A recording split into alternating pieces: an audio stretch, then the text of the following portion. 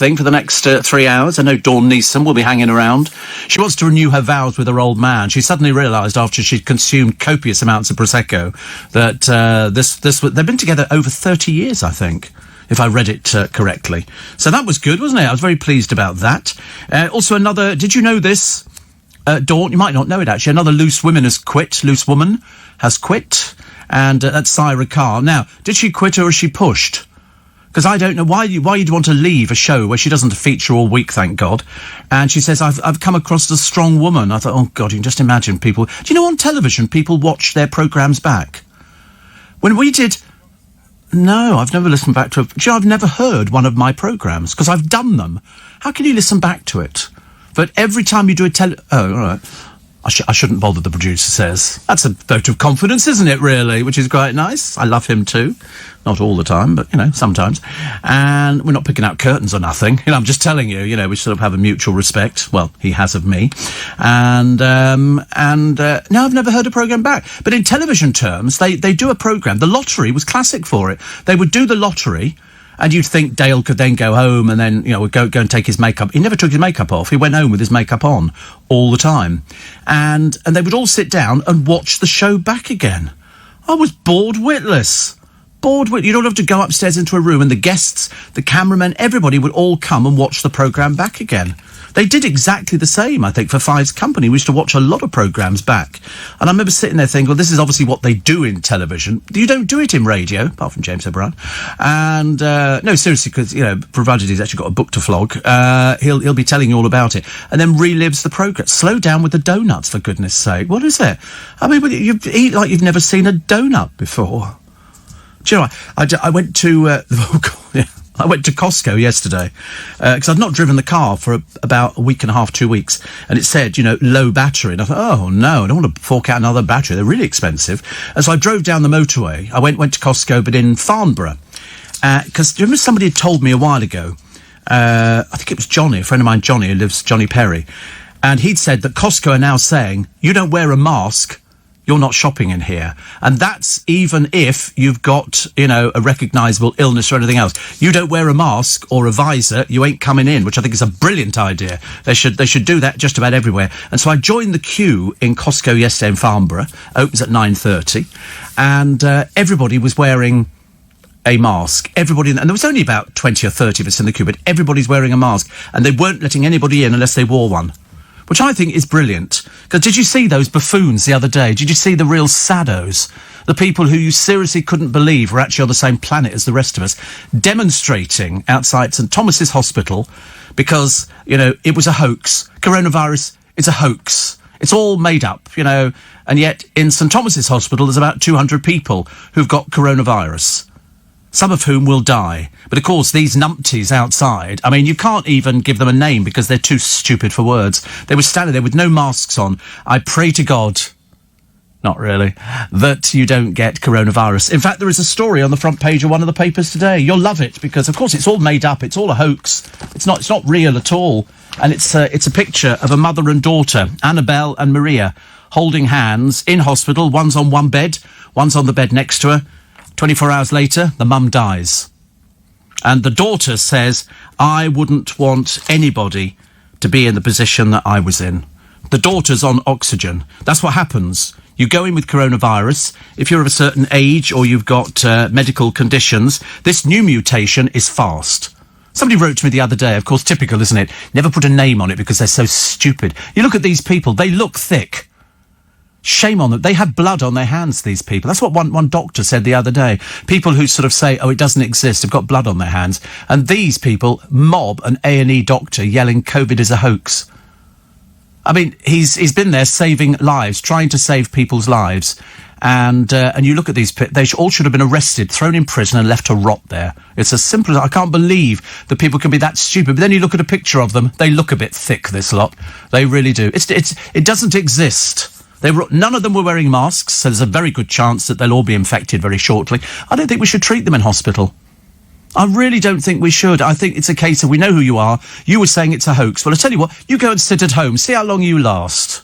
They won't do that, though, in the hospitals because they're too good. You know, Leia says maybe they've had a bad experience. Don't be so stupid. What do you mean a bad experience? What, of somebody telling them you can die? Is that a bad experience? My God, I hope to God you're not one of them. It's ridiculous. Absolutely. I've never seen anything like I got more angry about that than anything else that I've ever seen. People demonstrating against something and an NHS doctor comes outside and they mob him saying it's a hoax. There was a stupid woman in Costco, you know, in America, of course, where they really become quite thick. And as she was going, it's just made up. You think, yeah, why don't you... You know he's won the lottery, don't you? So you're giving up smoking? Yeah. 2 a week. Are you seriously going to stop smoking? Wow, that's cool. Right. Oh, how nice. I gave up once when I was doing the smoking. I gave up once at LBC, obviously, because I haven't spent time anywhere else. And I lasted 2 years, went out with some friends. We went to the Players Theatre, and you could smoke in the bar then. And I thought, if I just have one, I could have one a week. Well, you can't. I don't know how he copes with 2 a week. I'm really not sure. But I had one, and I went, oh, that's really nice. Well, within half an hour, I'm out in the car trying to find a garage that's open to buy cigarettes. It was... I was smoking, before I gave up smoking, about 20 a day. When I started again, 60 a day. 60 a day. I can't believe I smoked it. And I remember walking down the Strand with John Warrington. We were going to Heaven or something, and I got chest pains. And that was the first time I knew I had angina. And I remember thinking, I stopped. And then you get this sort of jabbing pain. And what it is, because you could smoke everywhere in those days, you didn't need to go and stand outside and be, one of those sort of lepers. And it was amazing, because it's like, imagine your arteries are like a little tube, and it's furred up because you've eaten all the wrong food and the smoking and all the rest of it. And the blood's trying to get through, but there's only a little tiny hole. Bye-bye. See you next week. Oh, yeah, poem. Have you got one? Who said that? Did you? I don't know. You said that. Do I want a poem? There's a joke here. No. Oh, no. You're right. Out. Yeah. Happy New Year by ABBA is the next one, I can imagine.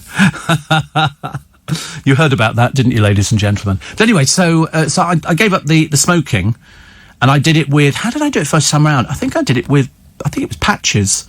The patches had come out, and I put a patch on in the morning, and that's because I discovered that if you smoke, it's that first one of the day that gets you to the second one of the day. So in other words, I was waking up early, and I'd have a cigarette while I was getting ready, and that in turn, before I'd actually got ready, I could have 10 cigarettes. 10 cigarettes. And then you come into work, and you smoke in the car on the way in, and you do all these other bits. You can't do that now, which is great. But then I got addicted to the patches. And so I was smoking and doing the patches, so you get double hit.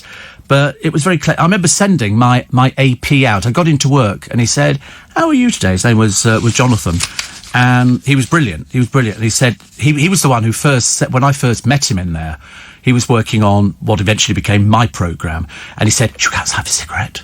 And it was always the same thing every day. He goes, "Should we have a cigarette?" And I went in. I said, "No, I've stopped smoking." I said, "But I've run out of patches." He said, "I'll go and get some." So he traipsed off up into Hammersmith to go and get me the patches. And when he came back, shoved it on my arm and thought I was doing really well. But it's very addictive. Don't let anybody ever tell you it's not addictive, which is really bad. Steve, those people outside St Thomas's Hospital should be able to walk through and clean the COVID wards without PPE. That's how fake they think it is then. Do you know, it is just appalling. It is just appalling, you know. Somebody says, withholding treatment from COVID deniers is an interesting idea, but totally stupid. Would you withhold NHS treatment for smokers, drinkers, heavy eaters? Don't tempt me. Don't tempt me. It's not exactly the same, because smoking and drinking and heavy eating, you bring on yourself. COVID, you don't have any choice in it. It just picks you because it comes through the air. So I think the stupid one would be you. There you go. Roger says, I had 9 emails today from Costco, which is fine, but all of them offering me stuff that costs £999.99. Don't they know I'm a cheapskate? Oh, don't worry about it. I'm frugal, apparently. Frugal Alan, they call me. Honestly, I bumped into, what is his name? Nick Abbott earlier on, and because I heard him as I was driving in, you know, oh, that's Steve, look at these sweets all over the place. Of course, you notice he did nick a few. His pockets were bulging with sweets. And I said to him, and I saw him outside, I pinned him to the ground, and I said, listen, pal, because he's like that. We're like brothers, really, sort of. And it's a case of, he said, I said, then they're not cheap, the sweets I buy. I said, and I don't eat them because I'm diabetic, They are, this stupid one's come back again. I tell you what, I'm going to put you out of your misery. The top one there at 0414. We should make sure you don't write ever again, okay? Because I've decided I don't want to hear from you because you're too stupid, okay? And we don't deal with stupid people here. So they actually push a little button and phew, it's vanishing. There you go. It just vanishes. It's so clever. It's a marvellous system. Forever, actually. So have to buy another phone now, won't you? Which is good. Somebody else says, why do so many people take their decorations down before 12th night?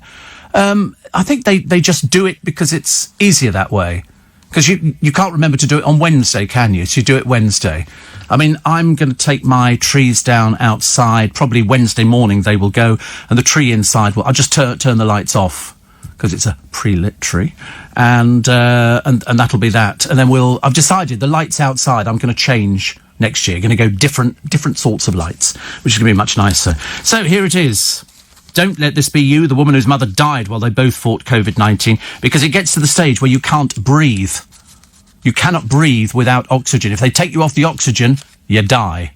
It's as simple as that. And here is a picture of the mother. She's on oxygen, and the daughter, Annabelle and Maria.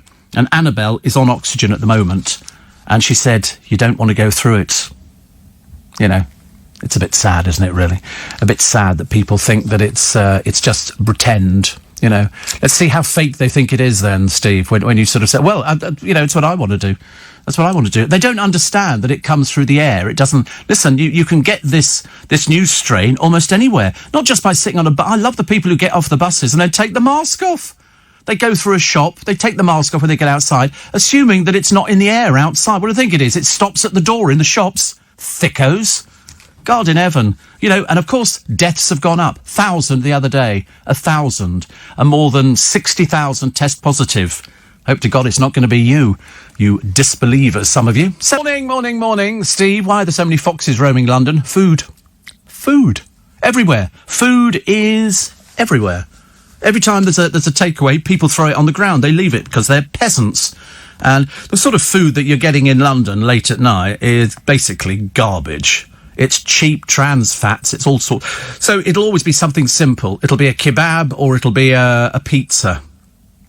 Or you might be lucky and get some chips or something like that. But it's whatever it is, people seem to leave it by the side of the road. I've been at the bus stop before now, and there'll be a box of somebody's half-eaten kebab or chicken or something like that. It always looks disgusting. See, people who don't believe in COVID are idiots. Well, we know what they are. They're just a bit simple. You just hope that they don't get it. Nick says, on The Masked Singer, even the audience wear masks. There's hardly any audience there. There's like 20 people in the audience. The rest of them are a virtual audience, and they've enhanced the clapping and all the rest of it. Jonathan Ross looking a bit ancient to be on the programme. Rita Ora, boo, boo, boo. Don't like her at all. And then poor old Mel B appeared on and was exposed as Mel B. Then, who did they think? They thought it was Lenny Henry. I mean, have you ever heard of such a thing? I don't know, I can't remember what she was dressed as. Mel B, I suppose. But anyway, she was booted off in the first round. Gives you a rough idea where we're coming from. 2 weeks ago, was it 2 weeks? Yeah, it was 2 weeks ago. I talked about a bloke called Barry, who featured on a programme. In fact, he'd featured on a number of programmes. He was one of these people who was, let's just call him fat. He was grossly fat. He claimed to have been 62 stone, 65 stone. And so when the film crew started making a film about him, they weighed him. They actually put him into a special thing because he couldn't stand up or do anything. And they weighed him and he was nowhere near the 65 stone. And he got angry. And I always remember the programme because he was going, well, it's wrong, isn't it? It's not right. And they were going, no, these are scales calibrated. They are accurate, dear. They do go up to your size. Anyway, he didn't like it. He said, because I'm 65 stone. Because he thought that was a badge of honour. He thought that if you were 65 stone, you were Britain's fattest man, like you were going to live very long. Dropped dead the other day. 52. 52 he was. That's not weight, that's how old he was. Because the strain on his heart, and there's a woman in America, she's the same. She sits down, The fat on her stomach hangs to the floor. I mean, and she was pictured eating, but she doesn't pause. But you know, your mother told you to masticate. You know, we were always told that. Chew your food. So many, well, I couldn't. I mean, it just takes time. But she literally, picking this up, and it looked like fried chicken, but with cheese over the top of it. I mean, it couldn't be more fattening if you'd sort of shoved a fat pill on the top of it. And so she was picking it up, in her mouth, gone. Down, pick up, in mouth, gone. And she kept going for the whole of this bowl of this stuff. And I thought, but that's why you're fat. And it's an illness. It's an illness, whether she sees herself as being that fat. So the doctor comes round. Hello. You know, the Americans are quite cheerful about it. They're always thin, the doctors. Have you noticed? You never get a fat doctor turning up. Hello. OK, today we're going to do some exercise. You could see the look on her face. Is like, can't we eat chicken? And he said, let's do steps. And I thought, she's never going to stand. I mean, she could stand, but again, her gut was down to the floor. It's terrible. And she did steps. She did little tippy steps with her feet. She never went anywhere. She just tap, tap. I thought, it's going to take you donkey's years to get rid of all this fat. Anyway, the moment they all left, she was back to the fridge again. Because, stupidly, there was food in there for her. Why not take it all out and hide it? Like in the rubbish bin.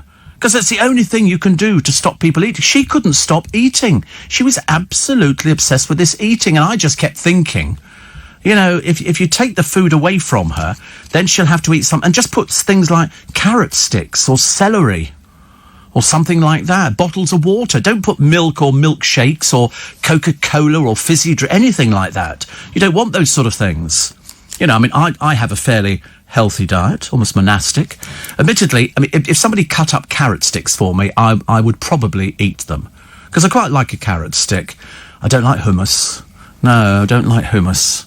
Definitely don't like hummus. But I could just eat carrot and celery and things like that. That'd be quite nice. I could cope with that, you know, and do a little bit of exercise. And then I read a piece in the paper today, that Eamon, oh God, what is his name? Eamon. You know, the one who's married to Ruth, you know, hi, hello, how are you? And hasn't got a job, apart from advertising things for old people on the television, where they both managed to get in on the act. Eamon cannot tie shoelaces. Now, to be brutally honest with you, I'm kind of with him on that. He claims it's because his mother never taught him to tie shoelaces, so all his shoes are slip-on. So he'll wear a suit, and he's wearing slip-on shoes. And I thought, you're getting a bit desperate. Getting a bit desperate now, definitely. And, Steve, there are people who leave food out for the foxes. Well, actually, Roger, the majority of food in the bin liners is not done by the foxes, it's done by crows. Crows will perch on the end. I've seen them doing it outside here. Perch on the end of a rubbish bin thing, which has got the sacks inside, and they can obviously sniff out what's got the food in. They can lift these sacks up, they're incredibly strong, and they will rip them apart and then just eat the food inside. Every day is like a gourmet banquet for these creatures. Foxes come along much later. So if ever I've got food that I leave, you know, out, I always add a little bit of paprika to it, you know, just as a little you know, they get a bit hot now. It's like eating a very, very hot curry, a very, very strong vindaloo. But crows will eat anything. Pigeons will eat anything, and I mean anything. Really dreadful. Really dreadful. Did you see the government are looking into culling by shooting the green ring parakeets that have become established? Well, if you shoot them, it's going to take you forever and a day.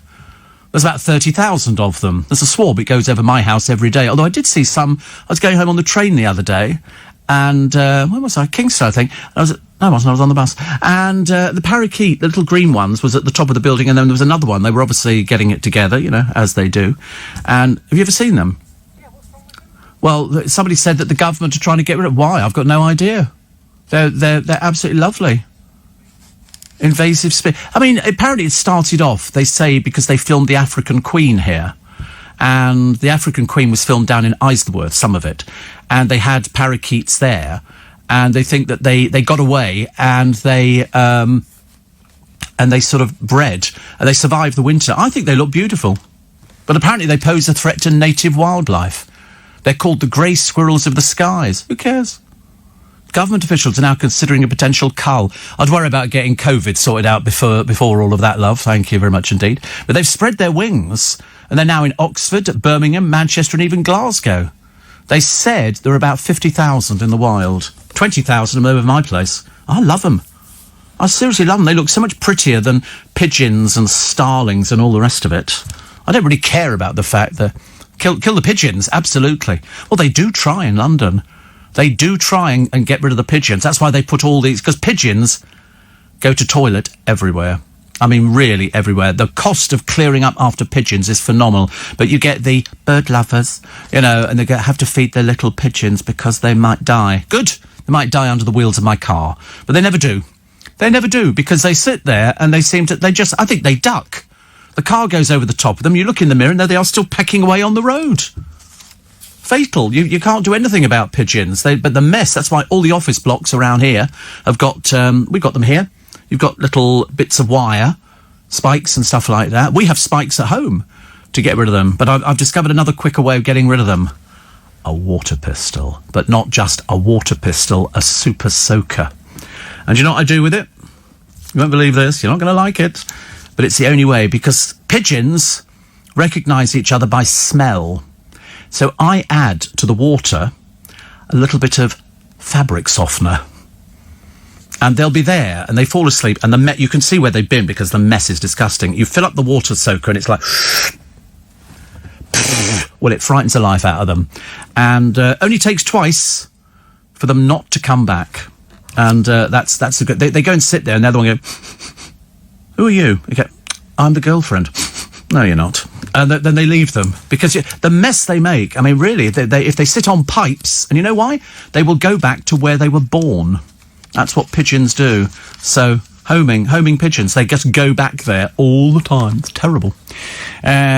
Steve, in the morning, milkshakes are good, says David. In the evening, a few voddies and colas are very good. Not milkshakes in the morning. That's for children. That's for children. It's not for adults having a milkshake. Goodness sake. Still to come, another Loose Women leaves. We had Andrea What's-Her-Face going, which was good news. Bye, see ya. Honestly, make such a big deal about it. She's only done it for a few years. And now another Loose Woman is quitting, saying she's going to concentrate. I'm thinking, what a funny thing to say. Why would you want to leave a programme that gives you a profile? She would disappear into obscurity. Totally, because without that television and without the publicity that they can give you from the television publicity companies, it doesn't. She says, I'm going to concentrate on my skin range of creams. Yeah, whatever, dear. But she says, I've come across as a very strong woman. I thought, you want to watch what I'm watching on the television. You don't come across as that at all. Very attention-seeking. Very attention-seeking. And Steve, the fat man who wasn't happy when he weighed less than he said, did he have hair like Mickey Mouse? Well, he's bald now.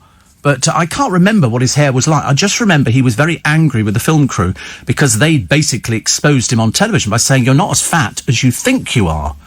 He wanted to be the 65 stone. That was his sort of kind of thing. And I just remember thinking it was 65 stone. But he had a girlfriend. I don't know what kind of life that was, but, it was a very good indicator to a lot of people to do not eat too much food. But as I say, it's an addiction. It's an illness. Miley Cyrus decorates her house with sex toys, and the rising star of the new year, one of them is somebody called Jordan Brooks. Yeah, we didn't know either. We didn't know either. But apparently he's the comedian's comedian. We were none the wiser. We watched that, and no, unfortunately not. So obviously he's got a new agent. And the Dancing on Ice stars trying to bag the best stylists. All of that, your texts and emails, 84850 steve@lbc.co.uk. With you till 7 this morning. You want to get up on a Sunday morning, this is the place to be. 4:30. Nice to have your company. 26 minutes to 5. Freezing cold in London. Probably colder where you are. If you're up the country or you're in the sort of the suburbs, that it's freezing cold. I'm watching this programme on the television. It's about a Yorkshire farm. And I think they've got 9 kids. One of them's just about to go to uni. And they're getting the best grounding in life that I've ever seen. I thought it was fantastic. Absolutely fantastic. And so I've sort of not become addicted to it, but I like watching it. I think it's very good. Maggie says, Syra Khan's no loss to loose women, very self-obsessed. Oh, she's so self-obsessed. She's obviously got some... So, wasn't she the one? I can't remember. Didn't she, because her husband had gone off her or something, didn't she say, oh, you can go and find somebody else to have sex with? It was either her or somebody else, but I just remember thinking about it, thinking, I'm sure somebody did that. But anyway, I only watch if Brenda Edwards is on the panel. She's pleasant, intelligent, grounded, talented singer and very, very funny. Oh, well, that's good. I like that. I like that. You're right about the parakeets, says Rob, in Tottenham. There's a flock of them in St James's Park. I love them. I love them. I think they're fantastic. Steve, Eamon can't tie his shoelaces because his belly is blocking the view. Perhaps that's why he failed the auditions for Riverdance. I bet he could do it. Anton Deck did it. They were very good on their Saturday night takeaway. I loved that programme. I thought it was very good. They should have done a nice Christmas version. And, Steve, how on earth do you do it? You know something about just about everything. Of course, Jilly. I'm a radio presenter. We're supposed to know about just about everything. Somebody said to me once, we had a lady over from America, and she was advising radio presenters in the speech department what it takes to be a successful presenter. And it was when we were in another building, and I ran her home to her hotel, and I remember saying to her in the car, because she seemed to have a rota of all the people she was seeing in the building except me, and I thought, I've become immensely insecure about the whole thing. Why is she not seeing me? So I said to her, when I took her home in my car, I let her sit in the back and everything, which is very brave of me. I never let that happen. And I said, but why have you not seen me? She said, well, I can if you want to. She said, but there's not much point, is there? I thought, why? Why is there no point? She said, because you can talk about most things. She said, whether it's a load of old hogwash, it makes no difference. She said, you can talk about it with authority. So I could talk about life, I could talk about death, I could talk about illness, I could talk about losing parents, I can talk about, relationships splitting up. There's not much I can't talk about. Even if I don't know about it, I can bluff it. And she said, that's why. She said, as long as you've got a good grounding in the real world. I said, oh, God knows I've got a grounding. Oh, Lord knows. And, football. I did a sports programme on LBC. I was just telling a friend of mine the other day, Ian. He said, I can't believe you did a sports programme. I said, yeah, 3 hours. Once a week, a sports programme. I bluffed every bit of it for the best part of a year and a half. And I got away with it. Because if you listen to something on the radio, as long as somebody sounds convincing, then it was all okay. So, I could talk about Arsenal. For goodness sake, 3 wins in a row, I'd say, as their resurgence continue. Because it was very snowy at Hawthorns, as you know. Boss, Mike, with under growing pressure. That's before the victories over Chelsea and Brighton were followed up by last night's 3 points. Kieran, sorry? Oh, Boss Mike.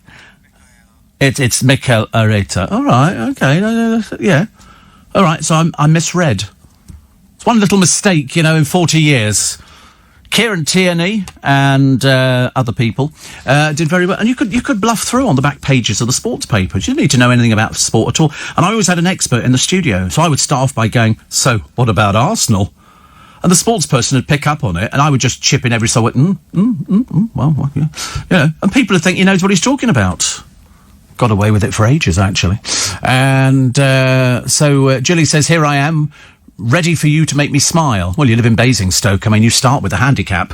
What can you do? Basingstoke. I went round a roundabout one day in Basingstoke. In fact, actually, Basingstoke is just roundabouts. Lots and lots of roundabouts, which is good.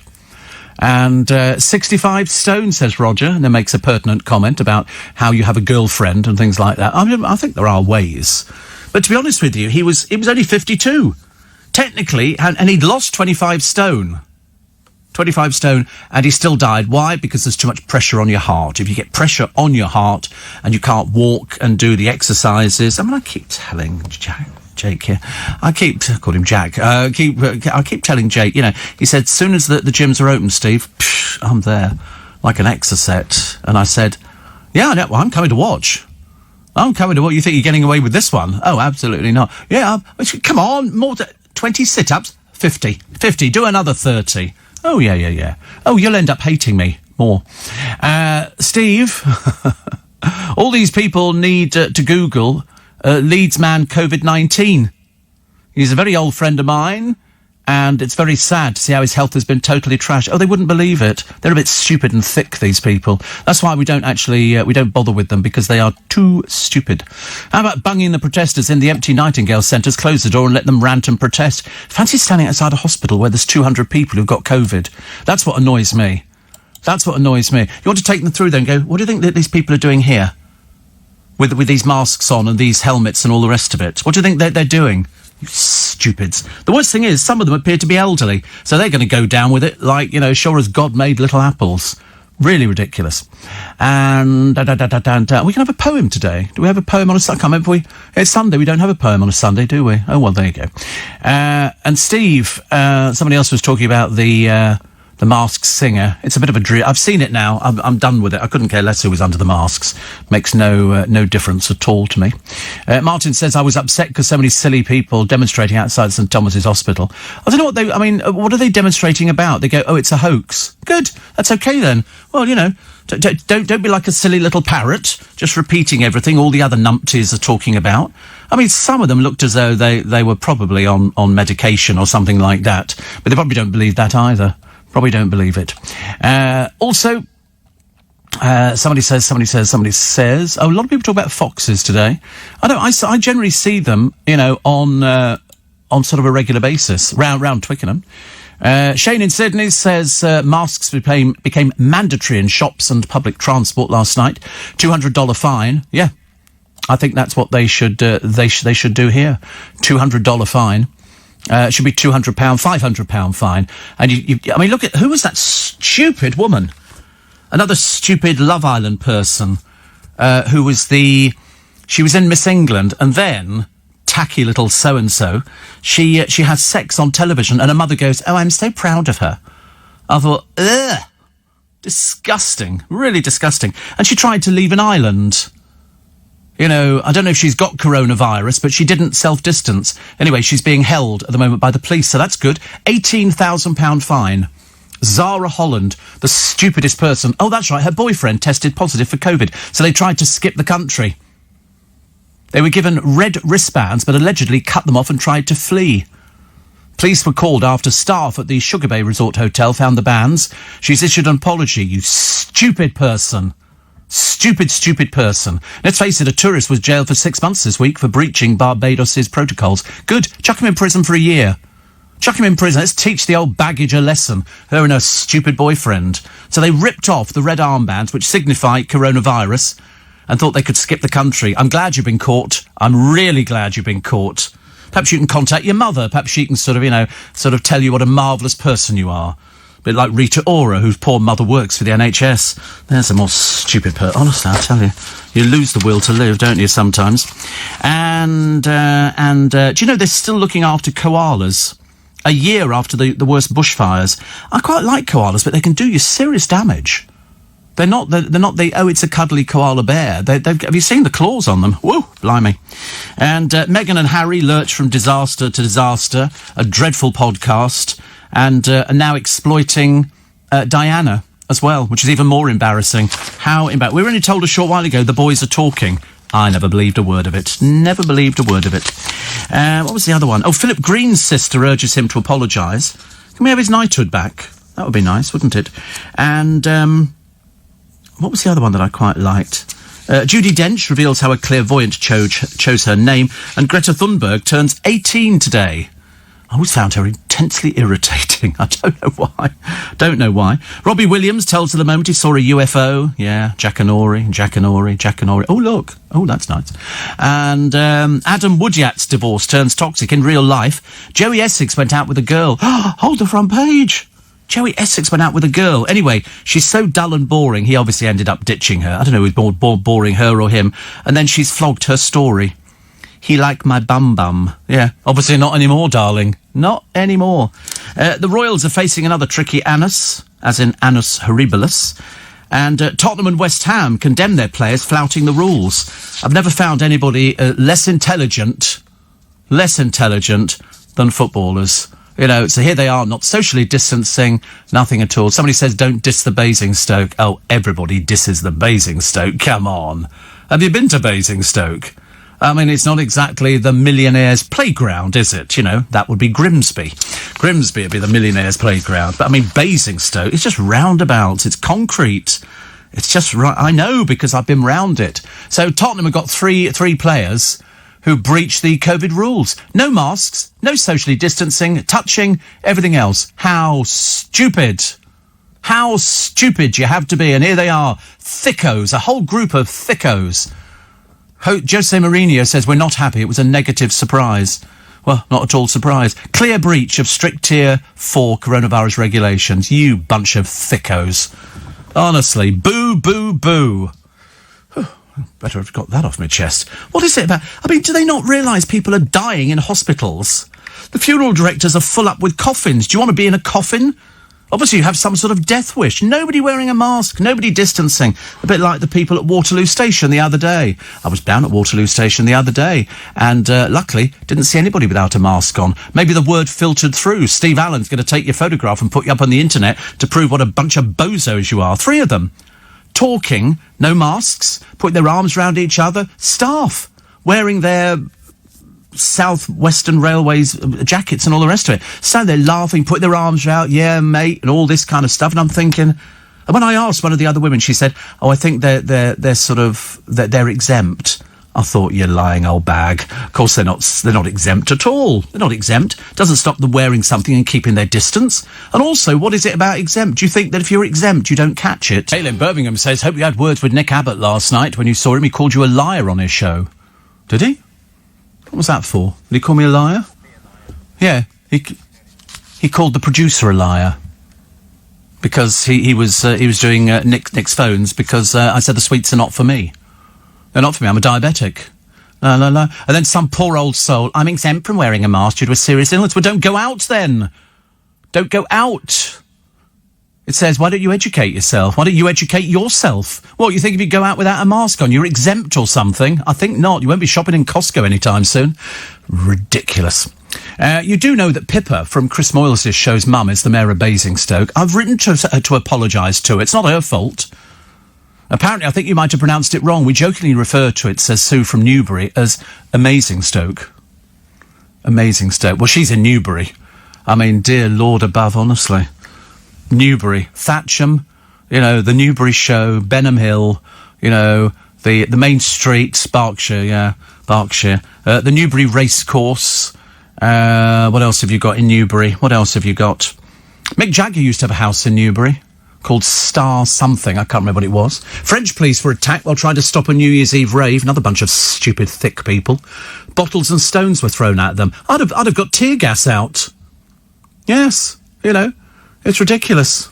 Ridiculous. Hundreds started converging on a hangar in Brittany.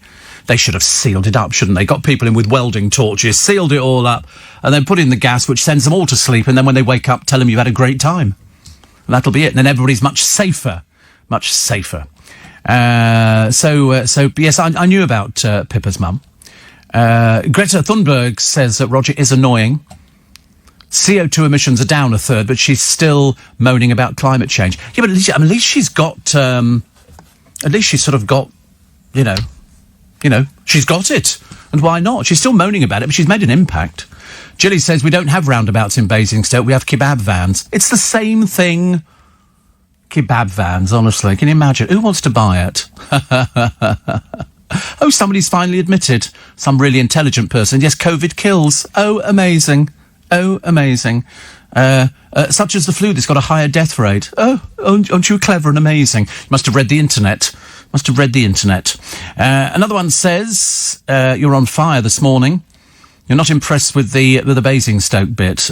Listen, I used to live in Berkshire. I know all about Basingstoke. We went there. It's like being sent to Coventry. They go, you go to Basingstoke. You go, no, go to Basingstoke. You'll know what living is when you go back to where you came from. I'm trying to think what else we had. Oh, there's a very good grammar school in Newbury. And there's a few secondary modern places. The Skylings, which was sort of the rough end of the market. Gowring's the garage. Oh, I could take you all the way through Newbury. I can go up and down Northbrook Street, thank you very much indeed. I could even go as far as Benyon's in the marketplace, which has still got the sign up, I believe, but I don't think it's Benyon's anymore. I remember it very well. That what?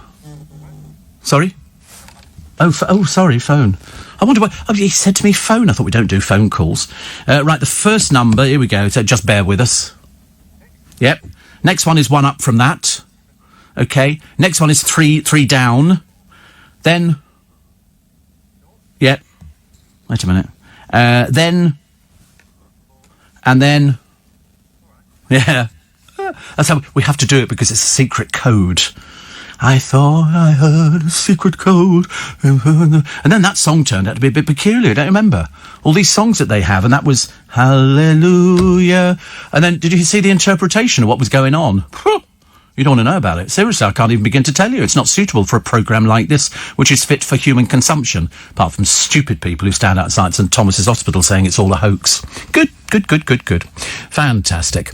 And somebody says here, Jack Taylor was the fat bloke who weighed less than he thought. Well, there's a few of them have done it. Barry was the other one. You can't have it all your own way, only on this programme. Also... I actually called in at 2 this morning saying the same thing about people being exempt. If there's no such thing as being exempt if you can't wear a face mask, and let's face it, most of the time, it's just made up. If you really object so much with wearing it, then don't go out, says Rob. Absolutely. Well, you can't go to Costco. Even if you've got, an incurable illness, which means that you can't wear a face mask, you're not spreading your germs around, so they're not letting you in. And I hope that all the other places do that. It's much easier. Dennis in Grantham, he says, these idiots protesting the virus is fake. Oh, they're so thick. Seriously, you wouldn't believe it. Oh, we found a couple this morning, real dimbos. And it says they should be taken on to a coronavirus ward without them wearing a mask. Yeah, go and sit by this person's bed. They're dying, by the way. I thought I'd tell you that now. They're so thick. It's a bit embarrassing, isn't it? A bit embarrassing, but you can't have everything. Somebody says, I had COVID a few weeks back. It was horrendous. My temperature hit 41 and had zero energy. Yeah, you can't move, Natalie. I've heard that you get to that stage where literally getting out of bed and going to the toilet is almost a physical impossibility because you can't breathe. You literally cannot breathe, and that's what eventually stops, and that's when you become another statistic. Okay? But, of course, the stupid people don't realise. So let's keep it to ourselves, shall we? It's so much easier, isn't it? Because we don't really care about them at all. The Sun this morning, you've got a picture of Mystic Meg. Well, Mystic Meg doesn't do their stars anymore. She must be about 95 by now. The Mystic Meg that they've got is somebody wearing the same wig by the look of it. But this woman here is the old Mystic Meg, I'm pretty certain. Dancing on Ice stars are getting their skates on to bag the best stylists. I mean, you've got three of the biggest egos in the world. Becky Vardy. Does that make you sound younger, dear? No. Mylene Klass and Denise Van Outen want to look their best for their live debuts. They've also got Billy Fahears and Coronation Street's Faye Brooks and rapper Lady LeSure. I wish I knew who these people were. Leisha. Who is that? I've never heard of them. No. Musician. Oh, right, musician. There was somebody the other day, a rapper, who died. And I thought, that's a bit... I didn't know who they were. And then it turns out they died in October. I thought we're in January. Why have they told us now? I can't remember what his name... He used to work with a mask on or something. MF Doom. That was right. It wasn't his real name at all, was it? They all come up with different names, like I'd be sort of rapper Stevie Boy or something like that. I don't know. It doesn't sound right. MC Frugal. Very better. It's a nasty virus, says Natalie, and very contagious. I know. Can't tell the stupid people, though. Don't worry. 2021 is going to be a momentous year as we catch up on postponed movies and music events. I quite like it. Oh, goodness me, not more. COVID idiot Benjamin Mendy went ahead with a rule-breaking New Year's Eve party despite the virus threatening to curtail the Premier League season. Dimbo. I hope it's not true, but the picture seems to indicate that you were out. The picture seems to indicate that it had its own chef and all sorts of things. Girls outside his home at 7:45 in the morning. I tell you, what can you do about it? What can you do? Some people are just naturally stupid. Also, speeds on the most congested A roads soared to an average 6 miles an hour as lockdown reduced the volume of traffic. Yeah, I mean, I nipped out to Costco yesterday. There weren't that many cars out on the road, which I was quite pleased about. And because there weren't that many people queuing for Costco, I was in and out. I literally go in, head for the tills, out, and had a very enjoyable time, actually. I managed to buy all the things, except I need a washing up bowl. And I normally go to one of these little shops, which you'll find in every high street, and they've got everything outside. Plastic buckets, bowls, brushes, everything. But I can't find anybody with small washing up bowls, and I bought one in, what they call it, Wilko. Very nice girl, far too pretty to be working in Wilko. And she gave me a free bag. And I said, that must be my New Year's present. And she smiled at me. I thought, you're trying it on, aren't you? I could tell now she was anchoring for, do you want to give me your phone number? In which case I'd have been out the door and straight up to HR. But I didn't. And so I said, that's really nice of you. Thank you so much. And I was going to say on the way out to one of the security members, he looked a bit vacant. I was going to say, that girl on the till there, she just gave me a free bag. What a nice thing to do, to put my... And when I got to till to buy this thing, because I hadn't seen the price on it, it was only £2 for a washing up bowl. So I'm gonna re-gift it to somebody else, because I've not used it because it doesn't fit. It needs to be a little bit smaller. So Strictly Chiefs have rewarded their professional dancers with new annual contracts, which is good. Bobble-headed Ant McPartlin went golfing. He's going to marry Anne-Marie Corbett. Which is good. And I think they've already decided that Deck is going to be best man. Who else? I tell you what I enjoyed watching the other day, and he holds the programme together very well, and he was very good, actually. Brucey on The Price is Right. I love the prices that they come up with on some of these crappy items. Yesterday there was a coffee machine. It looked like the very basic coffee machine. Nothing as sophisticated as we have nowadays, and yet it was over £300. And I thought, yeah, he just made that up. But the bloke who won...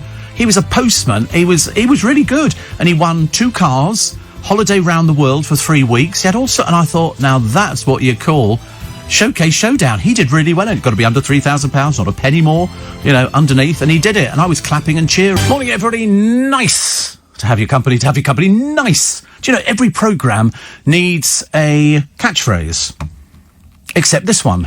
I couldn't think of any catchphrase at all. Steve says, Jan, I'm asthmatic. I never go out without a mask. If you're too ill to wear a mask, you're too ill to be out. I absolutely agree with you. But the ridiculous arguments that these people put up with. I mean, do they think that if you don't wear a mask, there's no chance you're catching something? I think there's every chance. Every chance. Steve lost a very good friend to the virus Christmas Eve. She was only 60, leaves behind 4 children of her own, and loads of others she fostered over the years, which is not very good. Family are anxious to get the word out, as it's real and can hit anybody, says Paul in Manchesterford. So that's how I know it's true, you see, because we know Paul. He says, on the subject of masks, several people who go to our very large Tesco have been told from Monday nobody will be admitted to any of their branches without a face covering. Good. Worked at Costco. I don't care. I'm not interested. Listen, it's terribly sad if you have an illness, but you're not coming around infecting us, thank you very much indeed, because this virus is getting worse. It's spreading fast. People are dying. We lost 400 people yesterday. 400 people. Might not seem a lot to you, but if it was a member of your family, you'd be concerned about it. And until we actually clamp down on these stupid people, somebody's sitting on if I was driving a bus, I'd turn the engine off. Where's your mask? I haven't got one. We're not going anywhere. You can sit there all day as far as I'm concerned. Ridiculous. I would be a very good bus driver. Yes, I would be a very good bus driver. I would definitely not be overloading the buses, which some of them have been.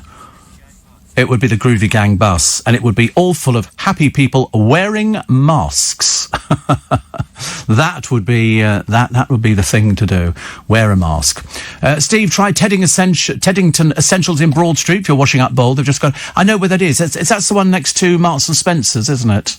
Todd, who, funnily enough, is in Teddington, and funnily enough, probably owns Teddington Essentials. If it's open today, I should go and have a look there. But then somebody said supermarkets do washing up bowls. And I don't want to traipse to a blooming supermarket and get there and walk around like a divot, and not find a washing up bowl. Well, I don't know. Do they have homeware sections in... Do they? Tesco in Egham? Well, bully for you. I shall use Tesco down there. There's a Tesco round by the rugby ground. I could drive round there. It's huge. Very big. Very big. Like very, very big. Huge. Enormous. Enough for both of us. Seriously, you could do the upstairs, I could do the downstairs. No, I tell a lie, there isn't an upstairs in this one. But I'm not sure. I'm trying to think in this Tesco where their homeware section is. That's a point. It is, actually. It is. You're quite right. You walk straight in, you go to the left and there's the tills and all the food, and then straight ahead, as they do radio cassette players and stuff like that. I'll go and have a look at that. Go and have a look at that later. I was so cross yesterday. So cross that I couldn't make this bowl. And it's literally about a quarter of an inch that it wouldn't fit. It sort of sticks up on one side a little bit. Completely useless. I mean, excruciatingly rubbish. I don't ask for a lot in life. Roger says, I've got a catchphrase for your show, Steve. Addictive. See, it doesn't work, does it? Bruce does, good game, good game. You know, it's, what was his other thing? Nice to see you. Nice. Doesn't work for my show. Addictive doesn't quite sound the same either. But I'm looking forward to this year. I mean, I promise you I'm looking forward to this year, because I want this year. I'm sick to death of these stupid people. I appreciate that sometimes in a country of 66 million, there's going to be a fair number of thickos. I'm quite understanding that at all. But I think the more supermarkets who clamp down and say you're not coming in without a mask on, the better. You know, just have to get somebody else to do your shopping. It's as simple as that. Simple as that. And, Robert says, I feel if you don't want to wear a mask or adhere to the rules, you should be able to opt out. But if you do want to opt out, then you also opt out of any care given by the NHS. Well, I mean, what does the NHS... Somebody said earlier on, of course completely missing the point, of saying, should we deny, treatment to these people? The same as we, sort of for people who are alcoholics or huge sizes. And of course, it's not exactly the same at all. That's something that you've made. You can't rush out unless you go out without a mask on all the time and pick up COVID virus. But I don't want to see anybody sitting on a bus, thank you very much. Not anywhere near me. I do tut very loudly, I'm afraid. Bruce, now there's a legend. Good game, good game. Did you ever meet him? I didn't, actually. I didn't.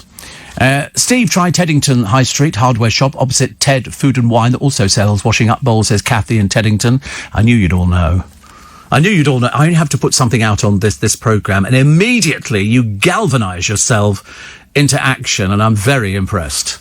Very impressed. David says, great to have you back. What do you make of the Yobs misbehaving in the Essex church? Well, it's not a functioning church. You know, they've raised £17,000 already.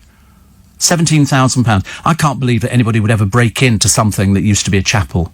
I'm afraid I have. I think they should go round, name and shame, get the families, put pictures of the families. This is your child who did this. They were doing drugs. How do you feel about that? Poundland over the road does washing up bowls, says Brian. No, it doesn't. Not that I've noticed. I might go have another... Actually, it's a point. I might have another check. Do they? Oh, I don't know. Ruined my day yesterday. I went all the way on the bus to Kingston and came back with a bowl that doesn't even fit. How stupid is that? Well, I need to really try it for size first, don't I? What I need to do is measure my last one. I've got a tape measure. It just cracked. I know, I mean, seriously. But also, I think it's quite nice to change your washing up bowl every so often. Yeah, it's like flannels. I get through a load of flannels. I love flannels. I love soaping myself up with a flannel. I'm the bubble boy.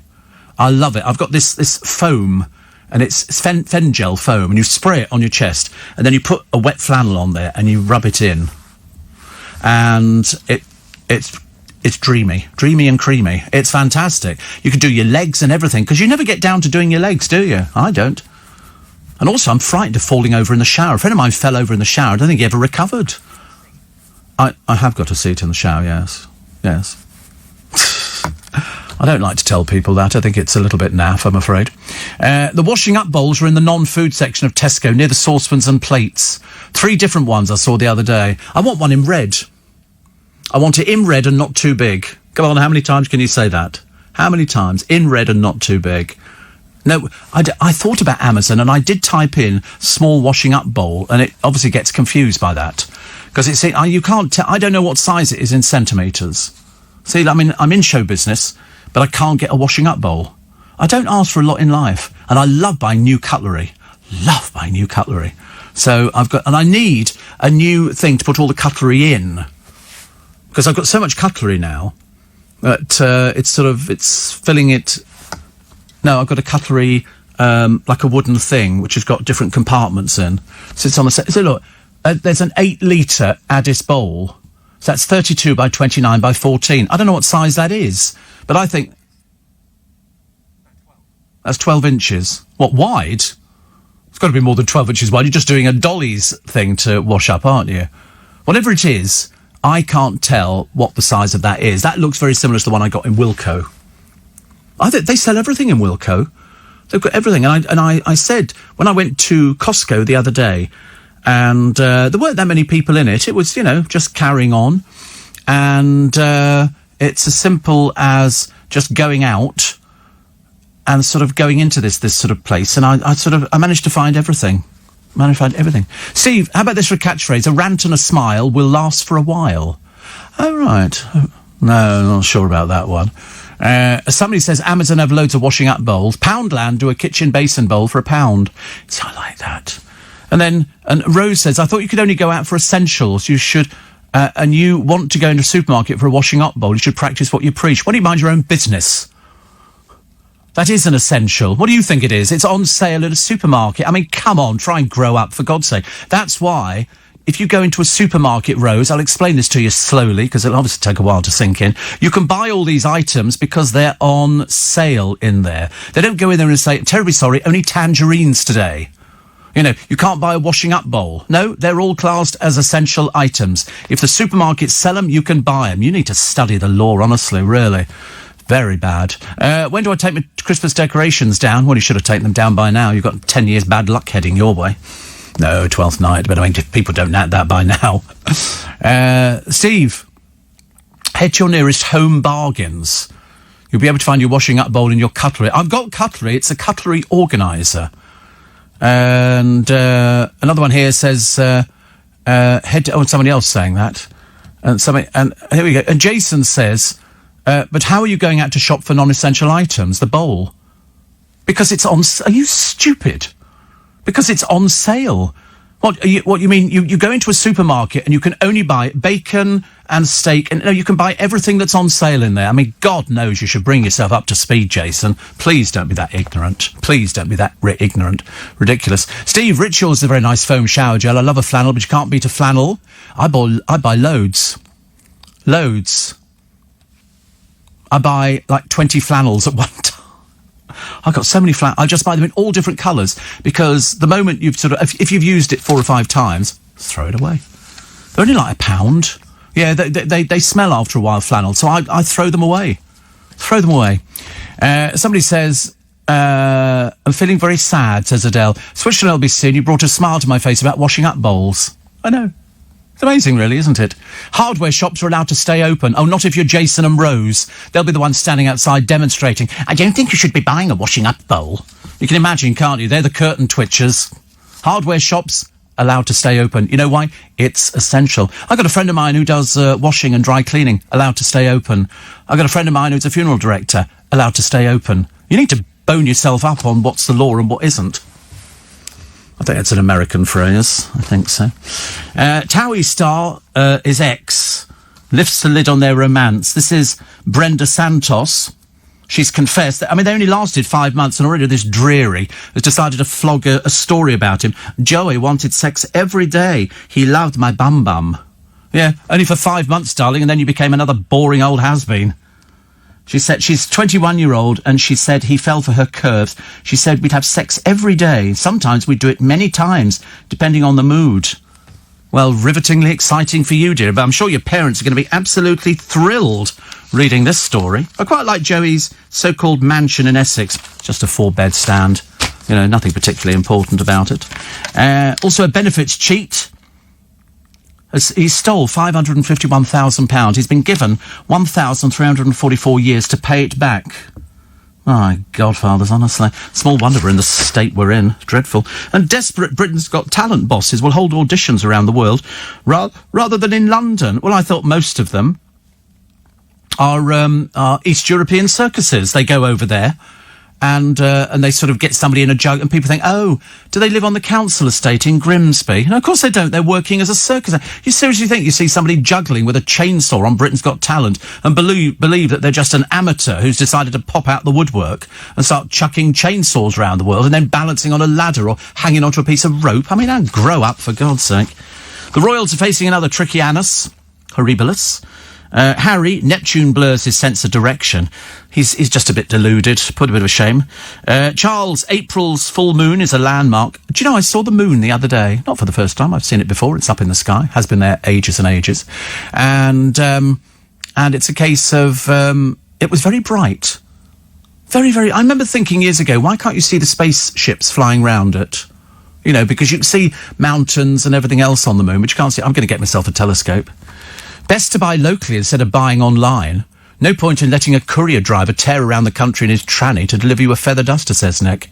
Why don't you mind your own business? Do your own shopping. God, you must be a dreary. Very dreary. Adele says you make me laugh. Love your music. Sainsbury's have 25% off homeware, which is good. Steve, we have to wash our hands until our skin falls off, so washing up the cutlery and plates, washing up bowls are essential. Oh, try explaining that to Jason and Rose. Obviously, people who live next door to each other. I mean, are you going out today? No, I'm not going out today. No, I can't buy anything today. I'm not allowed to, even though it's on sale. 84850 steve at lbc.co.uk. Grey ones, 13 inches diameter. No, it's got to be square, oblong. It's oblong, yeah. I don't want round. Definitely not, Jackie. No. It's definitely not. Another one says, yes, hardware shops are allowed to stay open. I know, you try explaining to the saddos, though. Oh, I don't think you should be ordering anything online. All these people are coming around here. Because the good news is, I've got 4 more items arriving. I bought 2 things, which I ordered the other day. Hand warmers. They're really quite big. Zippo hand warmers. They're really quite big, actually. And so today I get the liquid to go in it, although somebody says you can use the normal lighter fluid, but I'm not too sure about it. I don't want to risk that. And it's brilliant, very nice, because my hands get so cold. So I bought 2 of them. They arrived by Amazon the other day. I was very excited. I didn't know about it, of course. I just let them sort of deliver through the letterbox. Your catchphrase should be, Steve, nice to hear me. To hear me. Nice. They also reckon for Kate, William's wife, happiness and more popularity in the year ahead. William, the eclipse, will see a thaw with Harry. Yeah. Jack and Ori. Meghan, they say, is being whipped up by Uranus. And Andrew, by Jupiter, he gets a stroke of luck.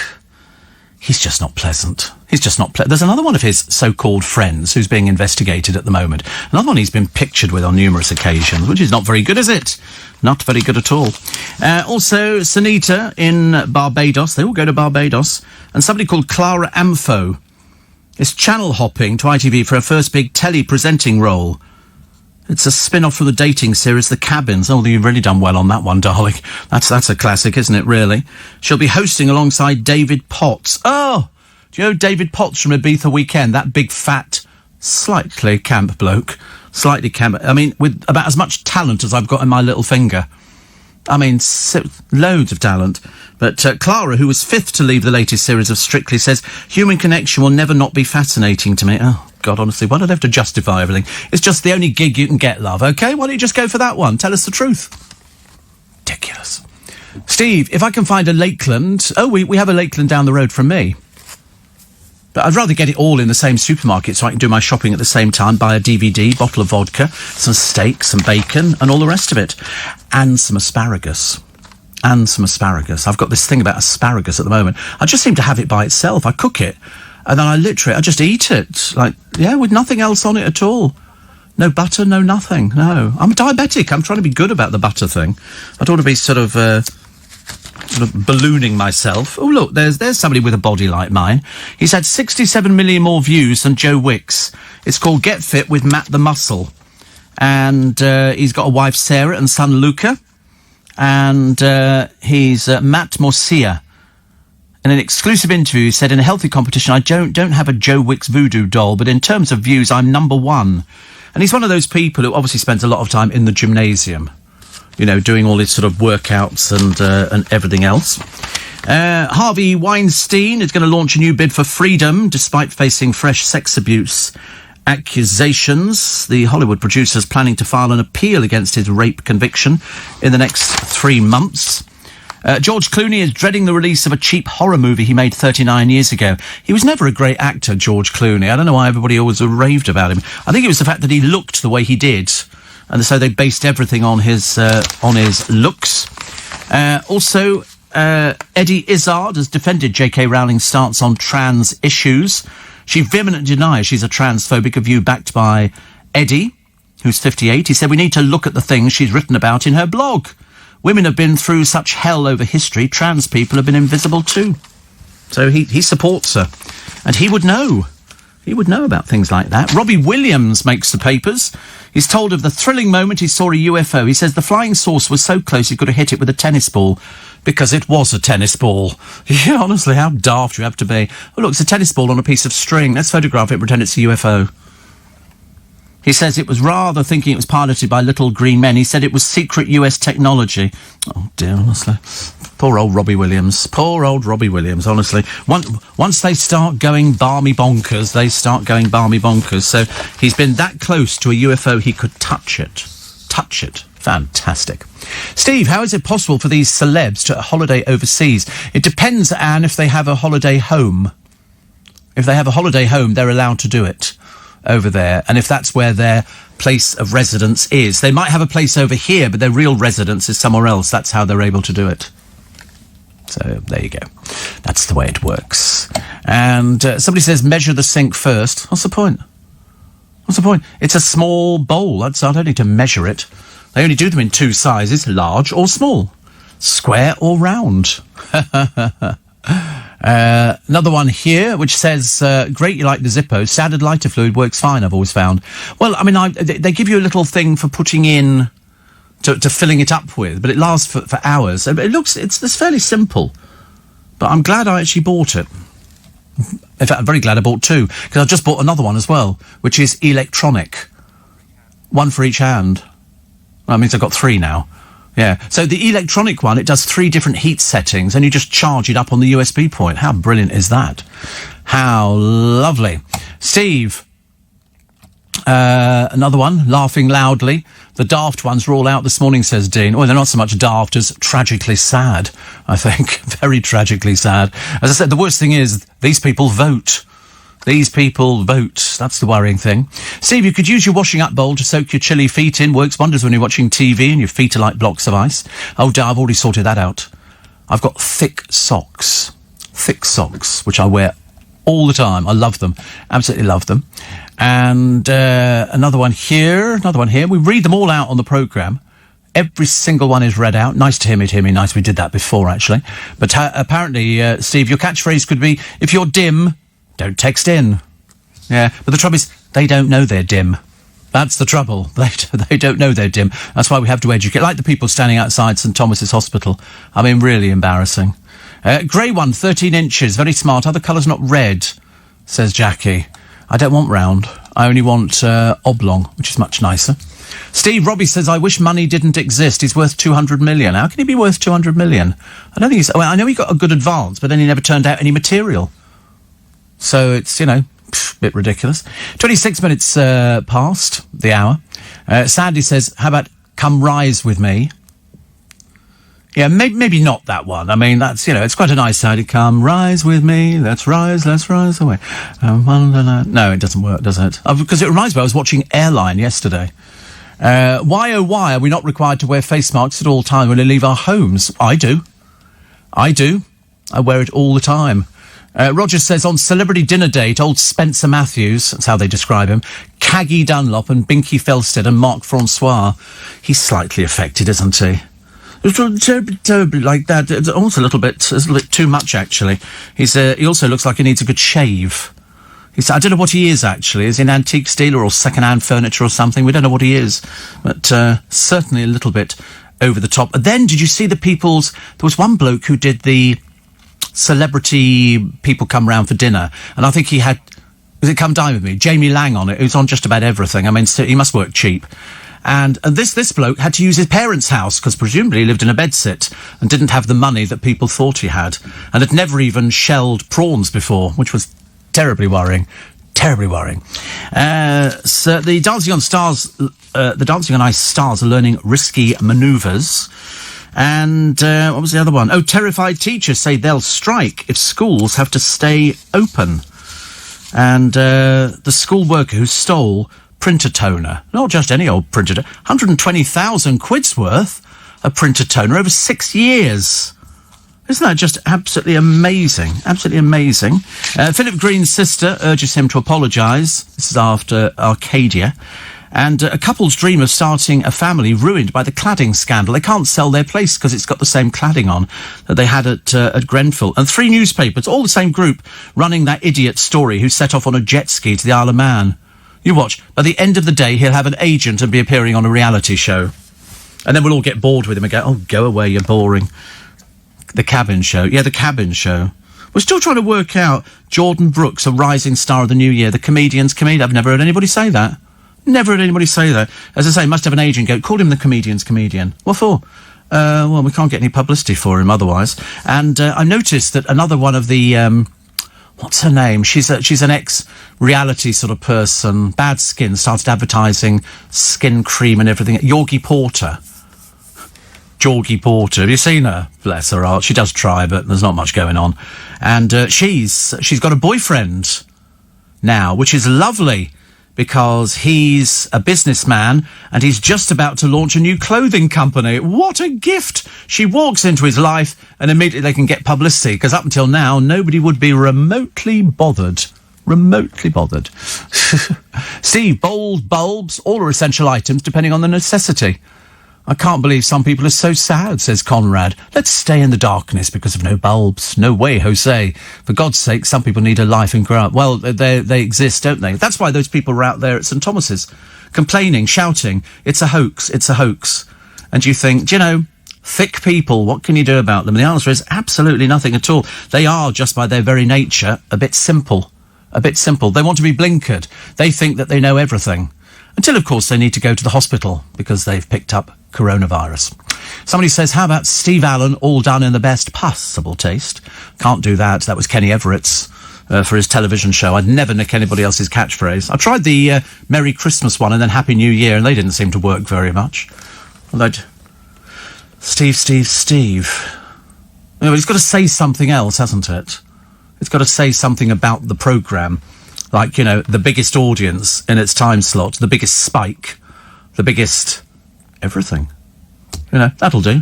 Steve, the biggest everything. Yeah, I think we go for that. Well, that's the one we'll use until we find something new. Jonathan says, Steve Allen lightening up the darkest hours. Lightening up the darkest hours, huh? I quite like that one, actually. I quite like that one. The Mirror this morning, we're trying to get through all the papers. The lovelorn roofer who risked his life, a complete and utter idiot, has told of his crazy and scary jaunt. An idiot. You don't need to read any old rubbish like that, thank you. Shane Ritchie has revealed he dreams of saying Heidi Hi to punters at his own holiday camp. We do have holiday camps. I had to work out whether we still had holiday camps, and the answer is yes, we do. We do. You can go to different Filey and places like that. I think Butlins have got a place, and Pontins and all those sort of places, which is good, isn't it? Which is all good. Huge salaries for bosses of road and rail quangos have sparked a new row over Fat Cat pay packets. Mark Thurston is a top earner for HS2 with a salary of around $620,000, and that's before bonuses. That is a lot of money.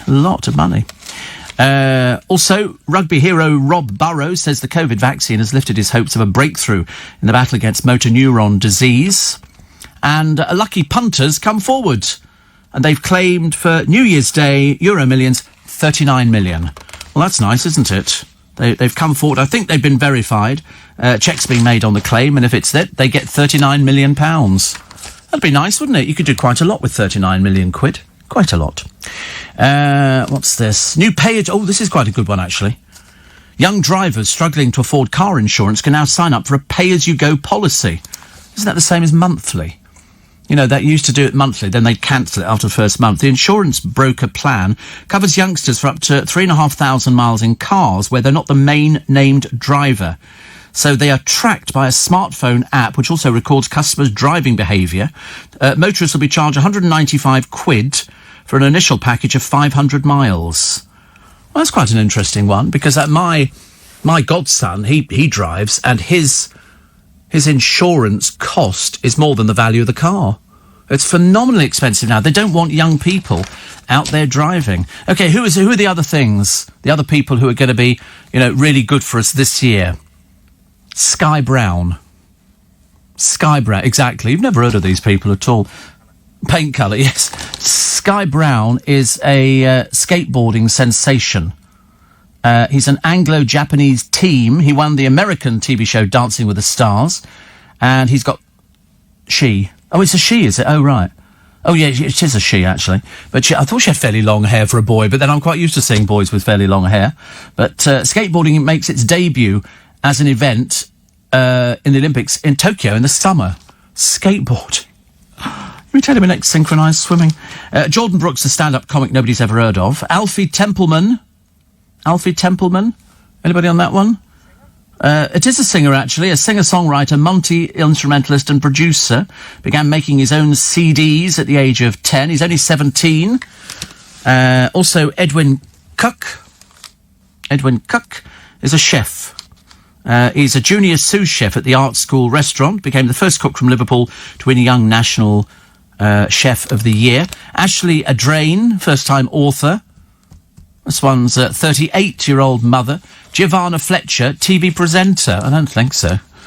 Perhaps they're going to put her on Loose Women. Perhaps that's why they've sort of lost Saira Khan. I mean, it could be, couldn't it? I don't know. Because reading into the column of Saira Khan, she's sort of doing it to sort of do other things. I'm thinking, why would you want to leave a secure job like that? Doesn't exactly tax you. You've only got to say about 3 words in the whole programme. But Tom Fletcher, this is his wife. She's a mum of 3. She scooped an interview with Prince William's wife, Kate, and fame came a-calling. She only turned to blogging after her acting career stalled. For that read, it's given up. But ITV have 10 possible shows lined up and a reputed 7-figure deal for the woman dubbed the next Davina McCall. Oh, how embarrassing for her. You don't want to be the next anything. You only want to be yourself. Yeah, why would you want to be, the next Steve Allen or the next Nick Ferrari? You just don't want things like that. So here we go. It's farewell to Loose Women for Saira Khan. So she says, so I start this new year by saying goodbye. After 5 years of being a regular panellist, I've decided to give up my seat to another woman who will benefit from the platform as I did. I feel I'm graduating from the University of Luce, but I've got my diploma now and I'm off to pursue degrees. I think they might have dropped her. It doesn't sound like she just decided to go. She said it was a difficult decision, but when you feel there's nothing left to share on a show that's all about sharing, it's time to bow out. Well, you've got nothing else to talk about. When you can't share it anymore. She says, I think I've shown everyone I'm an opinionated, strong woman. No, didn't show that to anybody at all. I want to focus on pursuing other media projects, running my skincare business and developing my love for wellness. They do come up with claptrap, do they? But I do like that, actually. It always amuses me. So she's sort of finished. She said goodbye. So she's been there 5 years and now, off you go. Go and do something else. So I reckon they want to change the panel around. That's what I think they do. They always try to do these things, don't they, really? A driver ran over a pedestrian who'd fallen crossing the road and then drove off without stopping. They will find you. You'll be on CCTV. They think it's a white Mercedes. Can't be many white Mercedes, can there, around? I don't think so. Also... Mo Gilligan got a bumper festive pay packet as a judge on The Masked Singer. Whoever he is, he's a BAFTA-winning comedian and presenter. I've never even heard of him. There's all these new names that they keep throwing into the frame here. But he sits alongside Rita Ora. Boo, boo, boo. Jonathan Ross, boo. Too old. Too old now. Honestly, he must be about 70. And Davina McCall. But despite the megabucks pay, his salary is dwarfed by Rita. They say Rita got £1 million per series deal for her role as a returning judge. I've no idea why. Jonathan Ross is only 60. Is he? I thought he was about 72. No, 60. Oh, well, there you go. Mo shot to fame several years ago, and his videos of characters on his social media were spotted by Canadian rapper Drake. Whoever. Simon Callow is looking forward to season 4 of Maisel, but also a second series of Perry Mason. Love Perry Mason, but I like the originals of Perry Mason. John Barrowman is a hit with viewers of the reality show Dancing on Ice, but his finances may be skating on thin ice. The actor has taken a hit to his coffers, earning $495,000 last year, down from $875,000 the year before. They love doing that, don't they? We're just waiting to find out what Victoria Beckham's finances are down to. Has the business made any money this year? Has it sort of lost? What are they going to do? Are they going to try and prop it up? We've got no idea. We don't know. I mean, it might have done a turnaround. On stage, Frozen. This is two musicals duking it out. And Cinderella with Carrie Hope Fletcher. Michael Ball returns with Paul Merton in Hairspray. Sister Act is going to be back. 101 Dalmatians, Romeo and Juliet, Carousel, Get Up, Stand Up. You know whose musical that would be, don't you? Get up, stand up, hold on for your rights. Get up, stand up. Bob Marley. And also Les Miserables, which is going on a tour as well. Still great. It appeared on Sky Arts the other day. It was fantastic. It was so good. So good. All right. Good. Daily Star today. Mammy's facing a double whammy because another person is set to sue the show because they did... Honestly. They're always doing things like this, aren't they? And you sort of think, oh, goodness. Eamon Holmes says tying shoelaces gets his brain in knots. Shouldn't take too long, should it? He never learnt how to do it when he was growing up, as his mum Josie did it for him. He says, I never mastered shoelaces. My God, you're scraping the bound. Well, presumably he wears slip-on shoes for the elderly. He's only 60, but he says it's amazing. It is a bit sad, isn't it, that he can't actually tie his own shoelaces. I can understand him not being able to tie a real bow tie, but I can't understand somebody who can't do their shoelaces. I mean, I learnt to do that when I was about 8. Yeah, he's got time to learn. He's got so much time to learn. You know. Steve, would it be unwise to name a baby Alexa these days? I don't know. Oh, because when you call out, oh, right, oh, yes. Blanche is in Andover. Oh, I don't believe that. I don't believe anybody called Blanche lives in Andover. And I've been to Andover as well. Did you see the Nolans at home? No, not remotely interested. And I get a lot of abuse, says Connie, when I say to people, can you wear the mask? Do you know what I want to say to them? Put it over your nose. That's where you're breathing from. Sticking it, under your nose means you're a complete and utter bozo. OK, you're a fool. You're an absolute fool and idiot. Oh, yeah, or the ones who wear it under their chin. Even more stupid. No, just put it over your nose. It's not difficult. Not difficult, but it was for some bloke on the bus the other day when I was sort of going out to do some emergency shopping. I sort of thought to myself, I wanted to say to him, because he got off at the church in Twickenham. I remember saying, you're not the vicar idea. Put it over your nose. What's the point of wearing it like that? Stupid. Waj says, I've just watched Pirates of the Caribbean. Dun dun dun dun dun dun dun dun dun dun dun dun dun dun dun dun. I used that music for one of my one-man shows because I liked it so much. So here they are again, Damien and Gary, going to be suing Mrs. Brown's boys' boss, Brendan O'Carroll. Oh, honestly, nothing worse. Because they didn't like this, they didn't like that, they weren't consulted about this, they didn't earn the same money. It just went all a bit pear-shaped. Paul Scholes, accused of flouting lockdown regulations, let his kids have a New Year's Eve bash at his home. Stupid people. Don't they? I mean, oh, God, I tell you give up. You just want to go around their house and go, this is how many have died so far. Really? You're that thick. Jimmy Tarbuck has told how he once got caught drinking on the job. He used to have a secret tipple when he was at work back in his heyday. Good Lord. We're like me having a drink before we start doing this. Can you imagine?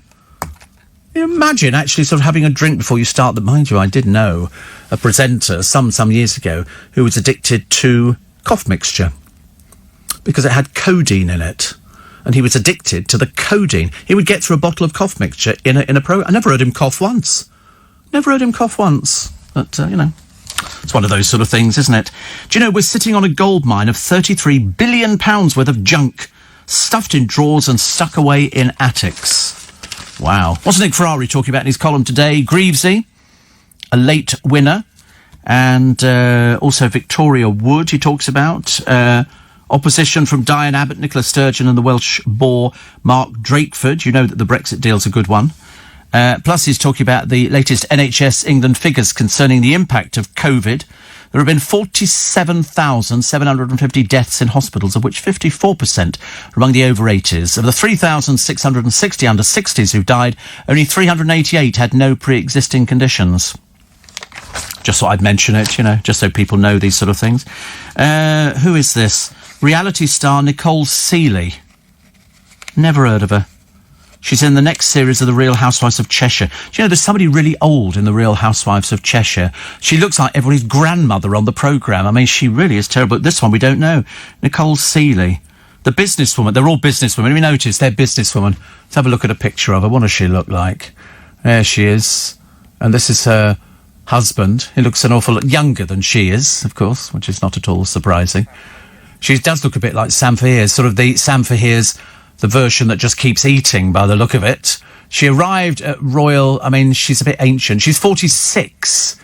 Unfortunately, they're not very nice in this programme. I don't know why. It's one of the only programmes. Her husband is called Joe, and here's a picture of her wearing probably a very expensive frock. Apparently she's lost 3 stone, but she's not stopping there. Oh, she's teamed up with somebody. She's sponsored by a company. That's the only reason she gets a picture in the paper. Plus, Bradley Walsh. He's taken the most daring decision of his career. He's wearing lederhosen. You need a good pair of legs for lederhosen. He agreed to don the traditional get-up in Germany alongside his son Barney for the latest series of their travel show. Love it, love it, love it, love it. Nice to have your company, nice. Steve, do you think people who don't wear masks are the same people who use their phones illegally whilst driving? Does anybody use their phone whilst driving now? I mean, I can't believe that anybody would ever risk losing your licence being caught by a camera. I've seen the police pull up alongside people who are on their phones, and the policeman just looks at them, and the person then suddenly realises and just quickly drops the phone. Although there was one bloke, wasn't there? Did you see that one in the paper about a couple of years ago? He was going down the motorway, and the police got him. He's on his phone. He's holding it up to his ear. And so the police said, they pulled him in. He went, "You were on your phone?" He went, "I haven't got a phone." The policeman said, "I've just seen you on your phone." He said, "No, you haven't." He said, "I've got you on camera." He said, "No, you haven't." And it turned out he was one of these, he's got a bar of chocolate in his hand, and he's just holding the bar of chocolate up to his ear. I mean, really stupid. But, of course, so the police went, "Oh, you haven't got a mobile?" No. But mind you, you also shouldn't be holding a phone up to your ear, because technically you're supposed to be having 2 hands on the wheel if you're driving. I mean, I would never do anything like that. I've got it, it's in the car, it's built into the car. In fact, in 90% of cars nowadays, you've got hands-free built in. So in other words, I could be listening to the radio or some Christmas carols, and, or, you know, Andre Rieu's Christmas in Vienna, and all very festive. And then the phone rings, and immediately it drops the music in the thing, and I just talk to the steering wheel. I'd quite like it if a picture came up of people. But there was a woman who fell out of the car window while she was filming a Snapchat video on the M25. I mean, luckily she wasn't seriously... I mean, who are these people who fall out of cars? Unless you're in E17. Didn't Brian Harvey fall out of a car or something as he was going round a corner? He ran himself over. I mean, how do you do that? I've got no idea. It would have to be some sort of convertible. Actually, I saw the first red car the other day, the first red Bentley Continental that I liked. Mainly because it was brand new and the price tag came with it. Nookie, capital of the UK. Come on, where do you think? Nookie, capital of the UK. Blackpool. No, you're not far off. Dudley. It's that's Lenny Henry's hometown, and broadcaster Sue Lawley having more sex than the rest of us. Oh, for goodness sake. I mean, how do they know? You didn't know what that meant? It's people who live in Dudley are getting a bit more of it than you are. He doesn't know nookie. Oh, right. Nookie means, you know, how's your father? Or, yeah. Apparently, a staggering 35% of folk in the West Midlands town said they romped more during the pandemic. Yeah, in your dreams. In your dreams. I'm sorry. I mean, that would be one of the great lies and disbeliefs of this country. I pulled in Dudley. I mean, really, you'd say that in hushed tones, wouldn't you? Katie Price should permanently wear a mask. And then we won't need to see her fillers and lashes. She thinks she looks great at the moment. She says she looks younger and younger. No, unfortunately not. That's why it becomes a little bit delusional. Bonnie wants to go back to Australia. I think she feels stranded. No Australia, no pantomime, no Barbados, stuck in Hatfield. It's Bonnie Lithgow. We love Bonnie Lithgow very much indeed. It's awful though if you've come back and you've got terrible weather here, and it is terrible weather. It's cold, it's miserable. I mean, I came in earlier on. I remember thinking, God, it's freezing. Absolutely freezing. I mean, summer in Australia now. So, in fact, it's probably just nice. Probably just nice, I would have thought so. Steve, I've just had a hot cross bun, says Shane, in Sydney. Coincidentally, Warren. He said I wasn't going to buy any, but they were at the front of the shop. Hot cross buns. What do we got this week? Today, that's Sydney. Thundery showers and a moderate breeze. In fact, the best that they've got all week, 25, 24 tomorrow, 23, 23, 22, and then 21 all the way through for the rest of the week. So not bad. By contrast, here for us, today's 6 degrees, light cloud and gentle breeze, which is lovely. And Tuesday, tomorrow's 6 degrees the same, sleet and a gentle breeze. Oh, that'll be useful, won't it? Sleet and a gentle breeze.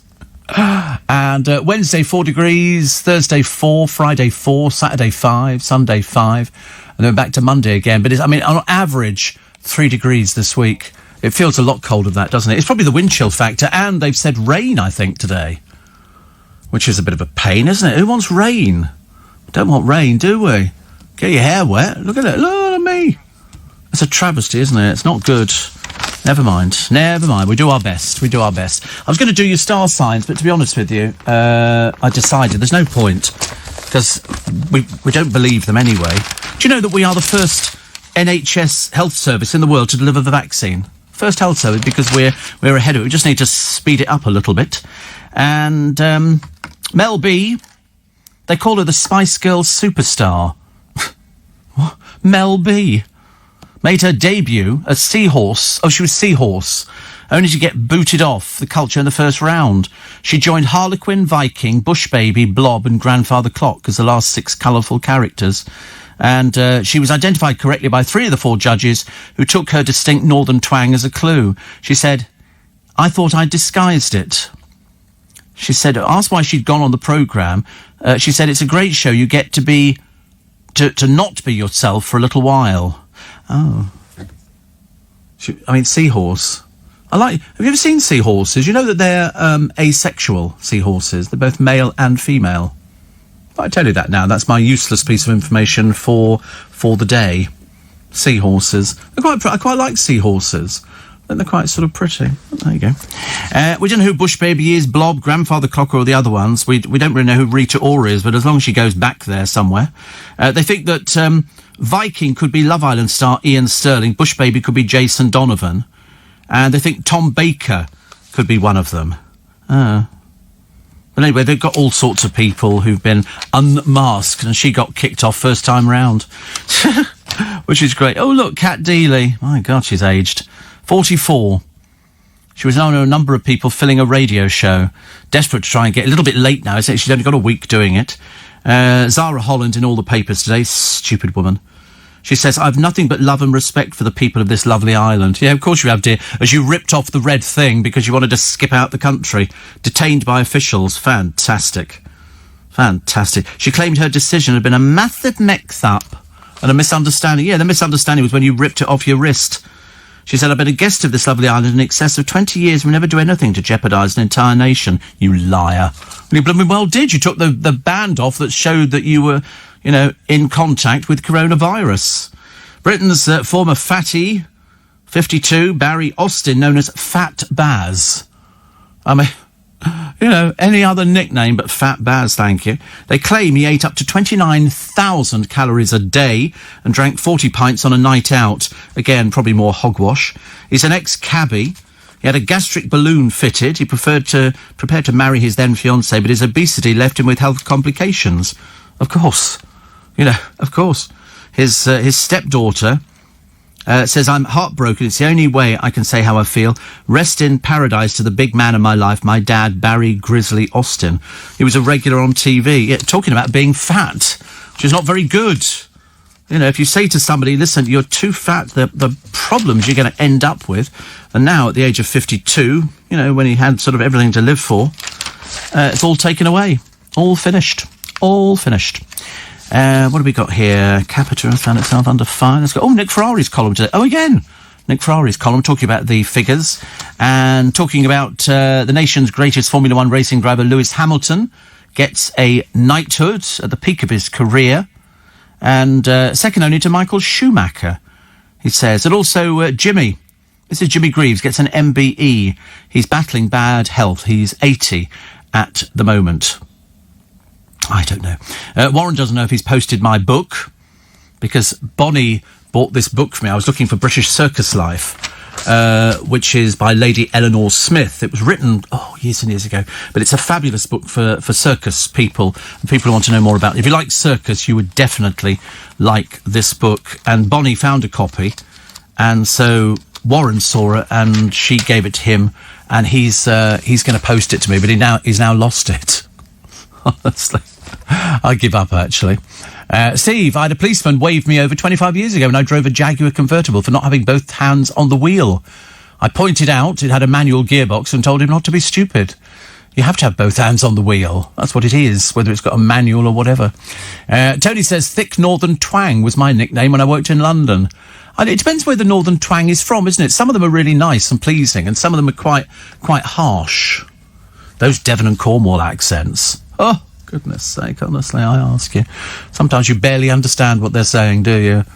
You're lucky you've lost it. That was a very good idea. Very good.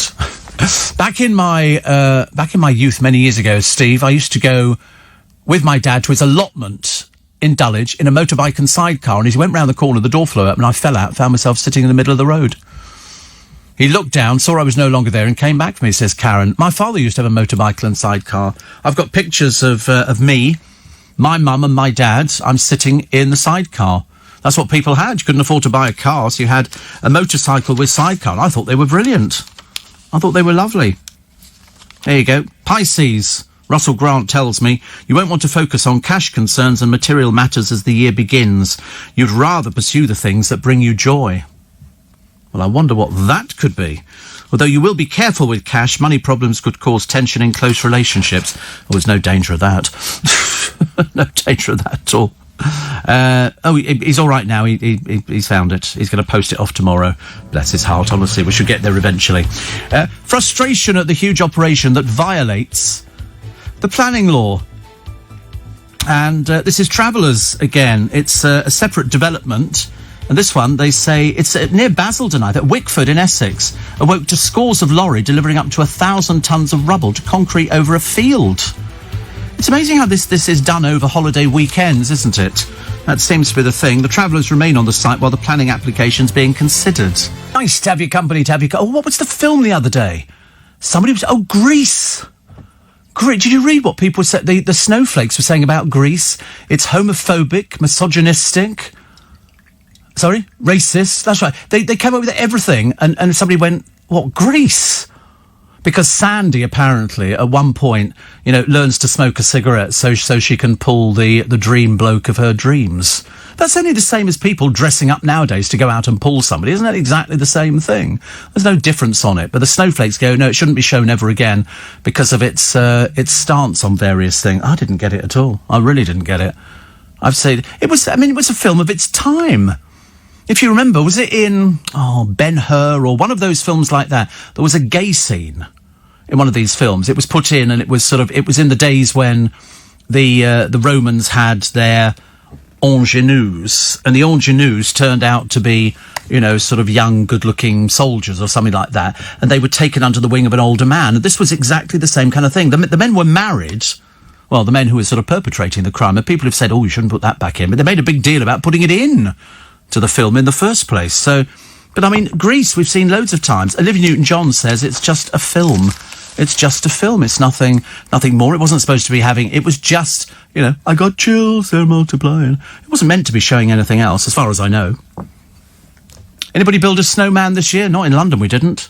But apparently around the country, loads of people built snowmen, but nobody ever puts a scarf on or a hat or a carrot or 2 bits of coal and stuff. Nobody has any coal, and you're certainly not going to leave a scarf out there through the night. Somebody will nick it. People pinch wreaths off doors at Christmas times. Steve, I'm loving the winter. No sweating, annoying insects, or kids shouting in the streets. Well, and somebody says, why can't the weather forecasters be honest? Sleet with a slight breeze, also known as a snowdrift.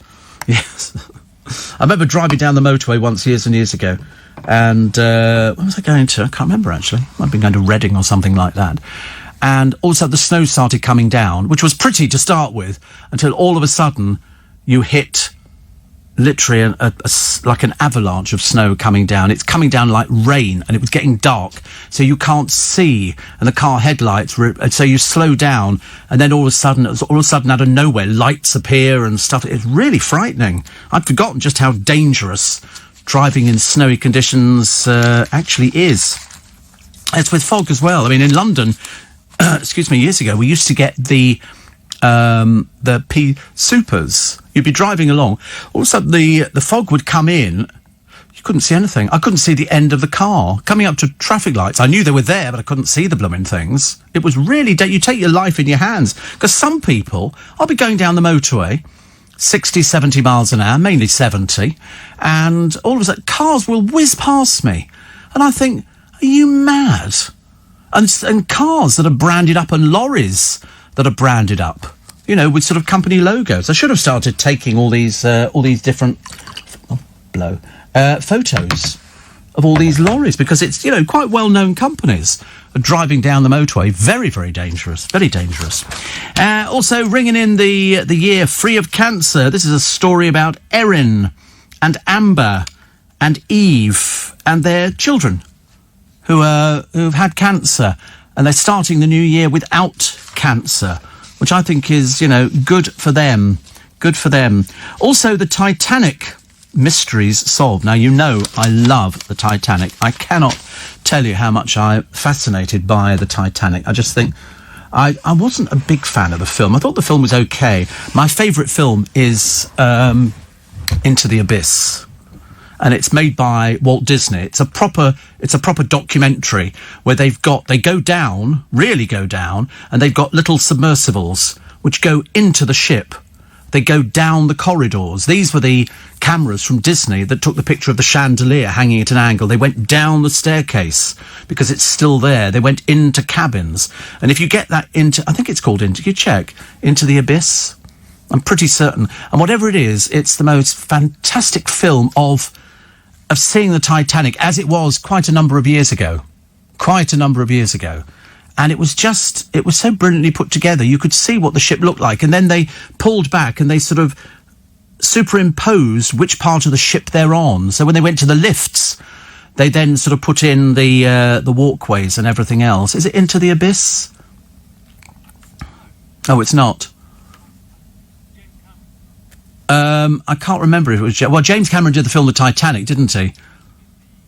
Did he do the documentary? It's not there, Into the Abyss? Oh, what's it? Oh, wait a minute. Type in Titanic documentary. See what comes up with on that. I thought it was Into the Abyss, but it could be wrong. It was so cheap. I bought loads of them, gifted them to friends, because I thought it was quite good. No, not Titanic 20 years later. No, it's certainly something like Into the... Perhaps they've sort of discontinued it. But it was such a good film. Such a good film. Sorry, we're having a good look at it and see if we can find the blooming thing. Because you need to... No, not Titanic, The Final Word. No. Ghosts of the Abyss. I knew it was something to do with the Abyss. Ghosts of the Abyss. You got a picture of it on the front page. Yeah, it's got a picture of the front of the ship as she looked, and I thought it was great. Oh, my screen's gone black. Oh, there it is. That's it. Yeah. So look, it's just amazing. The submersibles, Mir 1 and Mir 2, carry the filming team on 12 dives, and they go back down there. Now this one came out 2003. It was James Cameron, April the 11th, 2003. It is just amazing. If you get an opportunity, can you buy it? How much is it on Amazon? Ghosts of the Abyss. It's all right, it's my favourite film. Well, one of my favourite films. They're doing a bit of light shopping. Can't wait, actually. Here you go. I don't want to rent it. Rent it for £3.49. Can I not buy it? I must be able to. There it is. A tenner. It was £11.42. Phew, there's a bargain. It's such a good film because it shows you everything about the film. They go out there and it shows you them, up above it, and they go 2 miles under here. That's where the Titanic rests. And so they go down there. Steve, how about all welcome and welcome to all for a catchphrase? All are welcome. That sounds like something out of Dickens, doesn't it? Steve, in Back to the Future 3, the Doc chases a train on a horse to see a woman. Wouldn't that be considered harassment now, or harassment? Well, I mean, to be honest with you, I think you could see anything in everything. Yeah, it depends how she felt about it. But then, you know, it's sort of unrequited love. I mean, perhaps she didn't know she was being pursued by a man on a horse. I seem to remember that bit of the scene, because I watched all the films one time. I watched each and every one of them. Yes, everything is offensive now. Everything is offensive to somebody. You know, I mean, you know, why you can't go up to people and give them a bit of a goose nowadays, I've got no idea. But you just can't. People don't do things like that anymore. But that's what people did. You know, if you were in a bar or you were in a disco or a nightclub or something like that, you went up to someone, hello, babe. Yeah, I mean, I didn't do that, obviously. And they go, and they, you want to dance? Well, if they said yes, that was tantamount to picking somebody up. You know, you don't have a dance with somebody, they go, thank you very much indeed, I'm going back to my gin and tonic. They don't do that. Yeah, hello, babe. Yes, it's a winning line. I tell you, I pulled more people with that line. It was, all right, babe. But it's just everybody finds offence in everything now. You probably, I mean, didn't we have somebody complaining last year about snowman? Should it be snow person? You know, and then didn't they complain about Home Alone? Why? Because there was a lot of violence in it. A lot of violence. But they pointed out it was cartoon violence. You know, I mean, honestly, people complain about everything. Mind you, talking about complaining, this is a story that is run for 20 years. 20 years. Oh, there you go. Angry viewers slam the BBC for using snow person over snowman. I mean, it's just ridiculous, isn't it? Who would ever complain? People with no life. People with no life. And the gender-neutral world was used in the CBeebies show Katie's Amazing Machines, where the host, Katie Munnings, told viewers, snow is amazing. You get to build snow people and go sledging. I mean, really? How stupid. How stupid. I'm not surprised. Gingerbread person? No. Oh, for goodness sake. Meatballs. You know, meat spherical objects. You know, I'm just saying, perhaps, you know. Apparently, Halifax, Canada, is where most of the passengers are buried. I went there when we went to Canada, yes. And Steve, have you noticed how much lighter it is in the evening, says Tanya? No. I'm in bed. I never get to that evening bit. I'm in bed. I mean, I'm thoroughly enjoying myself. You know, and when I say thoroughly enjoying myself, I mean I'm asleep in a matter of seconds. The Snowflakes complained about Torch Song Trilogy. It was a good film. Yes, you know what they complained about in was it Torch Song Trilogy? I think it was Torch Song Trilogy. They complained. Drag queens complained that, you know, if you said to somebody, "I'm a drag queen," people didn't treat you like this other bloke did, who absolutely loved drag queens. We've got people in this building who love drag queens. We've got people who love drag. And, you know, that's okay. We don't have a problem with that. You know, it doesn't make any difference, does it? He says, looking around the room, you know. Somebody tweeted the other day, one of our people here in the building, about they've just seen RuPaul's Drag Race, I think it's called, and said it was the best one ever, you know, because it's Dawn French the judge. Really? It's an old judge, isn't it, really? But the trouble is, the sort of the drag you see on the RuPaul thing is not the drag you see in London pubs. I grew up in London pubs going around with Dale watching drag. We knew most of the drag queens, and they were fantastic. It was real, you know, I mean, a lot of it was miming. People mimed, people had things put together, and it was fantastic. You know, there was a circuit you could do if you wanted to go and see drag, and the drag would sort of arrive in the pub, full makeup, but no wig and not costumed. And then they used to put these costumes on, and we used to go, wow, it was so glam. It was so glam. Steve, how about, all right, darling, get your coat, you've pulled. Yes, that could be good. That could be good.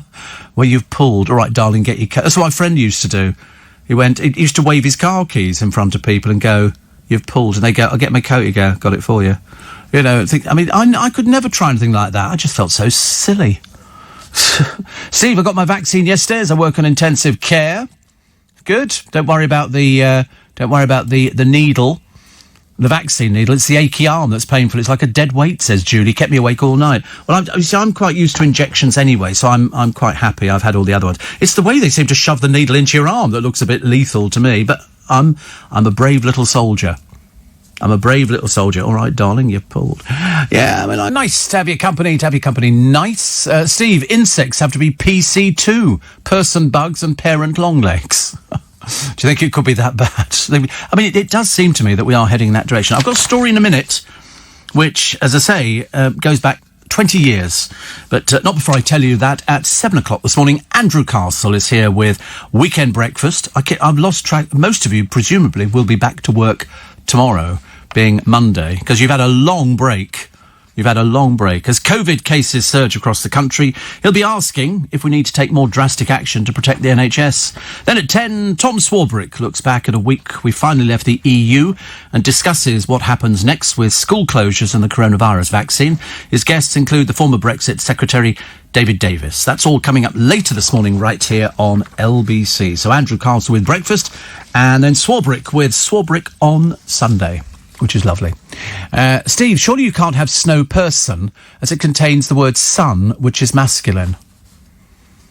You see, I've just... S-O-N, yeah. I've decided, though, years ago, you couldn't say blackboard in a school, manhole cover. And we were all sitting here going, are you serious? They went, no, it's offensive. Manhole cover. And I can't remember what it turned into. It's like you can't call them dustmen. Refuse collectors. They're not dustmen. Well, in my day, they were dustmen. And as far as I'm concerned, they're still dustmen now. Because they're picking up all the rubbish and putting it on their lorries and emptying it all over the road. And they're dustmen. That's what they do. Except now it's a bit more sophisticated. You have your wheelie bin, which the machine lifts it up and tips it all in there.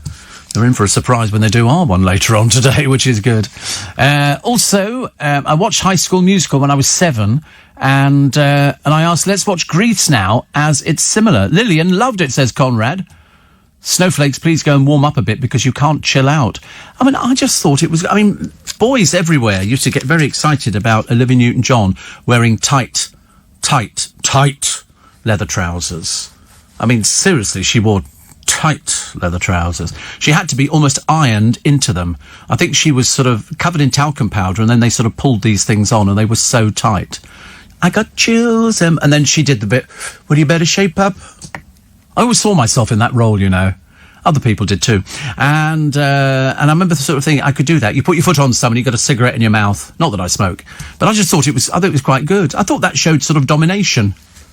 But it's 40 years old. They said it's sexist. John Travolta and Olivia Newton-John, long been a topic of conversation. Many thinking the film has aged quite badly in terms of equality. Oh, get over yourself. It's a bloody film, for goodness sake. You know, tell me more. Did she put up a fight? Would suggest they might be right. Oh, get over it. Celebrity Gogglebox, the stars were shocked at some of the crude gestures by the male characters, leading to some fears that the film could be banned. Oh, for goodness sake. Gogglebox, you're asking that bunch of deadbeats. Are you serious? Don't bother. Here is the 20-year-old story, which I thought had finished, but it hasn't. This is the father of the man found dead in Michael Barrymore's swimming pool nearly 20 years ago, has called for a new inquest. This is Terry Lubbock, whose son Stuart was found following a party at the TV presenter's Essex home in 2001, thinks information may have emerged which justifies a fresh inquiry. An inquest in 2002 recorded an open verdict, and the then Attorney General, Jeremy Wright, refused permission for Mr Lubbock to apply to the High Court for another. But Mr Lubbock says a fresh Essex Police appeal, which coincided with the broadcast of a Channel 4 documentary, Barrymore, the Body in the Pool, last year, has changed the landscape. A senior detective told reporters in February he believed Stuart had been raped and murdered, and that one or more of the partygoers was responsible for that sexual assault. Mr Lubbock says he would like the police to tell an inquest jury why they believe that. Essex Police have said the investigation continues. Now, you know, this is 20 years. 20 years ago. I mean, I can remember when it happened. And, in fact, lots of celebrities were talking to me about it, saying that, you know, this, as far as I remember it, Barrymore goes out to a pub with some friends. They meet Stuart Lubbock in a party. He was 31. And they said he was obviously impressed celebrity, like, all right, all that kind of stuff. He was impressed by him and he agreed to go back. Now, what happened after that, we don't know. We don't know. Barrymore was down one end of the property, and in the pool, they were all doing whatever they were doing in the pool. We don't know that. You only know the bits that they've sort of fed out to you. And they say that there was a serious sexual assault. I don't know. All I know is there might be a new inquest called. How they're going to work it out, I don't know. Because they believe that Stuart had been raped and murdered, and that one or more of the partygoers was responsible. Well, certainly somebody who was there knew what happened. I mean, of that there is no doubt, because unless somebody wandered into the party from outside. But there was a select group of guests, there might have been 20 of them or something like that.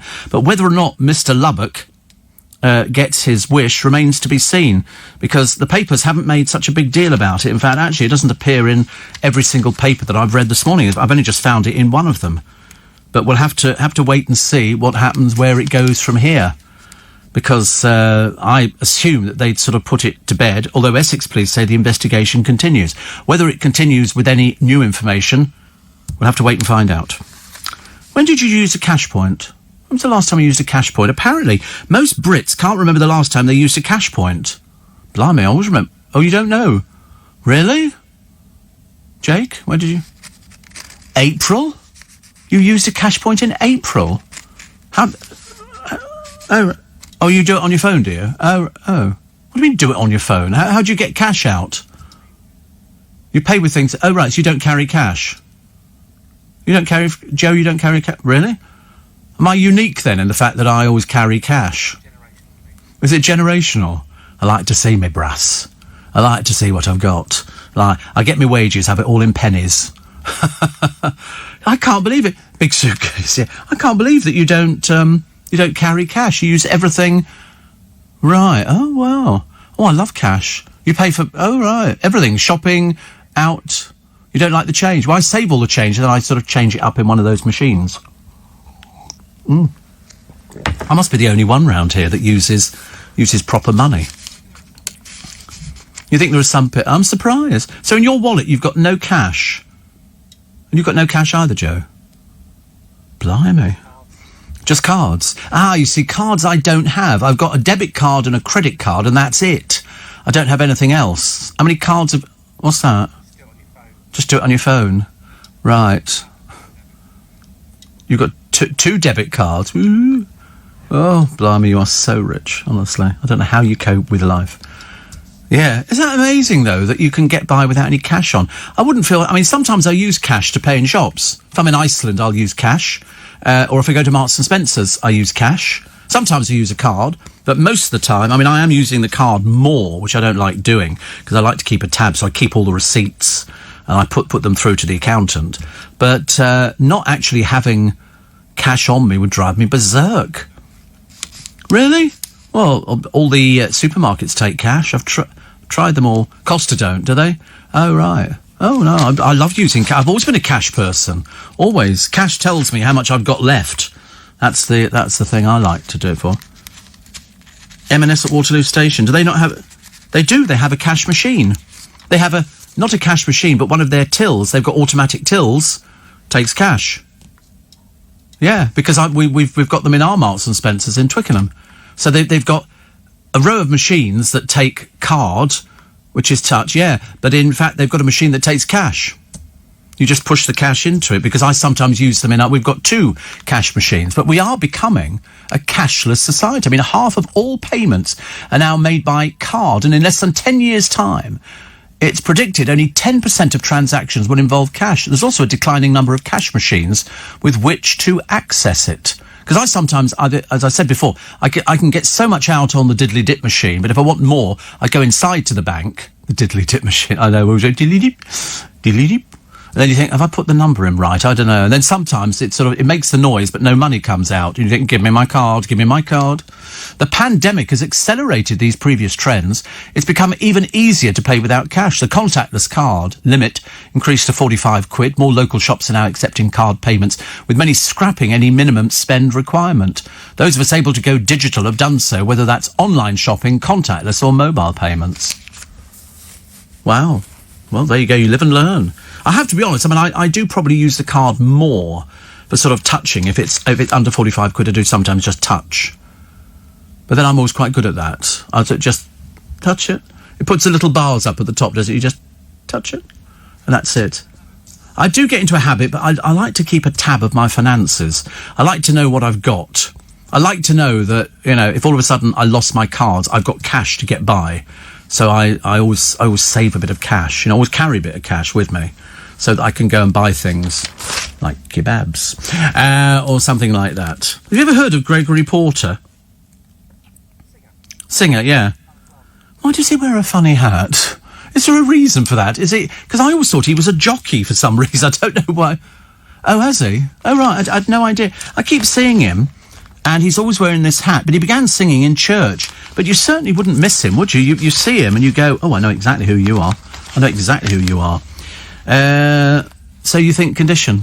He said, I've had some surgery on my skin, so that's been my look for a little while and continues to be for a while longer. He's quite right. People recognise me by it now. You're quite right. They do. Absolutely. Oh, look. Struggling for breath, huffing and puffing. Here you go. There's a machine called AeroSure.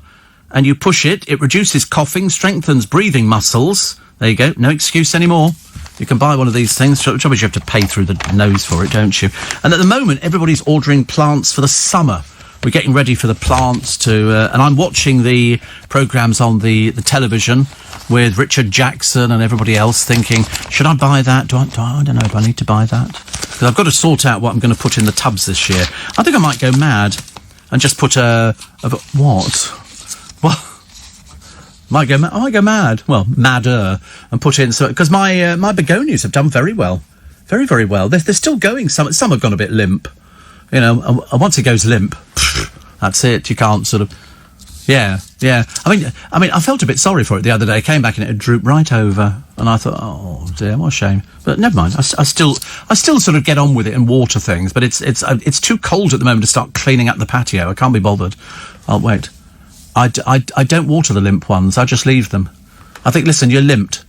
Raise yourself. You know, I'm not going to start faffing around with you and things like that.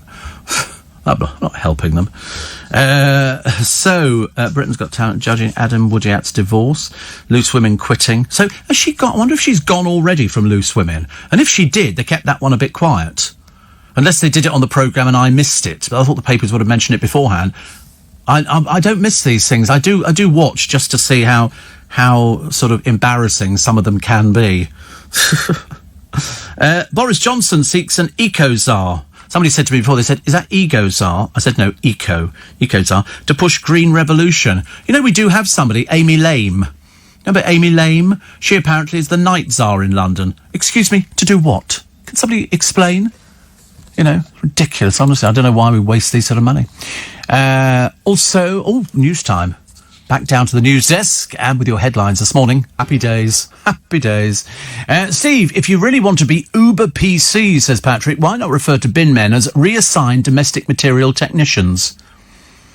I don't think they'd appreciate that. I don't think they'd understand it. They'd probably think it was a bit rude. Steve, back in the noughties, Al Fayed, Harrods owner, used to draw up to $120,000 a week for petty cash. Well, I was just saying to the boys, because they don't carry any cash at all, and every day, at the beginning of each month, I would draw an amount of money out and save it for Christmas. So I had 12 lots of money. So by the time I got to Christmas, that was my Christmas money. That would pay for everything and all the presents. Well, this year, of course, people are sitting with presents in their wardrobes. Because, I mean, my brother said to me the other day, he said, you know, the girls have got you a present. Because I say to people, please don't buy me a present. Please don't buy me a present. You know, I've got so many lovely presents and so many lovely things. And so because this year I didn't actually ever buy anything to anybody. I gave a few bits of money out, but that was about it. That was about it. Steve, a cashless society scares me, says Shane. Well, 10 years' time. 10 years' time, they, it's not going to affect anything. It might have changed back in the days. Have you ever thought about putting perennials in the pot, says Jackie? I haven't, actually. I'm a colourful gardener. I like cascading flowers. I like I like things that you come back and you go, that looks lovely. And the begonias, when they first started off, they looked dreadful. And I thought, they're never going to grow. They're never going to go properly. Because their stems are very succulent, I'm going to have to empty all the earth out of all the pots. But I've got about 20 terracotta pots with all flowers in. And some years, my flower display has looked pretty impressive. I like upright and flowing over the sides. So this year, I don't know what I'm going to do. The longest lasting plants for your pots are geraniums. They will go through the winter, the summer drought. They'll go through the winter snow, ice, everything. Winter flowering pansies are good. They all droop in the morning when it's freezing cold. By the time the sun comes up they come. You can stand there and watch it and go, well, good for you. But also, as I've said before, if you want to really have the best display of winter flowering pansies, okay, which will take you into the summer, plant them out, put in fresh earth, always good fresh earth, always very good to get fresh earth. And then you plant your winter flowering pansies and you pick all the flowers off. Pick all the flowers off, pick all the buds off, pick everything off, apart from the leaves. Because the flower puts all its effort into the flower. So if you pick them off, the plant will spread. So in other words, in sort of a round, pot, say, big, about 12 inches, you can put 3 in there. That will fill the pot completely. And you just, every morning I used to go out there, little bag, or little carrier bag, and pick off all the flowers that are, and also watching the little buds hiding under leaves, pick them all off, and the plant will spread. The moment you then want the plant to flower, you just stop picking all the buds off, and there it goes, and it'll be very, very strong and wonderful. And also, as you know, what is our secret surprise? Tomorite. Tomorite, because it's got more potassium in than anything else, and plants love it. It's not just for tomatoes. I use it for all my flowering plants. And things grow in size. Something that's this big will go to this big. All my neighbours have always been impressed. They've always said, that is impressive. And I've said, little bit. But no, Tomorite. I've got loads of it, because my brother sent me a load when I went down there, so I've got you some Tomorite. Because he found it on special offer, so I've now got about 10 bottles of Tomorite. But it's very good. Very, very good. I wonder if it works elsewhere. Anyway, you can sort of, use it. And it's, what are we going to do with our hair today? Oh, I don't know. Shake those locks out, honestly. Shampoo advert. I was going to bring in my cutters today so that he could cut my hair. Is it tomorrow? Yeah. Might do it tomorrow. It's such a... It drives me mad. It's all right if you're growing your hair... But mine, once it gets beyond that certain length, I begin to look like little Bo Peep. And it's not the best look, because I can't walk down the high street with 2 sheep on a blooming piece of ribbon. I look ridiculous. So I said, I'll bring this thing in, and he's going to attempt to go at it. Well, you think you could do it? Oh, okay. Oh, there you go. What, you could do... Yeah, from a distance. Oh, it sounds like a song. From a distance... Have you? I don't want it shaved. I still got a lot of hair, as you know. Yeah, Skinhead Alan. I want to start looking like people sort of run away from me as I'm walking down the street, get on the bus and they go, you drive it, sir, you drive it. Don't want anything like that, thank you very much indeed. Primark have got the best flannels. I just ordered them on Amazon. You get about 10 for about £4 or something. And then if I want to go expensive flannels, John Lewis, because they do all the nice colours which match the towels, which I think is a bit naff. But I've got literally about 20 or 30 flannels at home, and they're really nice. Egyptian cotton, all different colours, glide over your body like silken silk. And they go, and it's really good. Seriously, I love it. I absolutely love it. Elizabeth says, I always have cash on me. What happens if the machine suddenly stopped working? At least we've got cash. Well, I thought that, but they don't carry cash. The boys do not use cash. They use their cards. But what happens if all of a sudden the system goes down? They need to get what are they going to do? They're going to have to come to Uncle Steve and say, Uncle Steve, could you please lend us some money to get our weekly shopping? £3 should do it. And that's how it works. I came in this evening. Jake was having a little takeaway meal. He bought the junior version of the meal. I don't know what it was, but it wasn't very big. What were you eating? It was a Happy Meal. No, it wasn't. It was what were you eating earlier? It was a ready meal. Yeah, what was it? It was chicken and cashew nuts. Honestly, he started invading the Chinese department of the ready meals. Is that what it was? Was it in the Chinese section? The Asian section. That sounds quite nice. Chicken and cashew nuts. Was it lovely? Was it good? It was only a small one, though, wasn't it? I was a bit disappointed. I was hoping for something bigger. Oh, is it Waitrose? Don't they do a bigger one? Oh, really? Oh. Mind you, do you know what they've actually stopped in Costco? You can buy their food there. They do the same food in every single branch of Costco, and it's very cheap. Like baked potato, including a Coke, is $1.45. I mean, it doesn't in their cafe. Well, A, they've taken all the tables away, and B, they've taken away the soft drinks. You can only have one. Before it was, as many refills as you wanted. Well, the government are clamping down on that, so they've done their bit, and they've said no, just one sort of squirt of your fizzy drink. I don't care. Seriously. I nearly had it the other day, but I always sometimes I have a hot dog, but I don't go for the drink. I decided I could no, please don't say it. Please don't say it. I know what you're going to say.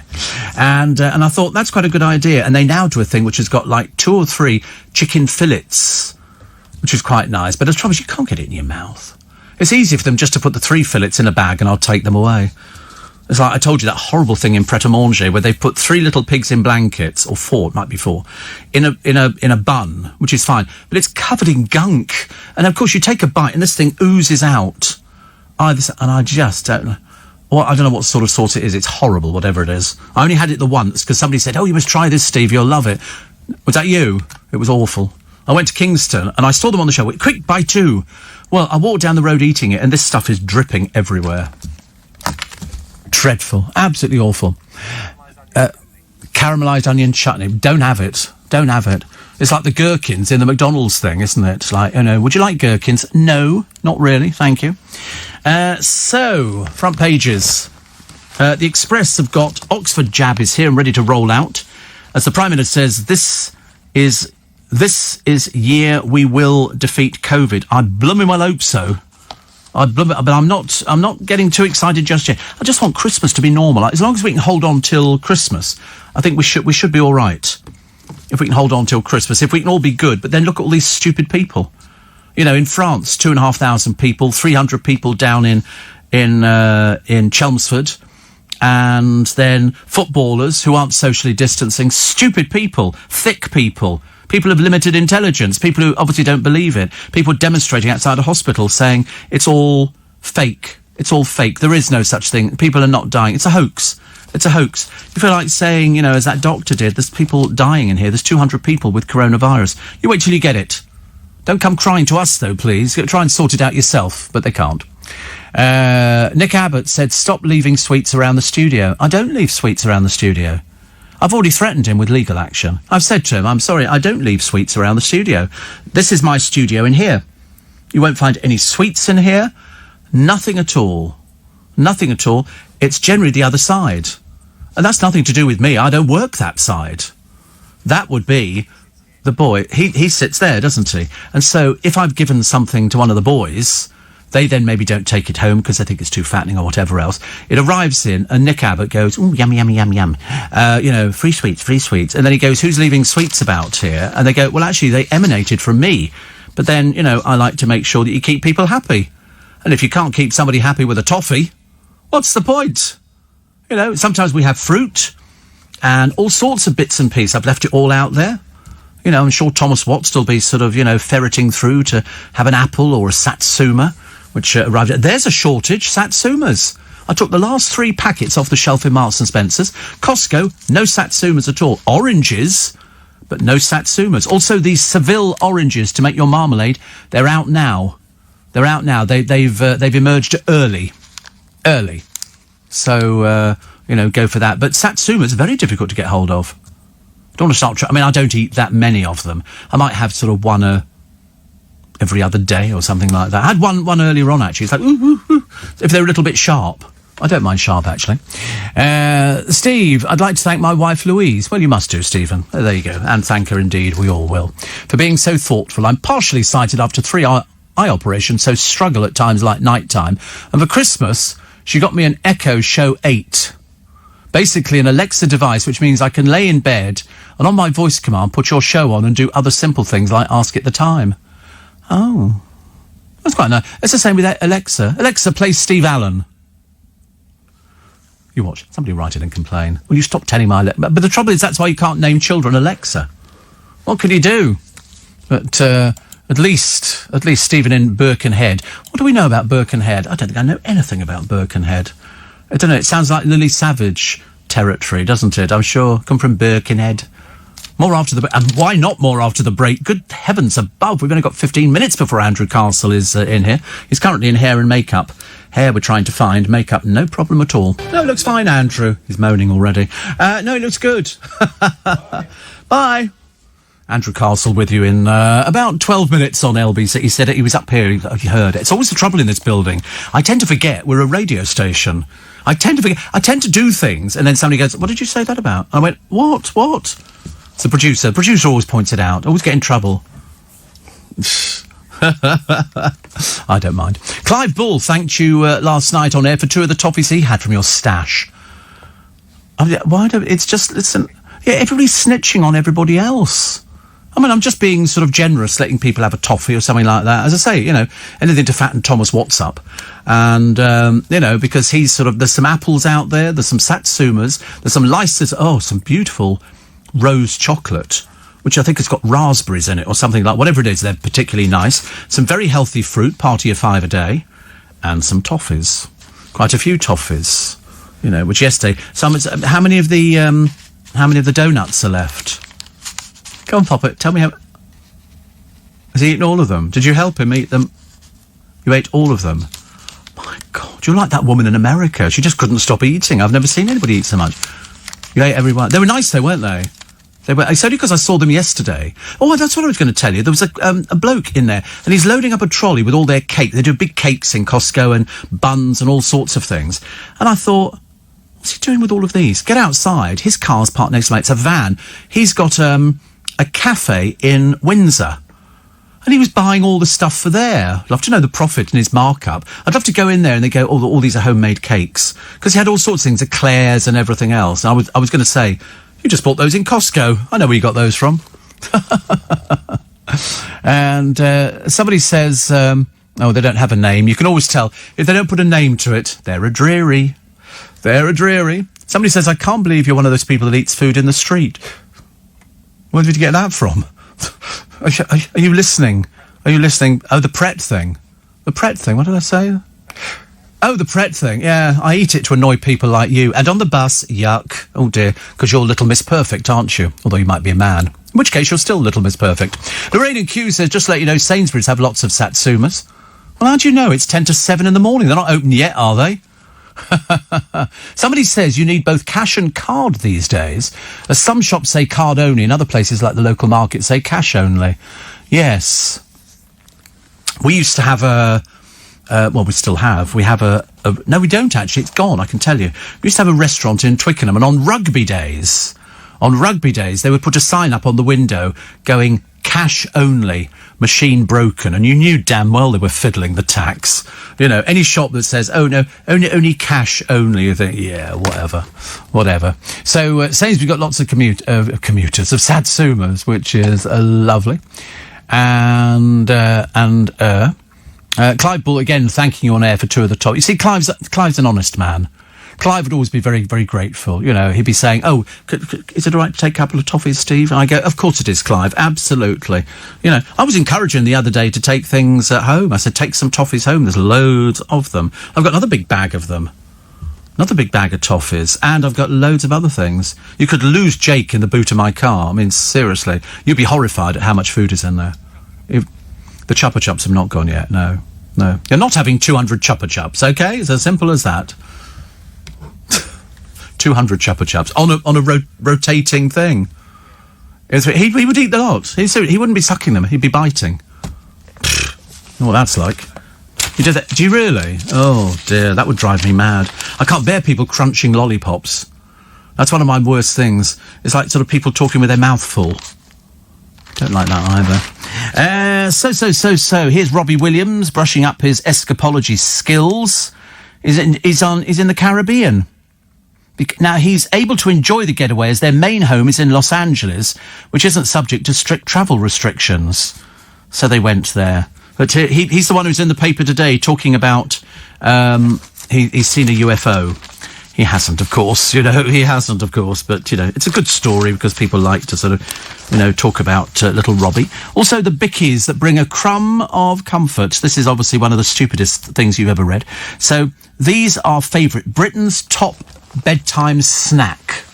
Okay, number 10, Midget Gems. Now, they don't taste the same as they used to. We used to call them floral gums. Number 9, wine gums. The most boring thing under the sun, wine gums. Very dull. You like them? Oh, right, okay. Walker's Crisps at number 8. Salted Peanuts at number 7. Do you know, that was always my thrill as a child. You get on an aeroplane and they go, nuts. Well, anyway, when they woke up, I used to say to them, yeah, whatever, and a tomato juice. Popcorn, caramel popcorn. I've never had... What? Never had... I know, tomato juice. I was such a bad alcoholic. Because I've never done booze. I didn't do booze for a long, long time. So, of course, the only drink that I had at home, and I don't know why we kept it in, was tomato juice. We went to a pub, I had a tomato juice. I mean, I grew up on tomato juice until Sorry? Catching up now, yeah. You can't mix it with Prosecco at all. But, no, I just loved a tomato juice. It was... not Bloody Marys either. I did have one on a flight once, and I felt quite woozy. And I decided I didn't want to... You see people... I mean, my friend Graham, whenever he flies business or first, and the moment the plane... he's at the bar. He's at the bar. Whereas me, I'm the last person there. Salted popcorn. You see, I like popcorn, but not salted. I like sweet. Strawberries are number 4. They're okay, but I can't have many of them. Sweet popcorn. That's quite nice. You can buy 6 packs of it, or if you're very lucky, the big plastic bags. Here at the cinema, you see them delivering it in sacks like this big. They arrive on a lorry of all their popcorn, and they put it in a machine and pretend they've cooked it themselves. Didn't fall for that one. Number 2, barbecued peanuts. What the dickens are they? Barbecued peanuts. That's not the same as, what are those peanuts that have got a coating on? No, not roasted peanuts. No, not caramelised peanuts. They're sort of peanuts that have got a coating on them. And I can't remember what they're called. Yeah, text in if you know what I'm talking about. Can you do it quickly? We're off air in a few minutes. And number 1, rich tea biscuits. You know why? Because people dunk them. Common people dunk biscuits. I've never done that. If I was going to have anyone, it'd be a bourbon. I love a bourbon, or a custard cream, or a jammy dodger. You like digestives? So I like the jammy dodger. You get your tongue into the little hole. I like really. I'm very good at that. Very good at that.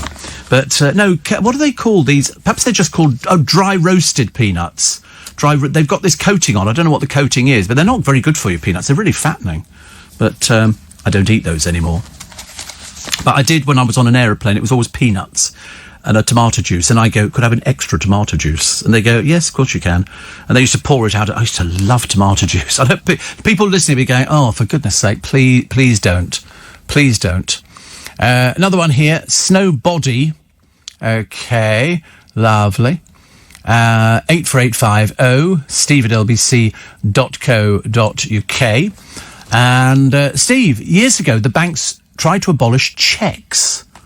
Do you know, I've not written a cheque out for ages. And when I used to write out cheques you'd go into the bank to take money out before the diddly dip machines, and you'd write out, and you'd have a cheque guarantee card for £40. You'd write it out for I remember going distinctly into a bank in Twickenham, and she looked at the signature on the back of my cheque guarantee card, and she said, can you do it again for me? Oh, for good. What do you think? Listen, are you accusing me of something? Be careful. Be careful. I sue. You mentioned the Costco cakes. Before the pandemic, I'd always noticed that the cafe in Emmerdale would either have the big carrot or the Vicky sponge cakes on the counter. So they must have a cards for the Leeds branch. Yes, I mean, do you think that somebody's actually going to sit down there baking cakes for Emmerdale? No, of course not. They're going to go and buy them. They'll have them delivered by the local bakery. Thank goodness.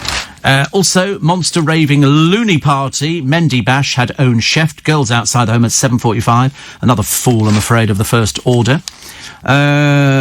Also, a soldier's cow horn, which carried gunpowder to fire at US troops in the War of Independence. It's an 18-inch... You know what those horns look like? And you would put gunpowder in there, and you were having it on a sort of strap around you. Could sell for £7,000. It has the date 1777. on it. So it's a horn that's lasted quite a long while, isn't it, really? But, 1770... Oh, there's a picture of somebody having an injection. I feel quite ill. Quite ill. Not so good. Plus, who's this? Surf sizzler Lucy Donlan. She's the one whose hair looks like dried horse's tail. And she shows her amazing figure. She's basically showing her underwear. I mean, is it only people who've been on Love Island who want to sort of show you their underwear? I mean, it's a bit embarrassing. Like me coming in here and the boys going, boxers today. You know, doesn't quite work, does it, really? And TV adverts referring to the pandemic turn off viewers, research shows. I never even think about it. Never think about it. Rough sleepers being placed in emergency B&B to stop them freezing to death in shop doorways. I mean, there's a load down on the Strand in about 2 or 3 different doorways. The mess is phenomenal. I mean, it really is. The poor cleaners down there, they've got their work cut out doing it. And David Attenborough is going to confront viewers with some of the most shocking images of his 66-year BBC career as he outlines how animals are facing mass extinction because of humans. Really, it's terrible, really, but he still does these things. But he might not be flying out to these destinations. That's what he's thinking, because he said now at his age, he doesn't feel as though he's got the energy to do things like that. And I quite go with him on that one. He can do it quite easily in this country, just talking to a television and doing his voiceover with that fantastic voice of his that he's got. And you wouldn't even know the difference. Wouldn't even know the difference. Murray Walker never went to a motor racing thing. He did them all at ITN, sitting there watching a television and did the commentary. Yeah. Seemed to work quite well for him. Channel 4's Krishnan Gurumurthy has revealed how he was almost chopped in half by a funfair waltzer ride. He was asked about his closest brush with death. He said despite dodging bullets while reporting from war zones, it was a reckless drunken brush with a waltzer at a student funfair. He said it nearly chopped me in half. I don't know how it could have done, actually. They just go round and round. You push the brake, then you take your foot... Oh, I've got to go. Take your foot off it, and it spins round again. Always very sick-making. As I said yesterday, we've lost another one of the loose women. She thinks that it should be somebody who's transgender taking over from her. Luckily, it's not your decision, love. You just toddle off and do your skincare or whatever it is you do nowadays. The first battery-powered hearse in Britain is here. They do green funerals as well. Is it actually going to make any difference? On your final journey... You know, whether it's battery-powered or what it is. It's like, I've watched them because we have a funeral director in Twickenham called, believe it or not, Wake and Pain. And, Pain spelled P-A-Y-N-E. And they have a chapel of rest behind my friend Michael's hairdressers. And there's a door at the front, so there's his door to go in. If you take the other door, you're ending up in the chapel of rest. And sometimes they have the horse-drawn hearses... And the person is being buried in one of the... I don't know what they call them now. Is it a woodland funeral? It's a basket. It's a wicker basket. Well, these things move. They're a bit... I mean, it would be quite easy, I suppose, for the lid to fall off. In which case, we're in a bit of a shock, you know, about things like that. But I quite like the idea of sort of green and going back to where we came from, the earth to earth, dust to dust, ashes to... It's quite cool, isn't it? But I think they cost a bit more money. Might have to save up for that and get that one in. How they liquefy you. Is that a new one? Oh. I've heard of them putting you into a firework. Have you heard of that one? Yeah, or turning you into a jewel. The jewel one? Well, the firework as well, exactly the same. What they do is they cremate you and then your ashes are put into a firework. So basically you're up with this and you go, Steve would have loved that. He would have loved that. I rain down to earth. I quite like the idea of being in a firework. It's over a bit quickly, so I'd have to go for a big what they call chrysanthemum burst. But apart from that, you know, Wham got to number 1 again all these years later. Why was that? What was the reason for it? I couldn't work that out at all. It's a good song. Last Christmas I gave you my love. I think they actually went out somewhere where they had snow. Could have been anywhere short of Abingdon, couldn't it, really? Whole villages wiped out in this country. Why? Snow. More disruption. And in these little villages, they've only got the one little road that goes through the middle of it. And if that gets snowed in, what do you do? People wander down the road and they're Wellingtons. We can't deal with it. We've got no idea. In Canada, in America, in the places where they get lots and lots of snow, they deal with it on a regular basis. Us, we're just blooming useless. Absolutely useless. Pandas may soon leave Britain.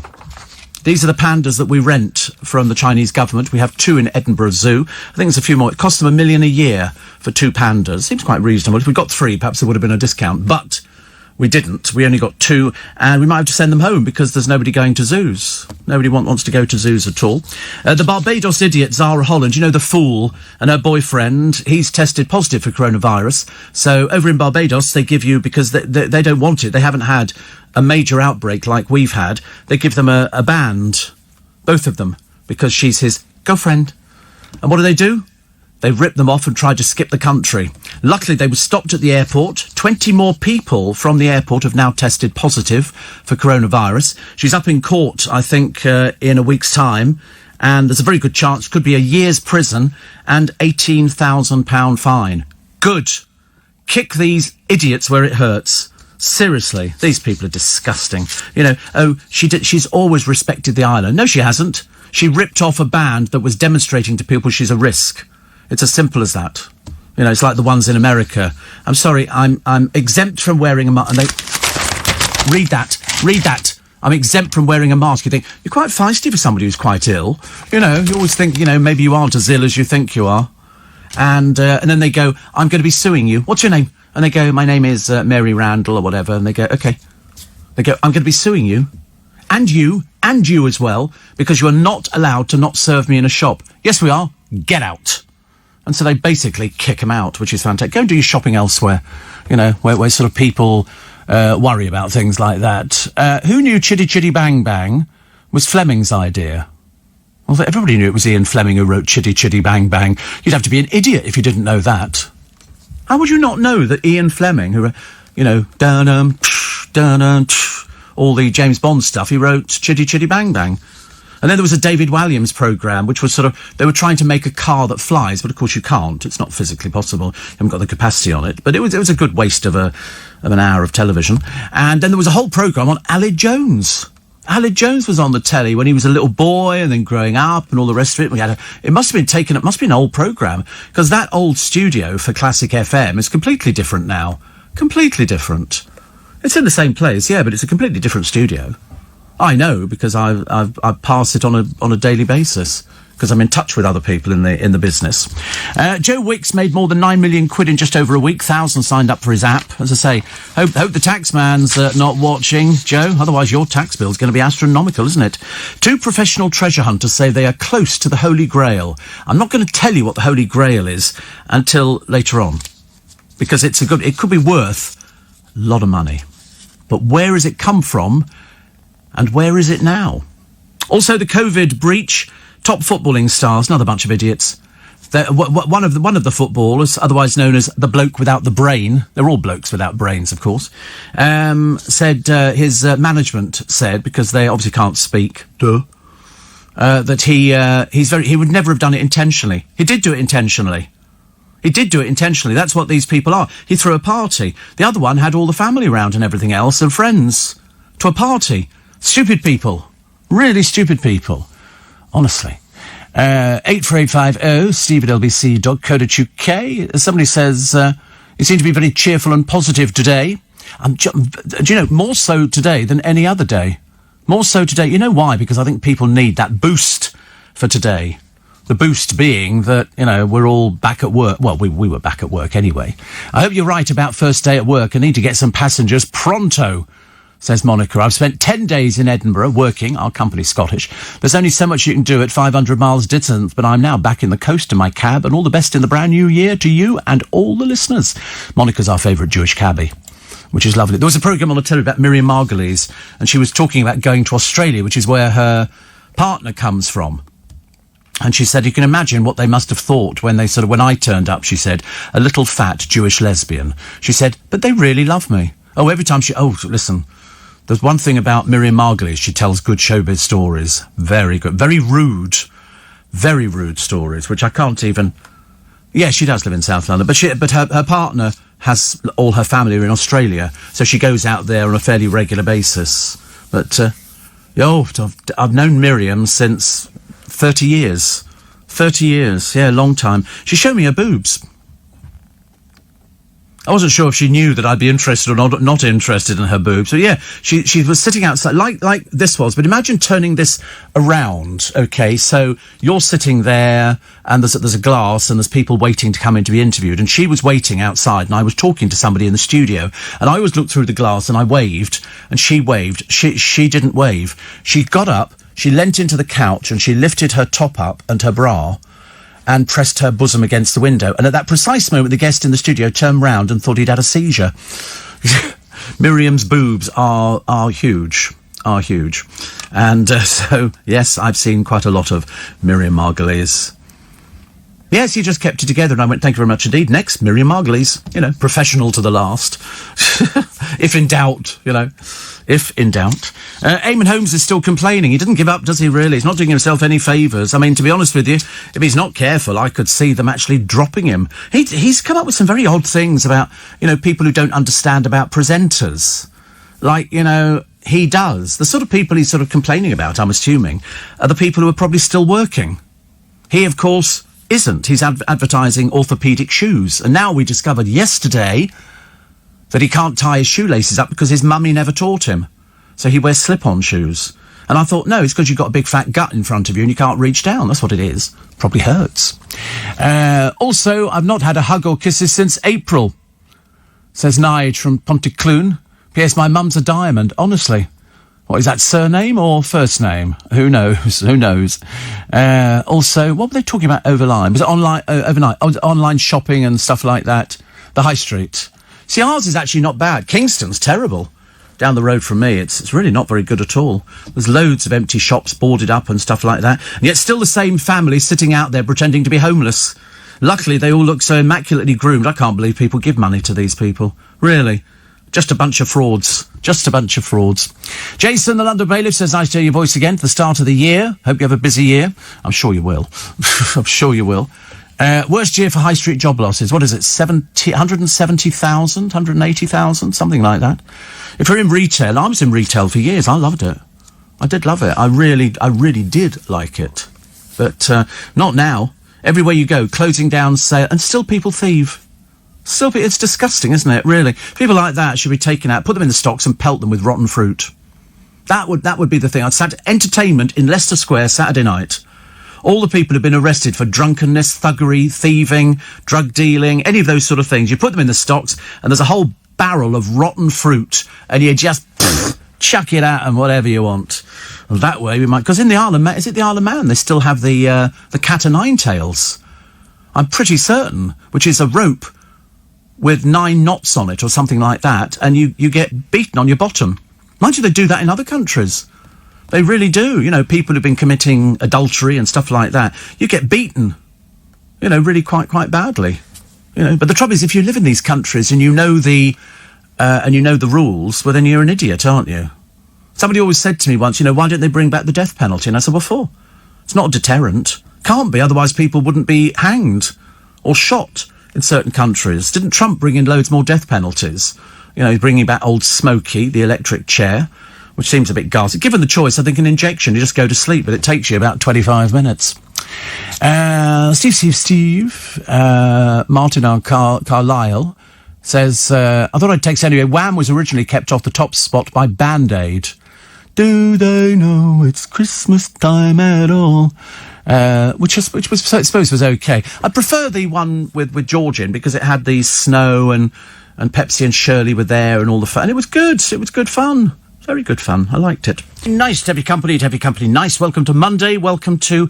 Oh, goodness, you've got to go back to work today. Oh, believe you me, it's cold enough out there to freeze. In fact, as I came in, there were 3 monkeys sitting on a wall lagging themselves. It was so cold out there. And you don't see as many homeless people. They've tried to remove as many homeless people as they can from the streets to put them in somewhere warm because it is bitterly cold. Bitterly cold. And if it's cold here, imagine what it's like up the rest of the country. I mean, it really must be absolutely disastrous. Oh, by the way, we've got the cystitis back again. Just thought I'd let you know, bring you up to date with the medical conditions. So, but they did say if you get the conditions back again, just contact the surgery and we'll sort it out. So back onto the surgery today we are. That's the only way we can do it and get some more tablets. Perhaps I should do 2 weeks on the tablets. I don't know. Steve, you can't order a triple thick McDonald's milkshake. Yes, you can, Simon. Honestly, you're obviously going to the normal McDonald's. Oh, you want to come to London, mate? Got all the posh ones here. Can I have a triple thick milkshake, please? Of course you can, Steve. Yeah, a posh McDonald's, yes. Comes on a plate. Confusing everybody slightly. I'm sorry, this is a plate, is it? Yes. Why? Well, we're just normally used to the polystyrene boxes. OK, no, it's on a plate here. Much better. Steve, why was it the 80s have created fabulous Christmas songs? There doesn't seem to have been anything since except the darkness. Yes, I don't know. And Mariah Carey, or was that what All I Want for Christmas Is You? I mean, how naff. How tedious. That's like, people in a relationship. I'll buy this one for you, dear. And it reminds of us our first Christmas together. Next Christmas, last Christmas. OK? I gave you my heart, you gave it away. I don't know why the 80s created the best Christmas songs. I really got no idea, but you're right. Most of the ones that they're playing on the radio come from the 80s. Did you get the washing up bowl? I did. And I didn't have to go very far. Just had to go to Poundland. And I looked, I couldn't find it. And all of a sudden, there was a whole stack of them. Grey washing up bowls, my size. How much? £1. £1 for a washing up bowl. Fantastic. So I might go back and buy some more, actually. I saw a programme with Miriam Margolyes driving a camper van around Australia. Yes. During the show, she became a naturalised Aussie. I didn't get to that bit. I just got to the farm and all the rest of it. She loves it. She's a very jolly little soul. Very jolly little soul. So we like her. The first time I interviewed her, was years ago. I forget what she was in now. But of course she did Harry Potter. She's taken her one-woman show out on the road. She did a great show called Dickens Women, which was proving that Charles Dickens was a nasty little piece of work. Happy birthday to Michael Stipe. And why did Tony Blair get nothing in the New Year's honours? Was it something to do with Diana? Was it that? Was it that the Queen said, I'm not knighting him? Definitely not. I don't even know what he's got. I don't know what Tony Blair's got, but somebody said he's not been honoured in the New Year's honours list. He must have something, mustn't he? Is he not Sir Tony Blair? Because if he isn't, Tony Blair, blah, blah, blah, blah, blah, is a British politician who served... No, he's not. He hasn't got anything. He's just the Right Honourable, which is very odd, because normally Prime Ministers get something, don't they, when they leave? And I thought he made a contribution. I went to a party that he was at a while ago, and I should have asked him, actually. I should have asked him. It was at this party. There's only like 20 of us there. Very intimate gathering of showbiz chums, people like that. And it was good. Very good indeed. Robin's Place, as they call it. We just call it Robin's Place, and everybody knows. Jennifer says cranberry juice supposed to be good for your ailment. I tend to find the tablets work quite well. But I think, I do have cranberry juice in the fridge at the moment, so I might have to have cranberry juice and the tablets. Have I ever had... Of course I have. I'm 66. What do you think? I've only just had a milkshake. Goodness sake. Not all Christmas songs were great, says my friend Ian, which is a bit of a shame. He says, I was telling an American about Minder this weekend. She wasn't impressed when she Googled it, and the first thing she found was, what shall we get her indoors? Remember that Christmas song by George Cole and Dennis Waterman? I don't. What should we get her indoors? Wow.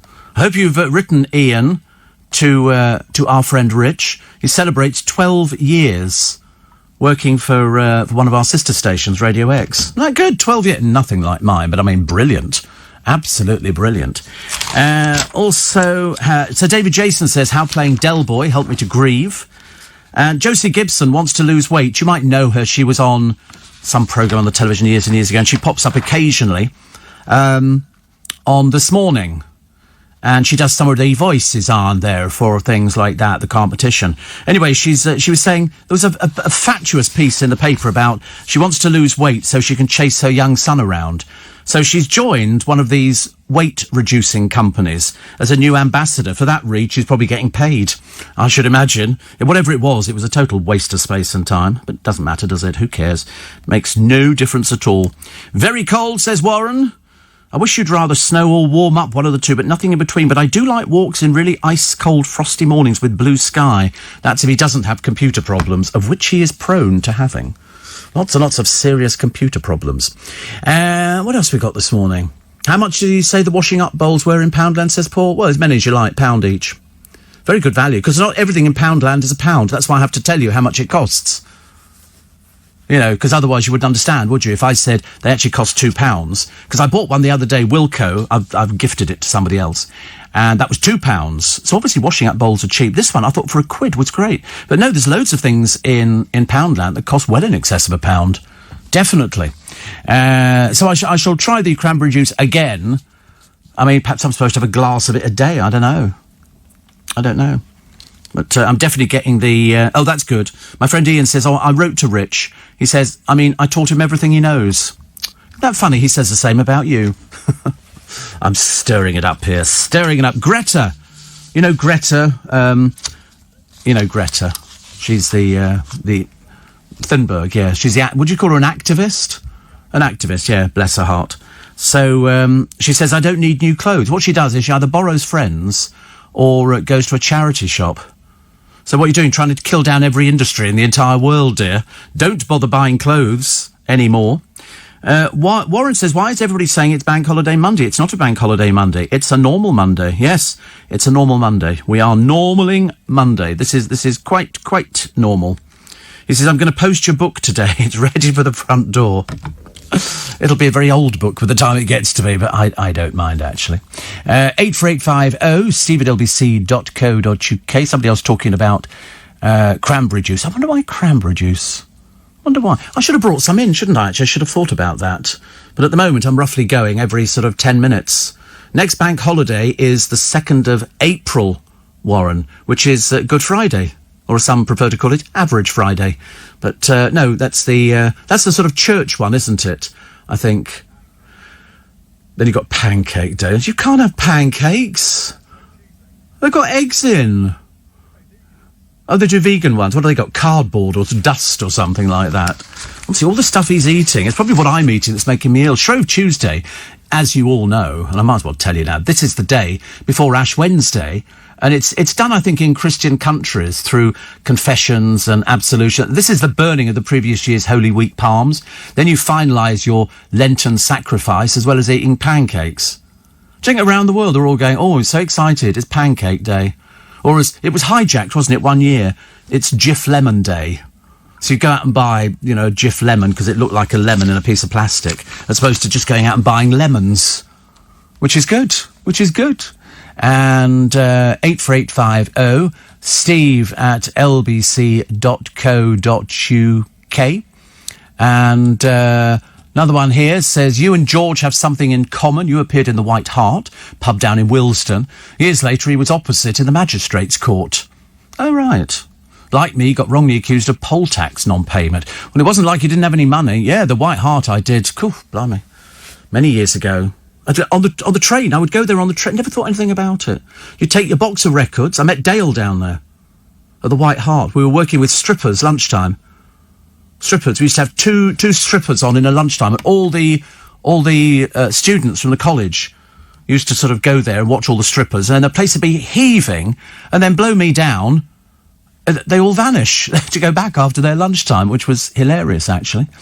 And Janet said, I had a urine infection for 7 months a couple of years ago, had loads of tests and countless antibiotics. We were at our holiday home in France when it became so bad we went to the local cottage hospital. They tested me, asked to see the medication. The doctor looked surprised. He'd given me the same medication but a huge dose. So never had cystitis since, and all for €4. Well, I don't have to pay for anything. I get it all free. But I mean, I think it's... they have said, he said, listen, come back in if you get sort of, the colour changing urine, which is it's a bit like being in a disco. What colour lighting have we got today? Which was good. But it literally came on a couple of days ago now, sort of mild form, and now it's sort of practically getting full blown. I could tell because I went to the loo before we started the programme. I know I need to go again. Funny, isn't it? I might as well just connect myself up to a bottle or something, which would be a lot easier. Greg's vegan sausage rolls are sold in Iceland, says Brian. Did you know that? He'll be going there later. He'll be going there later to get them because he loves his vegan food. Because this year, we're looking forward to... I put some food out there, actually. Did you see the food I put out there? Yeah, there's some... I've got some satsuma. Do you want some satsumas? Oh, not at the moment. OK. You could take one or two home. That would be our gift to you for sort of... you could take some for Corey. Take some for Corey. You're not going to see him. No, probably best not at the moment. But vegan sausage rolls, which is very nice. And one here from Elliot, who's the young one.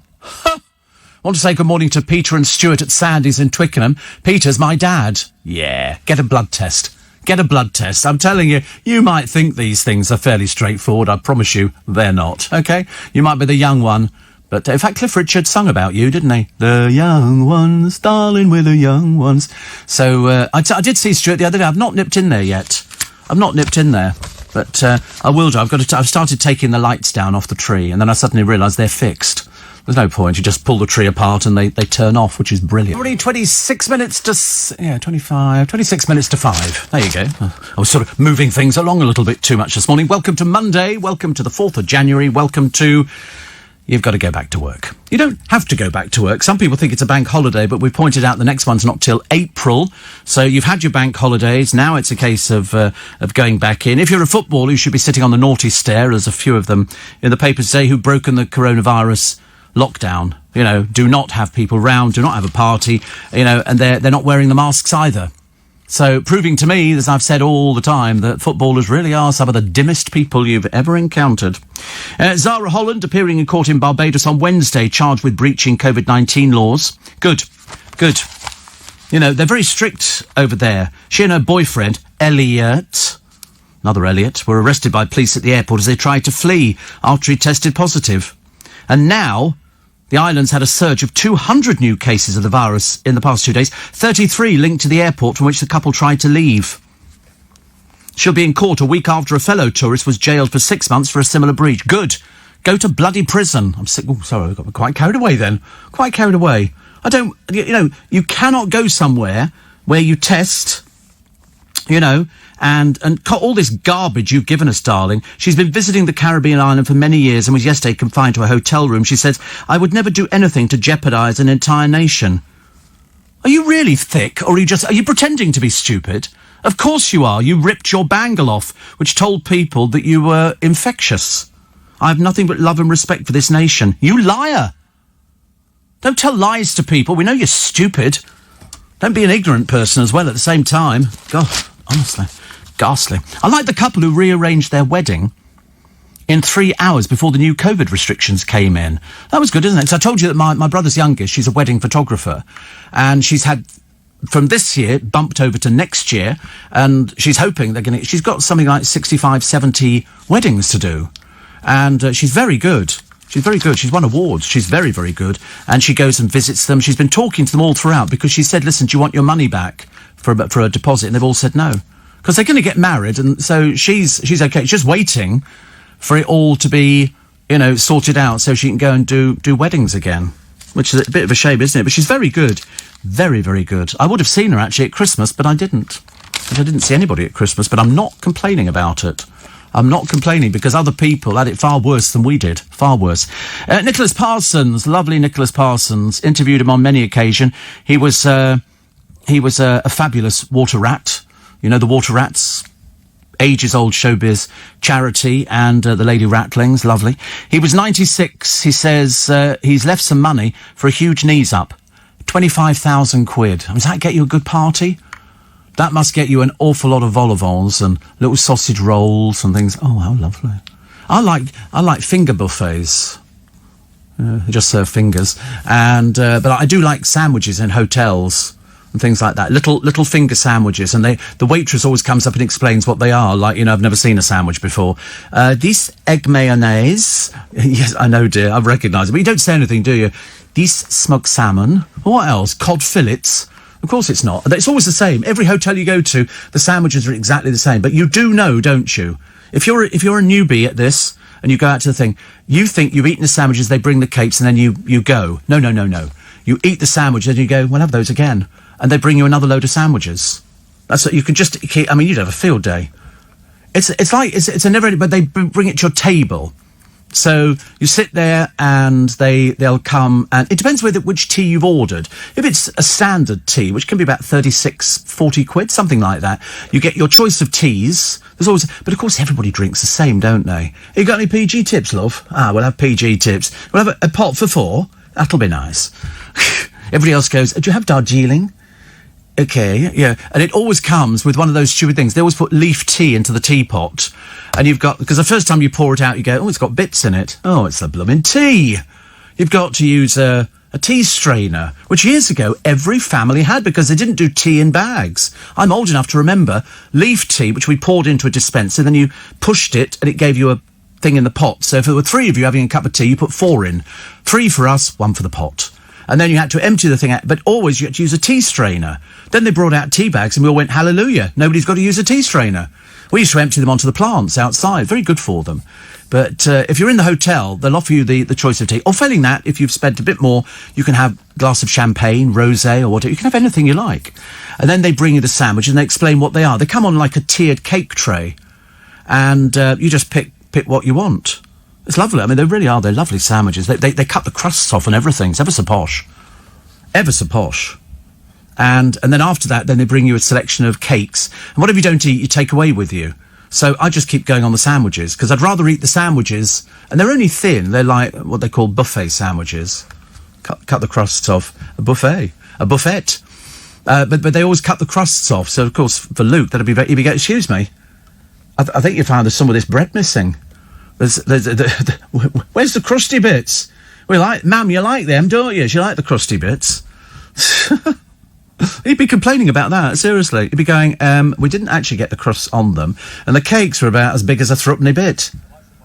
Yeah, can we have some money back on this one? There was a bloke, he's on YouTube, I keep watching him because he's so stupid, and he's in America, and I think it's Southwest Airlines, and he obviously doesn't deal with women behind the thing, and so his flight has been cancelled, okay? Why has it been cancelled? The weather. Okay, so he's arguing with the woman at the desk. I need to go to this wedding. I want to do this. I want to do this. All the rest. I want compensation. And so she goes, listen, there is no this is a weather. This is not man-made. This is, from the heavens, and the weather means we can't fly, so there's no compensation. I want compensation. And he's shouting at her and calls her every name under the sun. I'd have punched him in the face and waited till it became a court case. I'm not being spoken to like that. Really, people have to put up with a lot. And so he goes, you, go away, you piece of nothing. He says, you get me manager. So she goes, he's very busy at the moment. You get and he was being quite abusive to her. As I say, I'd have had him removed by the police immediately and testified in court against him and, made sure he went to prison. But anyway, so she calls the manager and she says, listen, he's kicking off down here. He said he's going to stage a sit-in and all the rest of it. So the manager comes down, hello, sir, what can I help you with? So, of course, the more relaxed they are, the more angry the customer gets. And this one was getting really quite above himself because he was a bit stupid. I am manager too. You don't deal with this. And the manager goes, listen, there is no compensation. It's the weather. We can't do anything about the weather. The flight has been cancelled. Have you read the contract? I don't care, blah, blah, blah. In the end, of course, he got nothing. He got nothing at all. He had to sit down. And then he was going, I want to cash the ticket. I don't want to fly with you. You're a terrible airline, all this kind of stuff. And so the bloke calmly says to him, if you'd like me to arrange that, I'll do that now, shall I? Would you like, can you tell us the credit card that you paid for it on? We'll reimburse you. Well, of course, that would have made him look even more stupid.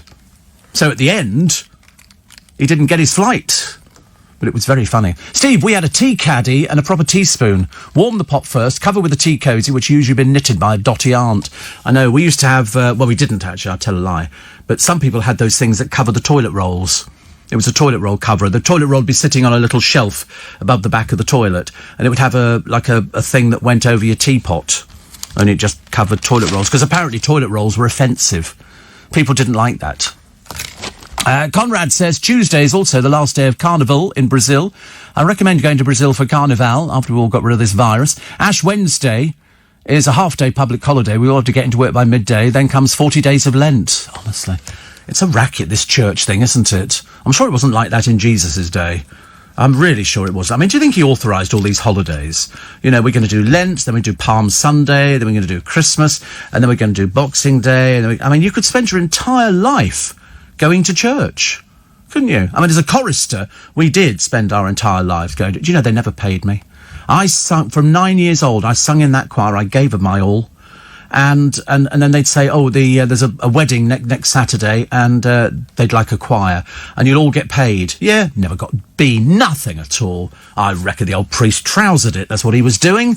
Because we went hungry. We'd go out of there, so it was a bit like Oliver, like that, and the vicar's going, I think I'll buy a new car, I'm doing really well with this thing. They pay for the choir and we don't even have to supply it for them.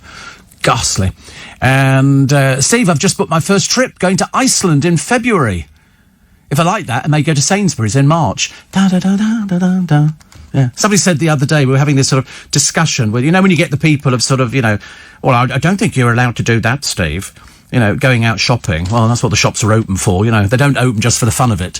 And so I said, I might go out and get a washing up bowl in a supermarket. And somebody said, that's not essential. I thought, well, of course it is. They sell it if they sell it in the supermarket's open, you can buy it.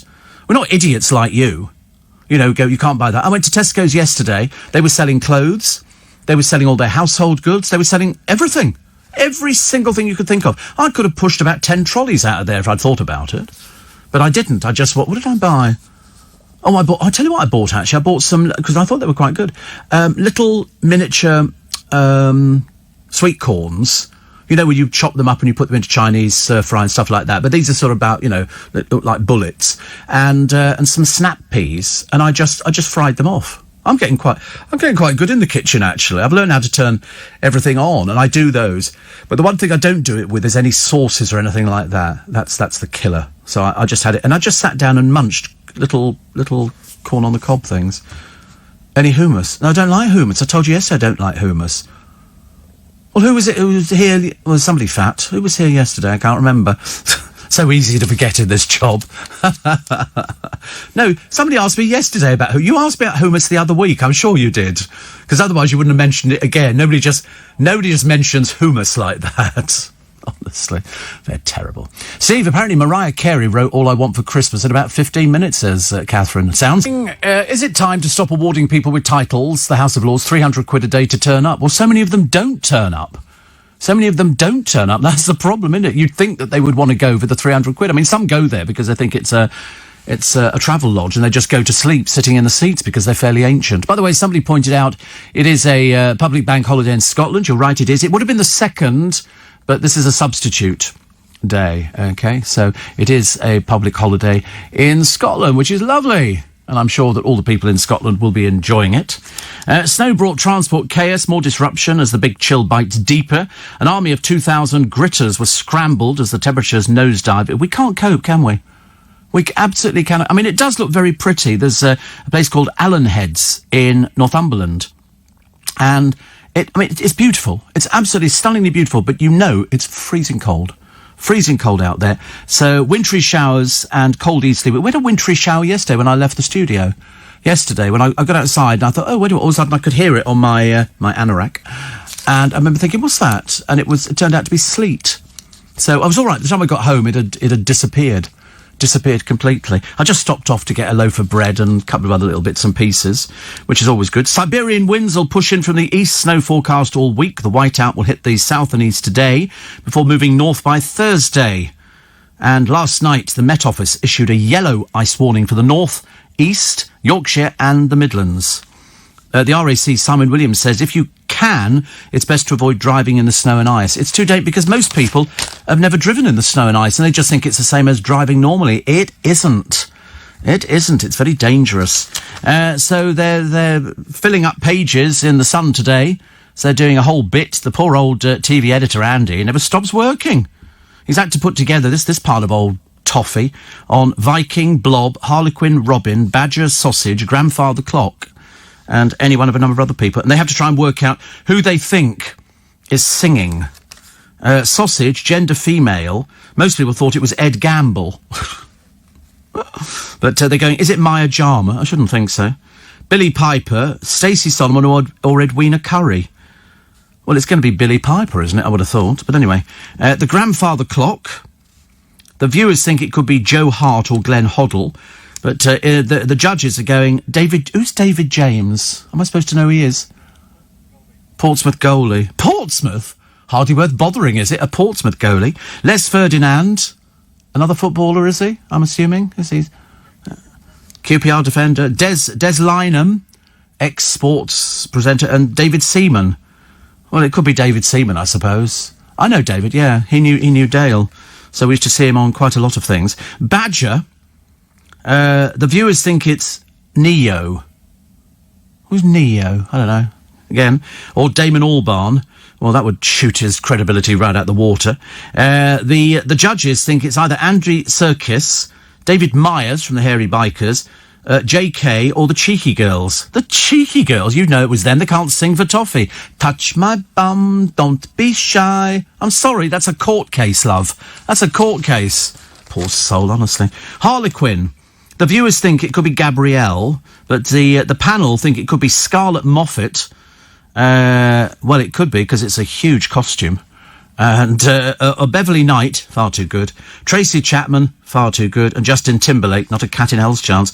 More chance of it being sort of Emily Sandé or somebody like that. Blob, male, job comedian. The viewers think it could be Lenny Henry or the Reverend Richard Coles. Could be, he likes publicity. But the judges have guessed Harry Hill, Greg Davis, Andy Peters or Ramesh Ranganathan. Viking, again, male actors. They thought it could be Ricky Wilson, Ledley King, Alfie Allen or Taron Egerton. The viewers thought it was Joe Hart or Glenn Hoddle. Interesting, isn't it? Robin, sportsman. So the panel think it's Bruno Mars, Dean Gaffney. No, sportsman, dear. Dean Gaffney, not waste of space. Young Philly or Joe Wicks. The viewers thought it was Aston Marigold or Ollie Murs. Hope it's not J.B. Gill. Oh, blimey. And that's it. And they managed to fill a whole sort of two pages, about sort of 1 3/4 pages on that. I've seen little bits of it. It emanates in, I think it's Asia. It's all right. The panel are very infuriating because they're all trying to prove that they're the funniest and the wittiest. So you've got the dreadful old baggage, Rita Ora, you know, the one whose mother works for the NHS, but she doesn't know when to do lockdown. You've got Jonathan Ross, who's digging out a wardrobe from the 60s by the look of it, which is very tragic. And then you've got Davina McCall and somebody else. And I don't know who they are. No idea. Jerry and the Pacemaker star, Jerry died. In fact, Noreen was the first one to tell me that because she would know. She would know. And he had a heart infection. And he had that big hit with you. When you walk through a storm, hold your head up high. I thought it was great. He was also pals with Cilla Black. They all were. They were all pals together. I never met Jerry Marsden, no. Met Cilla on a few occasions. Jerry retired in 2018 after 60 years in show business. And, well, at least people know who he is. People know who he is, and he went out, you know, knowing that he'd left a legacy. No matter what happens, you'll go, you know, you'll never walk alone, and people go, Jerry and the Pacemakers. Everybody knows what it is. Something about it. Steve. Whoever the Badger is can sing or is in the West End. I guess Alien as Ellis Bextor's voice. That was easy to spot. Yeah, that was a quick one, wasn't it? And David says, I used to get 2 shillings a wedding singing in the choir on Saturdays. On a good day, I could make 10 shillings. A lot for a kid in the late 50s. That was a lot. That was a lot, definitely. And another one here.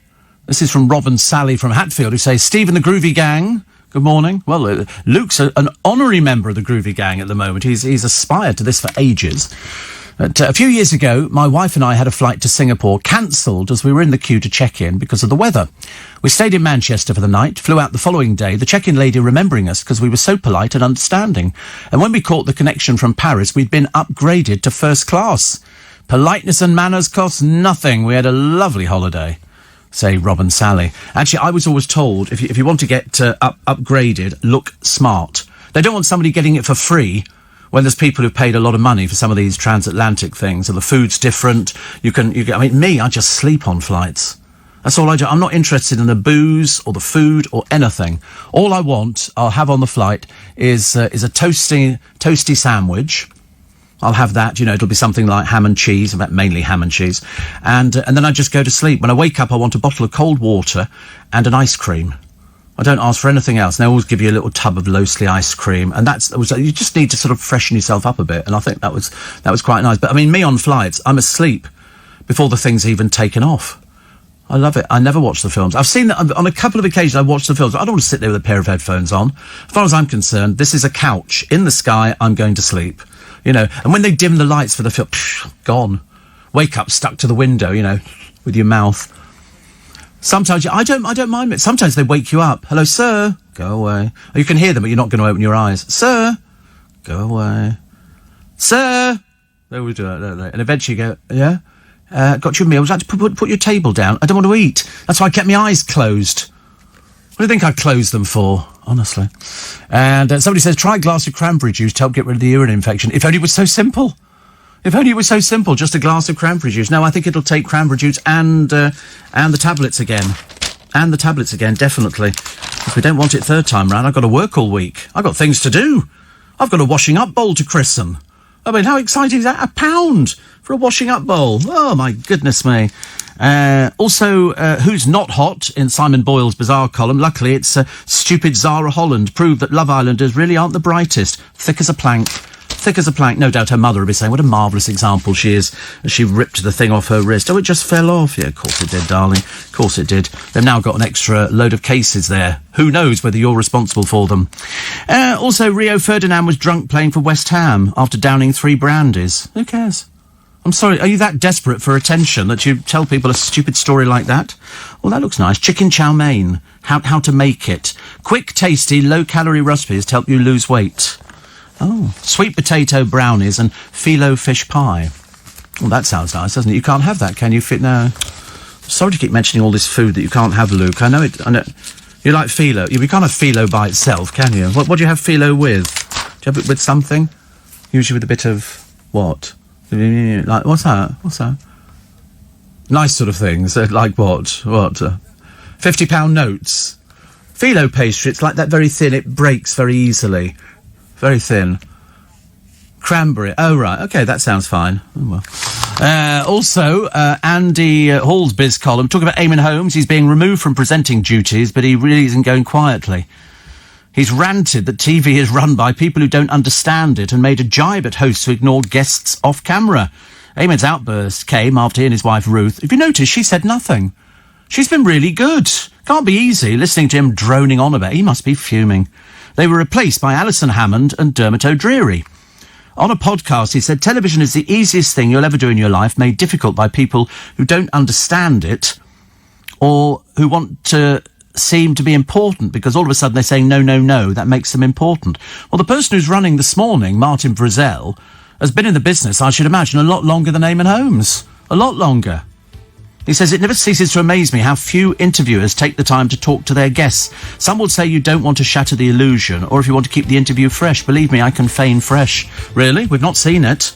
We've not seen it. Perhaps you'd like to demonstrate how that works, actually. Why don't you... I tell you what we'd like to see. You know, the illusion of falling asleep. How do you do that? My friend Ian says, I once got an upgrade to business and didn't know whether to eat or sleep on a long flight. So I told the staff I was going to sleep, but they could wake me up. Morning every Monday, back to work. I know. Doesn't that strike terror into your hearts? You think, honestly, here we go. We've had this lovely long holiday, and it has been a lovely long holiday. For some people, the holiday goes on because they were the unfortunate people who lost their jobs last year, and there will be people this year who lose their jobs. And unfortunately, a lot of people will be waiting. The advice was, I seem to remember last year, they said, go and do something else. If you were, you know, a carpet fitter or something, go and learn to do something else, because it's the only way forward. Because if a particular business starts going under, of which there are many, then was that, what is it, 180,000 people who worked in retail. That was just the retail jobs that went last year. Where do you go? Where do you go? It's not like this. I mean, they are building new shops. I have seen new shops being built. What they're going to be like, I've got no idea. But for those of you who have got a job, you need to get up and go to work today because you've had all that time off over Christmas, and it's been like an extended break. And it'll be nice, I suppose, to get back in, depending on what sort of job you do and whether or not you can socially distance. We work in a hotel, not much chance there, is there? I don't think the hotels are operating. But isn't it funny that you can't go into, let's say, Selfridges and go and buy clothes, can you?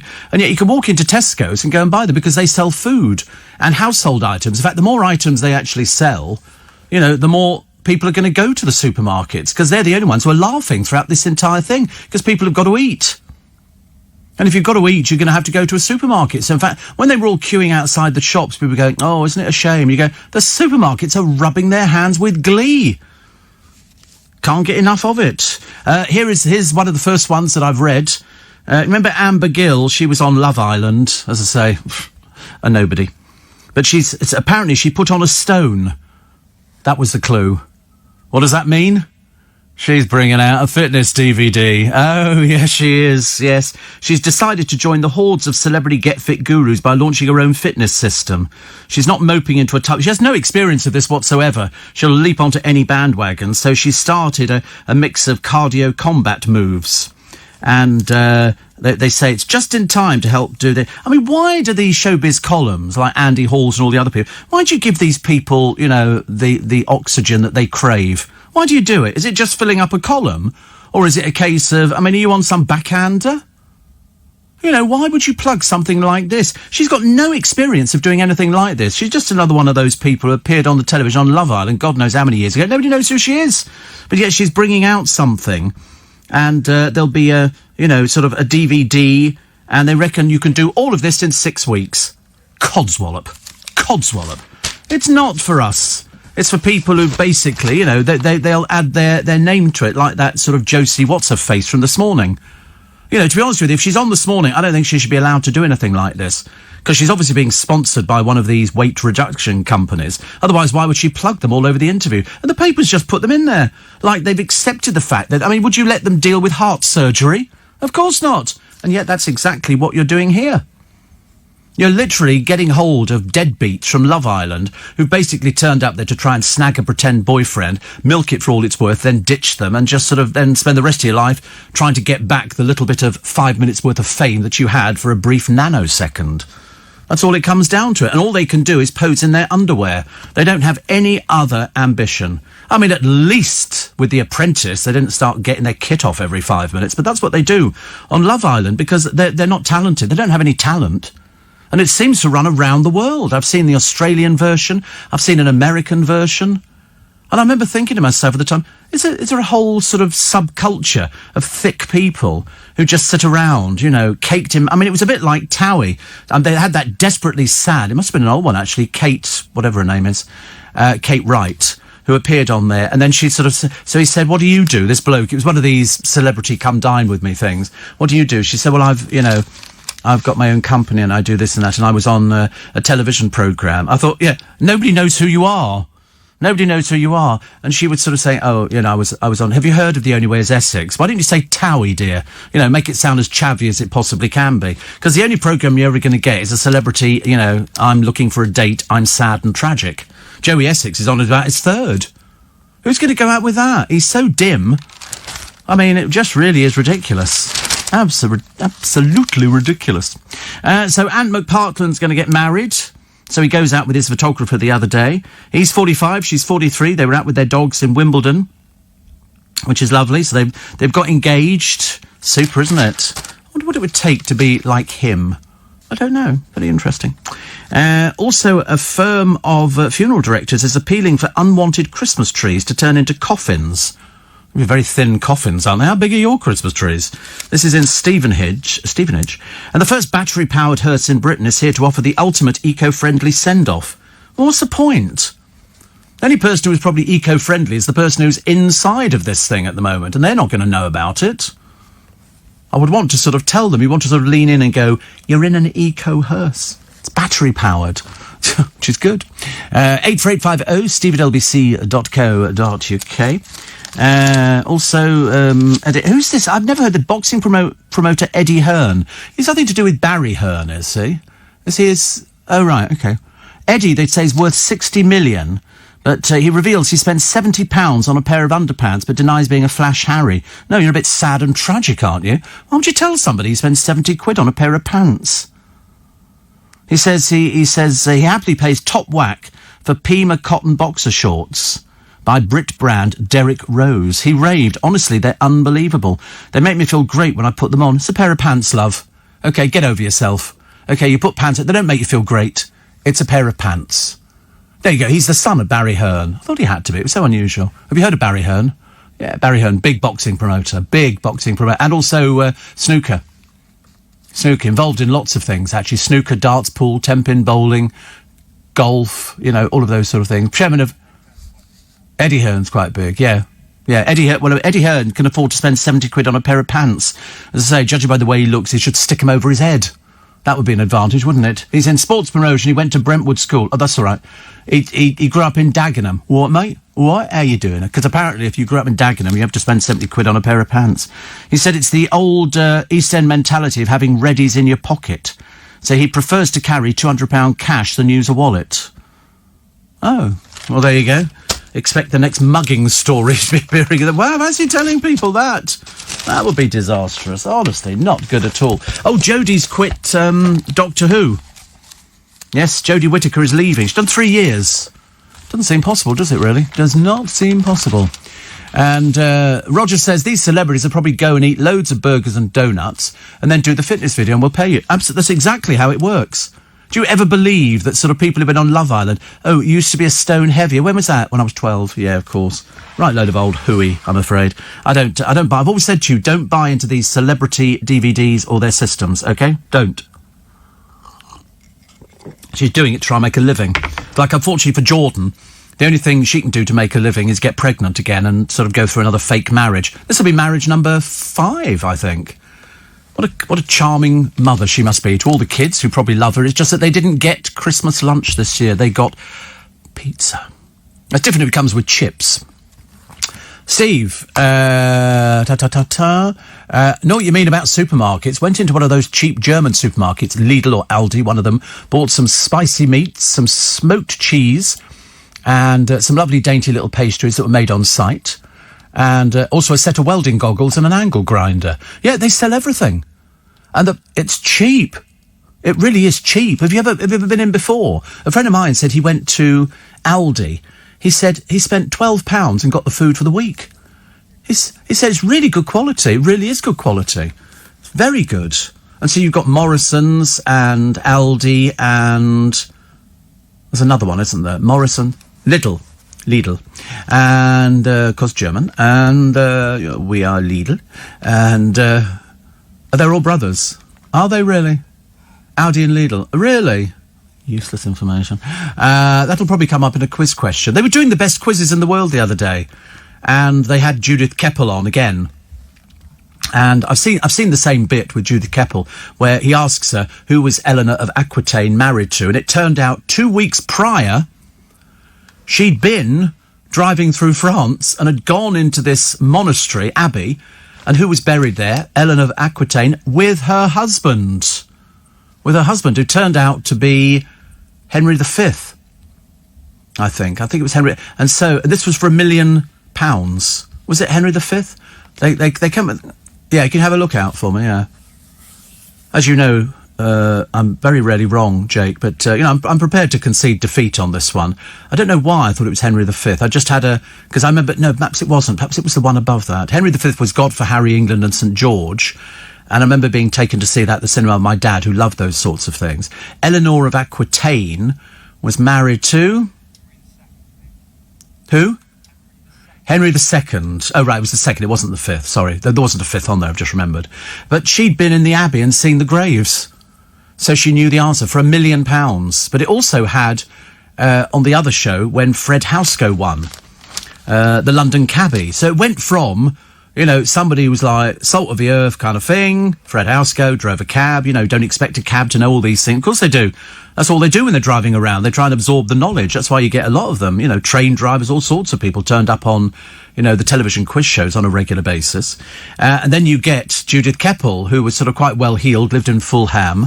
And it was all wonderful. But Fred Housego became mastermind, and very good he was too. And he joined LBC. He did a programme on LBC for quite a while, actually. And I've told you before that they decided to have one Christmas, a party for all our best advertisers, just to say thank you very much indeed. And you sat down with the LBC presenters at the time, and you all got assigned an advertiser, and it was at the Ritz. And it was a private dining room, and they said, oh, you must come, Steve, definitely. Michael Parkinson is giving his famous after-dinner speech. And so because Michael worked for us as well, he used to do the morning show. And so I decided, whatever was happening, I was going to be sitting next to Fred Housego, because he had so many stories to tell, you wouldn't need to talk to people at all, you just sit there and absorb it all. And then we sort of did all of that, and Fred was being absolutely brilliant. And And then they said, ladies and gentlemen, now Michael Parkinson. So Parky stood up. We called him Parky. And he did his after-dinner speech. And it starts exactly like this. He said, I've interviewed everybody, you know, from the world of politics to show business. And what am I famous for? Being wrestled to the ground by a bloody ostrich. And that was the day, unfortunately, that Emu attacked Michael Parkinson. He hated it. He hated it so much. You know, he was dapper, suave, sophisticated, you know, doing the interviews and all the rest of it. And this thing had it in for him, you know, and it was terrible. We all sat there and went, oh no. Luckily he wasn't working for LBC when it happened, and I nearly asked him afterwards, you know, what was it like? But having heard the after-dinner speech, I knew exactly what it was. Oh dear. Steve, I miss Christmas already. Well, it's very quick, isn't it? It is it goes by ever so fast. And, Steve, I've never really listened, but I'm giggling at 5 a.m. in the morning, says Marie in Twickenham. Thank you very much indeed. Which I quite like. I like people listening all the time. It doesn't matter whether you listen at 5 in the morning or 4. We are here from 4, so if you'd like to bring a letter from your parents, that'd be quite handy. I think we're arguing over the hairdressing at the moment because, you know, I told you I was going to bring in my clippers because I can't get a haircut for love nor money. And my hairdresser, Kasia, is lovely. She'll be listening to this programme going, what do you mean you're getting somebody else to cut it? I've got to get it cut. It's driving me mad. So we're entrusting Jake with it tomorrow. So if we start the programme off tomorrow and I'm in a bad mood, you'll know why. You will know that all of a sudden the relationship between us, such as it is, has gone pear-shaped. You know, I've said to him, I said, you realise that your career rests on this. Bad haircut, no work. It's as simple as that. It's not complicated. Seems to work in government. Why shouldn't it work in everything? Steve, a job for anyone on TOWIE, DIY, brain surgery? Somebody tell me where my head is, says Lauren. I know, the trouble is, it's looking a bit tired and dated now, because they put new people in there, and all the blokes look a bit camp. You know, they've got the sort of the hair, and they've got the sort of the skinny jeans and skinny things like that. And then you've got poor old, the only gay in the village, whose name I can't, Bobby Cole Norris, who, to be honest with you, he's way too old to be on the programme now. Shouldn't he concentrate on sort of getting a proper job? Because God knows what he does. Steve, Lidl and Aldi owners are related. Yes, we have discovered. Had a big fallout. They've been in fierce competition ever since. I don't mind. I love fierce competition because that means that we get better priced items. Oh, by the way, I found Satsumas again today. Yeah, woo! Found Satsumas. And I bought some biscuits to put out there and bought all sorts of things yesterday. I had a good shop, but my best bargain was £1 for a washing up bowl. £1 I mean, seriously, how do they produce them for that price and make a profit? It's amazing. They must put a piece of plastic onto a press and then they pull the handle and it goes, and up comes a bowl. It's already done. Isn't it? Do I not have a washing machine? I don't have a dishwasher, no. Of course you have, because you're posh. I don't have a dishwasher. I can't afford one. You obviously can because you won the lottery and you're not telling anybody. But, you know, because I've noticed you came in here after Christmas and the first thing you said was, oh, I've got some new clothes. I thought, yeah, of course you have, because you won the lottery. You know, how much did he win? About 40 mil. Just under. You bought some records. What records did you buy? Tea for the Till. Very good, Cat Stevens. Yes, very good. Astral Weeks. Doesn't that sound like sort of something you read in the Sun, you know? Monday, Astral Week says, it's going to be a really good day for us. Astral Weeks. Have you heard something? I've never heard of Astral Weeks, but I'm sure they're very popular and huge. Oh, it's Van Morrison. It's that's the oh, if you'd said the studio album, I'd have known straight away. And I can't stand him. I really can't. I never liked him. I don't know. Isn't that odd? Well, Brown Eyed Girl was okay, but that was donkeys years ago. What's he done recently? Anything? Is he still alive?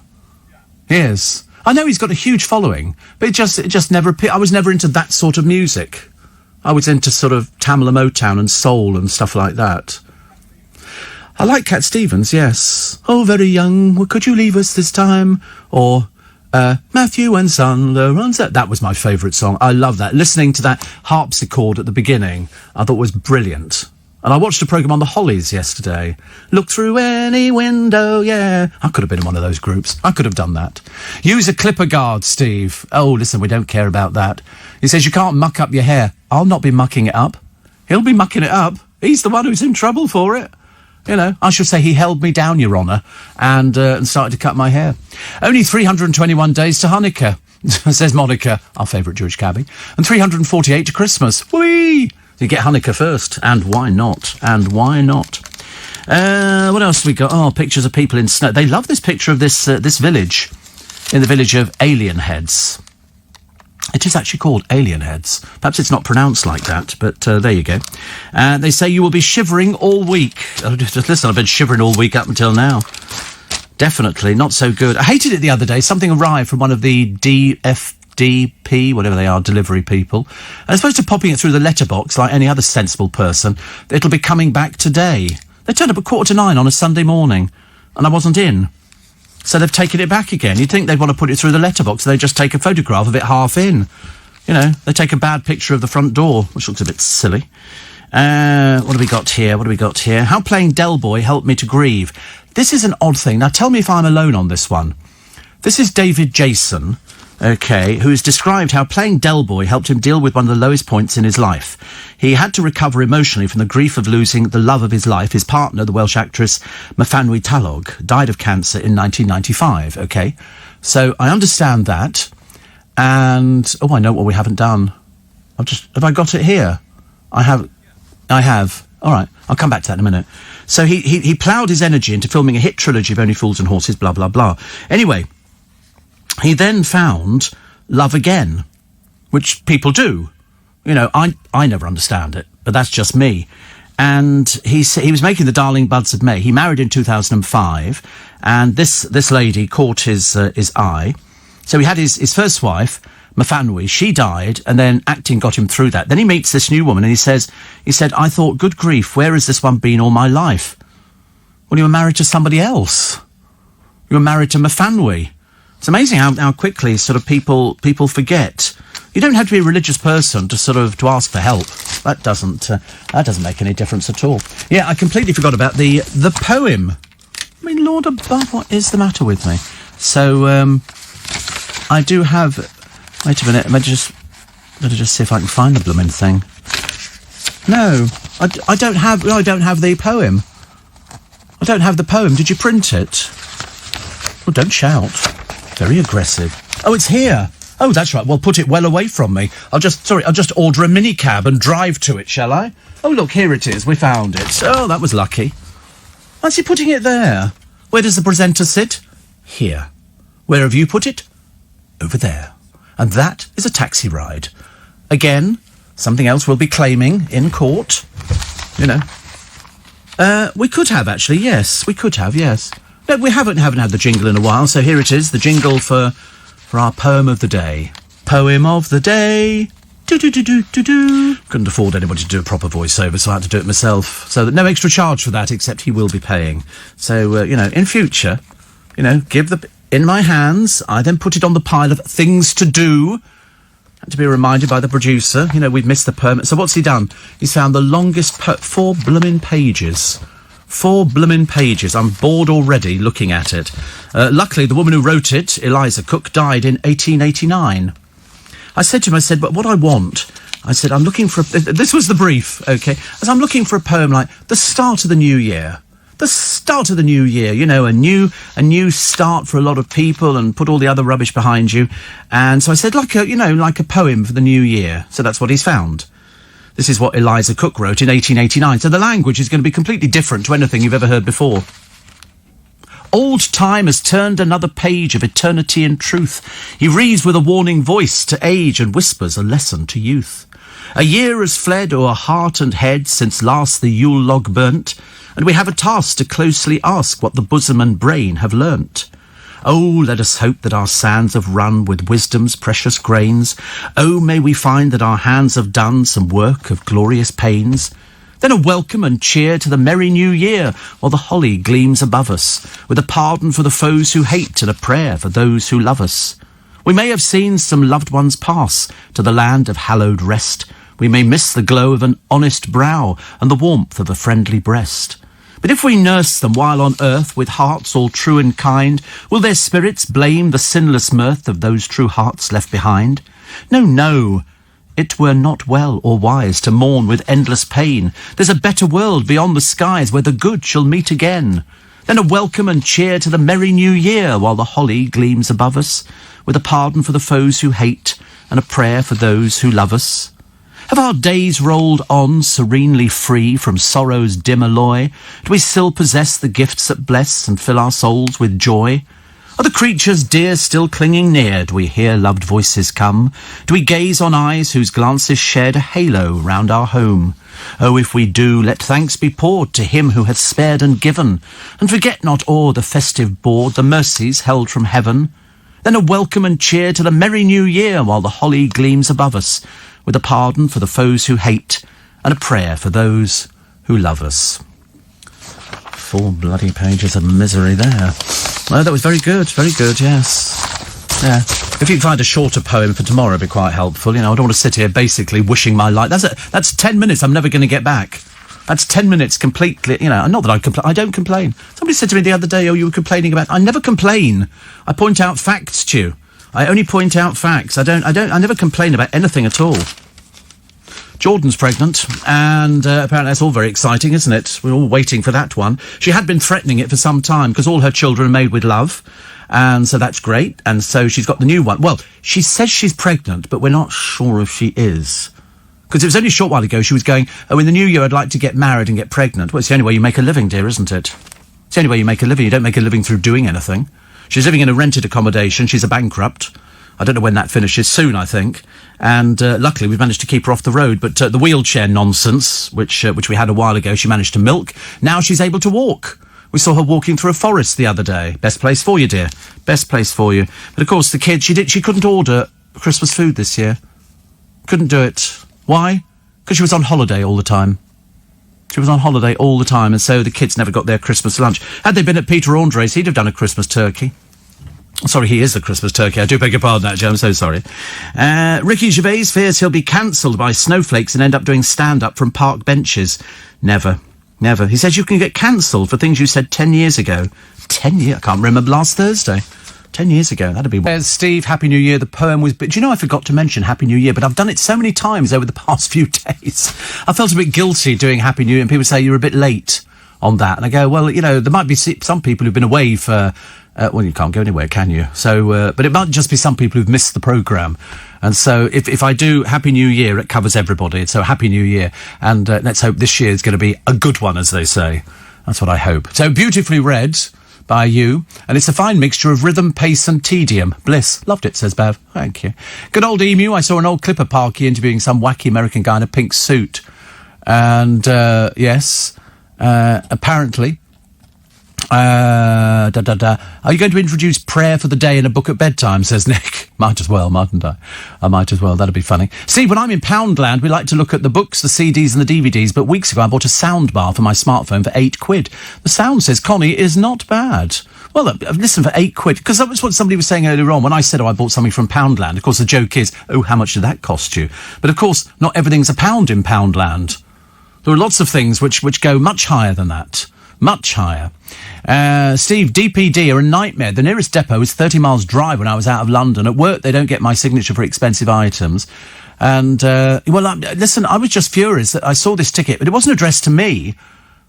It was just had a number on it. So, and it came in to the postbox. Steve, don't moan. Fortunately, didn't fall asleep before the end, says Monica, my favourite Jewish cabbie. I should think not too. I mean, you know, that would be really bad. Really bad. Steve, just to let you know, the outtake on Sunday's podcast has your old times for Monday to Friday, 5 on Sunday. Oh, right. Yes, well, of course, it's 4 on Sunday, isn't it? It's 4 on Sunday. Was that a voiceover on there? I don't know. That's 0532, Carol, in Ben Al Medina. I'm doing a raffle here.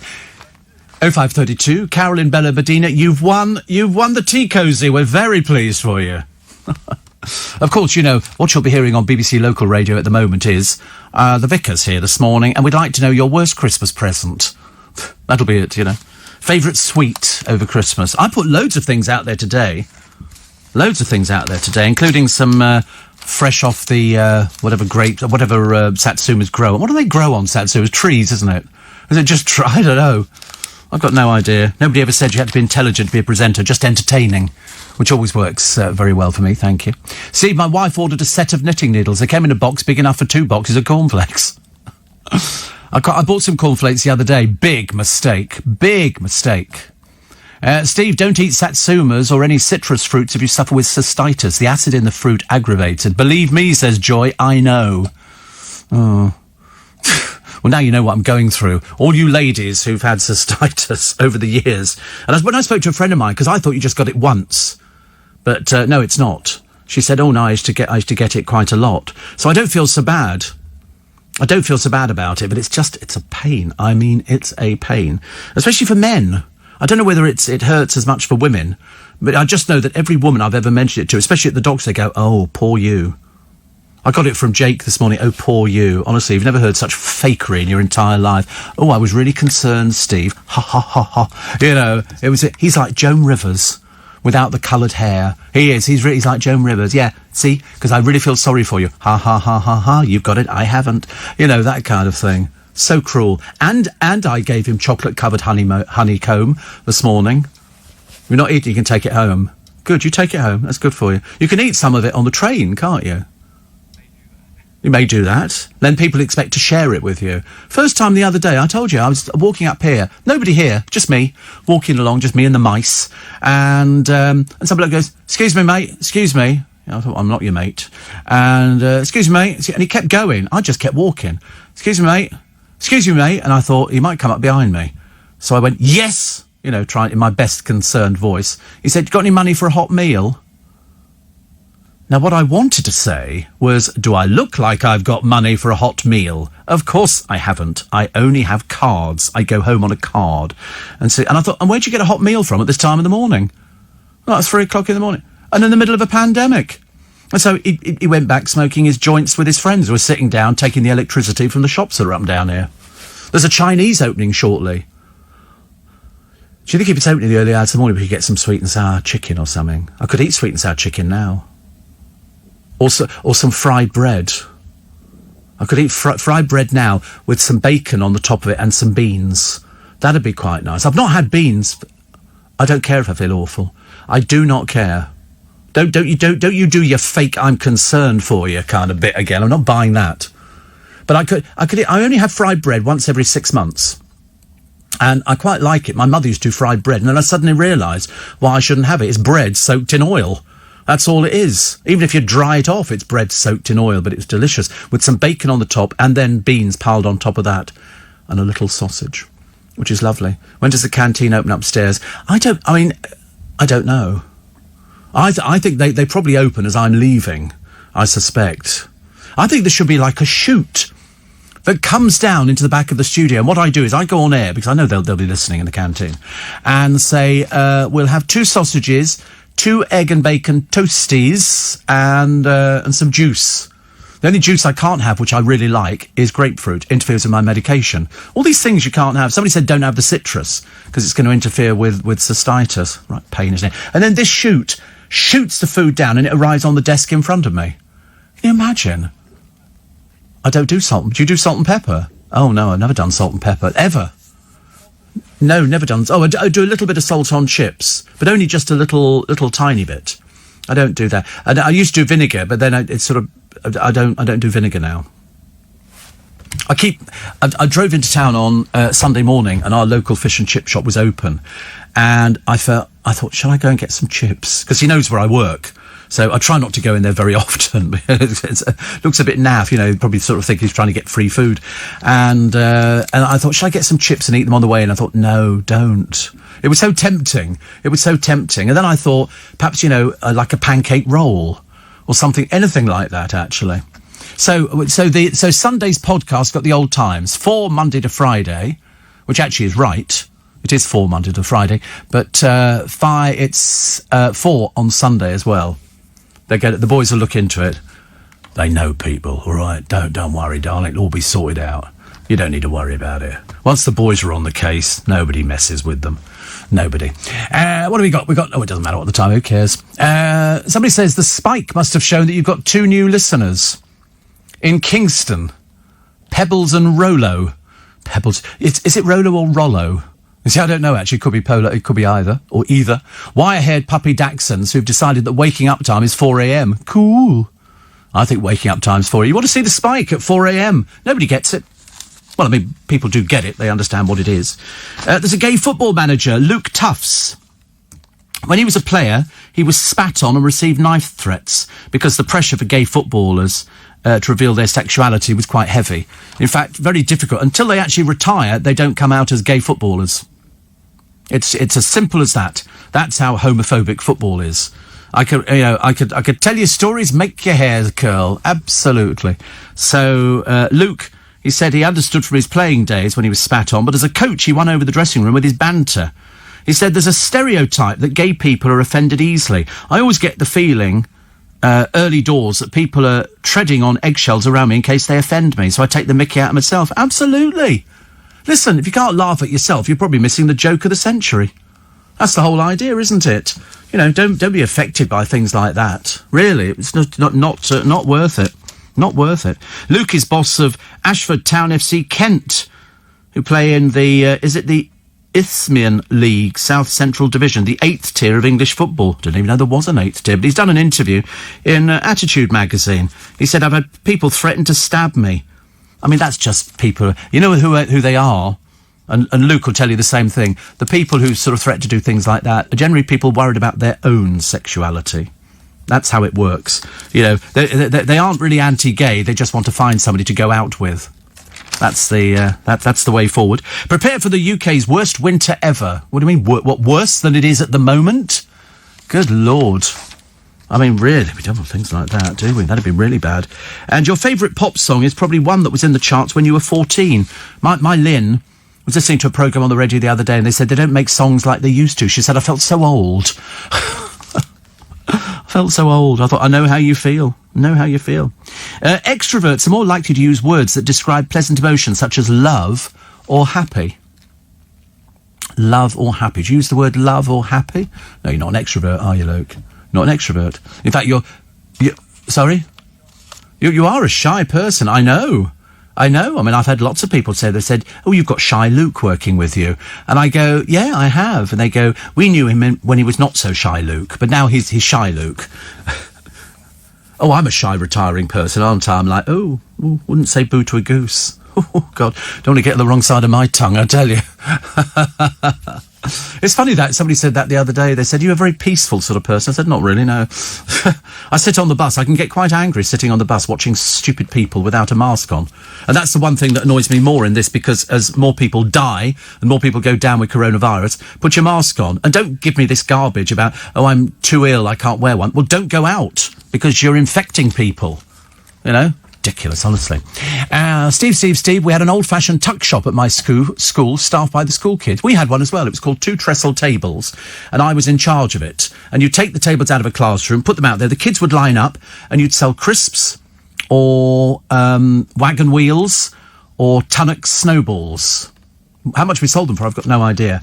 But there was always a queue of kids waiting for the little, not a tuck shop, but, you know, because that sounds quite good. Salary. Oh, sorry, not salary. Sally, who says, after suffering kidney stones for years, I'm the queen of cystitis. After passing urine, you must make certain your bladder is completely emptied and never wear nylon knickers. Good Lord, I don't think they're nylon. Nylon? What are nylon knickers? Lord above. Well, anyway, I shall speak to them today. And if we need to do another sort of injection or something, well, then we'll do another injection. It's as simple as that. But perhaps 2 weeks or double tablets. I don't know. Just need to clear it up. Such a nice to have your company. It's Monday morning. It's the 4th of January. It's back to work. It's back to work. Although, is it back to school for the school kids? Nick will be talking about this morning with breakfast on LBC, whether or not the government's decision to allow for the reopening of primary schools is sustainable. So you'll hear about that a little bit later on this morning, and I'm sure all the parents listening have got thoughts on it as well. What's this one here? This is a suspected moped thief rammed off the road by a police car before fleeing on foot. He's been arrested, but yet no further action was taken. I don't quite understand it. You seem to better get away with absolute murder nowadays, literally.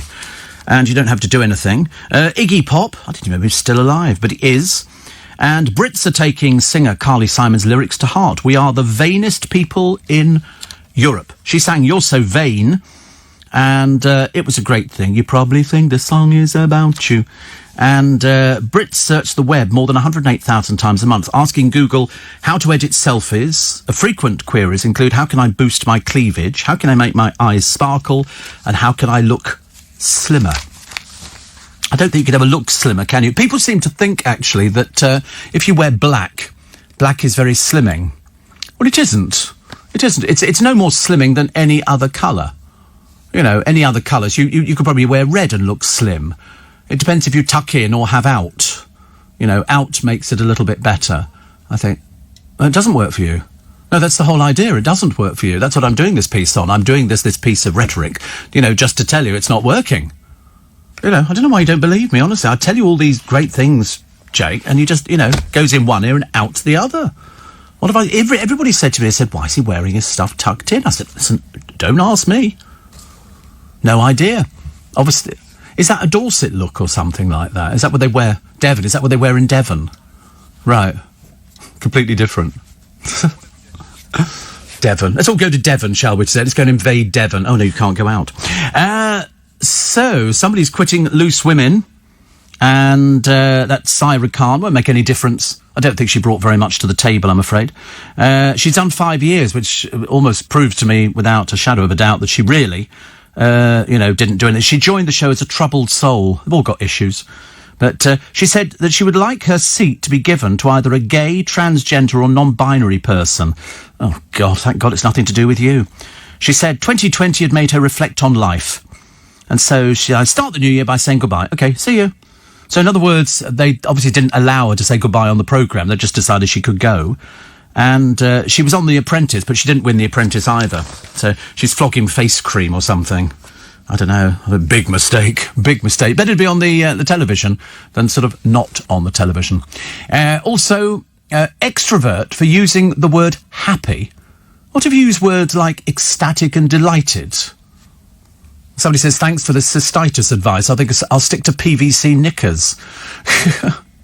And somebody says, I wanted to thank Steve. Listening to him got me through the loss of my baby 13 years ago. 13 years ago. But he said, this morning I'm burying my brother, who's died from COVID. As indeed have lots of people. But he doesn't realise the impact he has on our lives. I don't. You want to see what I'm working with? I mean, seriously, the impact that Jake's had on my life is almost sensational. I mean, it really is, isn't it? I mean, it's just like, I look to him for guidance, not. I look to him for sort of help in my broadcasting career, not. I look to him, you know, if I'm looking for a cheerful face to laugh at, not. You know, all these things, you know, I'm looking to him, you know, if you need a shoulder to cry on, he's not it. You know, it's a case of here he is, and here he's obviously going to stay. So I just put up with it. I don't really matter to me, for goodness sake. We've all got our cross to bear.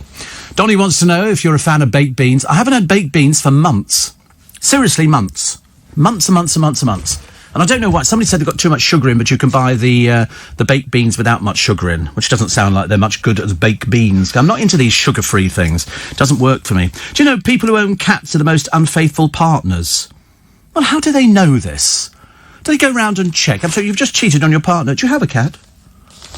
I mean, why would somebody be asking that in this day and age? It's ridiculous, isn't it? People want to know these sort of things. I'm sorry, you know, it's like saying people who keep hamsters generally end up being bisexual. You know, you could just sort of make it up as you go along, can't you, really? A contestant on the new dating show, The Cabin's another bunch of sad desperados. Don't these people have jobs? Do they have that they can afford to give up? This one... Hunky Abraham was paired up with single Sophia by the producers, and she gave him a pair of thigh-length stiletto boots. What for? What for? Honestly, these people, they're so sad. Googlebox family, the Tappers, have ruled out a return to the show. Fans have been calling for them to come back again, but sources say they're keen to move on and have no plans to go back. Well, that's okay. I think Amy's already carved out a career in reality TV. She went on Celebs Go Dating. She's neither a celeb or anybody wanted to go out with her. Apparently, Amy's one of the stars. She signed up for Celebs Go Skating. Good God in heaven, honestly. That's the trouble now, isn't it? Maura Higgins has called on ITV bosses to stage Love Island this summer, even if it can't be based in Mallorca. the former contestant. Oh, dreary, dreary. She reckons it'd be just as good as if it was filmed in the UK. She says Love Island's always going to work wherever it is. It didn't work for you, dear, did it? You turned out to be a bit of a bore. So, no, I'm not going to take any notice, as if they're going to take any notice of her. You have to laugh, don't you? What a fantastic show. Somebody writes to the Daily Star today by Jules Holland on New Year's Eve and his best on New Year's Day.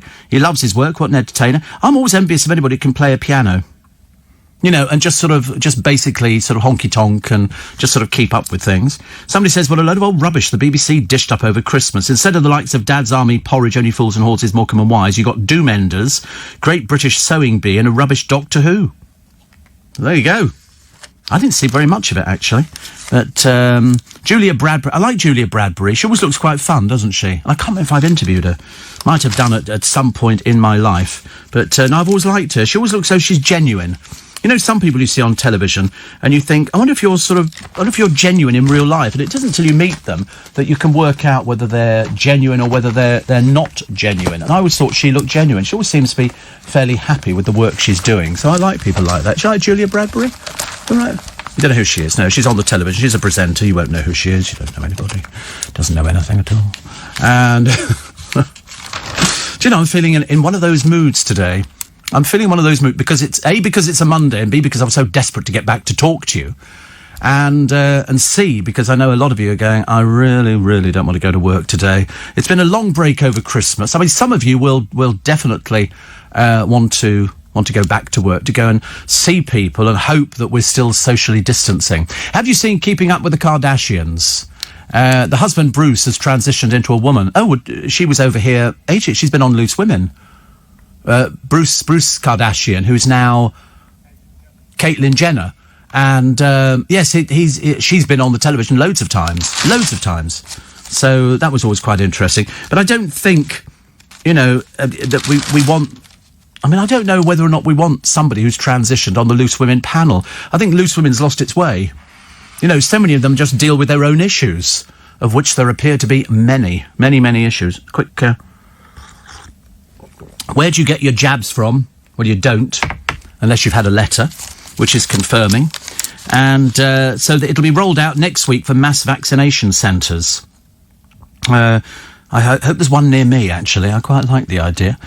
Trust's already offering the Pfizer jab, which has to be stored at ultra-low temperatures to patients, staff and eligible groups in their local area. And then the Oxford rollout will be later this week. Getting there. I don't mind sort of hanging around at work. Or I'm trying to think, actually, if I'm having a quick look down this list here to see if there's anywhere that looks local to me. There's Royal Surrey County Hospital, Guildford. So that's quite near, I suppose. Blackpool Teaching Hospitals, Wirral, Leeds, Manchester, Sheffield. Quite a number of places, actually, aren't there? But so far, nothing appears to be near me, unless I want to go to Great Yarmouth, which I don't really. But let's hope that it works. And if you've had COVID, do you need it? Yes. Yes. Okay, the answer is yes. If you need to ask, yes. Please get it. The company Monday, 4th of January, back to work and still in hospital. A Labour front bencher, that's Jo Stevens, who is in hospital, said to have been laid low with COVID for a while. She's the MP for Cardiff Central. So she's in hospital, she's being treated, and everybody's sort of OK with it, including Sir Keir Starmer, who says, get well soon, Jo, a dear friend and colleague. Larry King, I mentioned at the beginning of the programme. He's 87, and, I mean, he's had everything recently. He's got diabetes, he's had a heart attack, he's had all sorts of things, actually. I think he's had lung cancer, angina. I mean, he really has had the complete set. But, so he's in hospital more than a week with coronavirus. But here they are, the footballers, the Premier League footballers from 5 top-flight clubs, pictured at parties over the festive period, breaking Tier 4 rules which prohibit the mixing of households indoors. 3 Tottenham Hotspur players, 1 from West Ham, apparently celebrating Christmas with the families. They've got their names, but I can't pronounce them, so you'll just have to check with the papers. A spokesman for Tottenham says, we're extremely disappointed. I'm not surprised. I mean, have these people heard of coronavirus? You do wonder, don't you, just how stupid you have to be a footballer. Apparently, one of them, Jose Mourinho, has expressed disappointment with the tree over the weekend, revealing he'd even been given Regulon a Christmas present, believing he was spending the holidays alone. Somebody called Lamella apologised to fans and said he deeply regretted his decision. You're an idiot. You're absolute idiots. I mean, how do you think this thing spreads? For goodness sake. I mean, it spreads because not one of them is wearing a mask. They're all posing, you know, with the girlfriends or wives or whoever they are. I mean, really, it was bad enough with Benjamin Mendy admitted hosting a New Year's Eve party. A spokesman for the 26-year-old said the player and his partner allowed a chef and 2 friends of his partner to attend the property for a dinner party. Are you an idiot? I mean, goodness sake, this thing is spreading like mad. In fact, there are more people dying now than ever before. There's more people getting it. 40,000 people in one day got coronavirus. You feel like saying to each and every one of these stupids, do you understand what coronavirus is? Do you know what the symptoms are? Do you know how it can kill you? Do you want to know? No, you don't. But yet here you are with no masks, holding children. You know, not one of them is wearing a face mask on. Perhaps they think they're exempt. Perhaps they think it's not going to affect them. The shame is almost unbelievable. Crystal Palace boss Roy Hodgson condemned his players' actions. I mean, do you realise that these players really are as dim as we think they are? And yet, on the opposing page on one of the papers this morning, there's a lady called Maria Rico, clutching hands with her daughter. They're both battling COVID-19. And what you can't do is breathe. OK, what he'd done is shuts down. You could not walk to the loo. You couldn't do anything at all. And yet, hours after this picture was taken at Leicester Royal Infirmary, Mum was dead. That's the people I feel sorry for this morning. Might have been through no fault of their own that they pick it up. And then you get these stupid bloody footballers who are going out there and they're mixing. And one brought a chef in and everything. I mean, why would you... If you were a chef, you'd be going, I think not, mate. Have you heard about a pandemic? It really is terrible. You know, people are dying and they can't do anything about it. You know, they say that within a month, you'll all know somebody who's either died or is in hospital battling it. It's as simple as that. That's how bad it's going to be. That's how bad it's going to be. And don't think it's gone away just because we've got the vaccine. Because it hasn't. You might not get the vaccine for a year, depending on how far down the list you are. It's as simple as that. It really is. It's just a dreadful state of affairs. So, Jerry Marsden. On television, 1963, he became the Beatles' buddy and a 60s icon. Really, I loved him. I thought he was great. He was very good friends. There are pictures of him with the Beatles. Imagine being friends with the Beatles. And then years later they go, so what was it like being with the Beatles? And you go, well, I don't know. They were just mates. They didn't think that they were as big as they were. It's like when I spoke to Tom Jones. Another name I've dropped. It's a case of he used to finish doing his gig in Vegas and he would go round to Elvis's hotel. Elvis would come off stage and then they'd jam in Elvis's suite. And you think, and I said, what was it like? He said, well, we just sang, boyo. And, Welsh, you know, never guess. And they used to jam and sing and do all the, and you think, with Elvis, do you know, I mean, the people I hung around with, when I was growing up, younger, I mean, obviously nobody famous until I came up to London, and I did bump into loads of it. It isn't until I watched something on the telly that I suddenly realised that, you know, that I know so many people. It was interesting. There was a lovely documentary on Ali Jones, who, as a young boy, was taken as a chorister. He was seen by somebody on I think a Welsh programme, and he was launched. And at one point, he was selling more albums. He went in. He'd sold more albums than the Beatles. He was doing a signing in HMV, and then they showed him growing up. They showed the Classic FM studio, because he does a show there.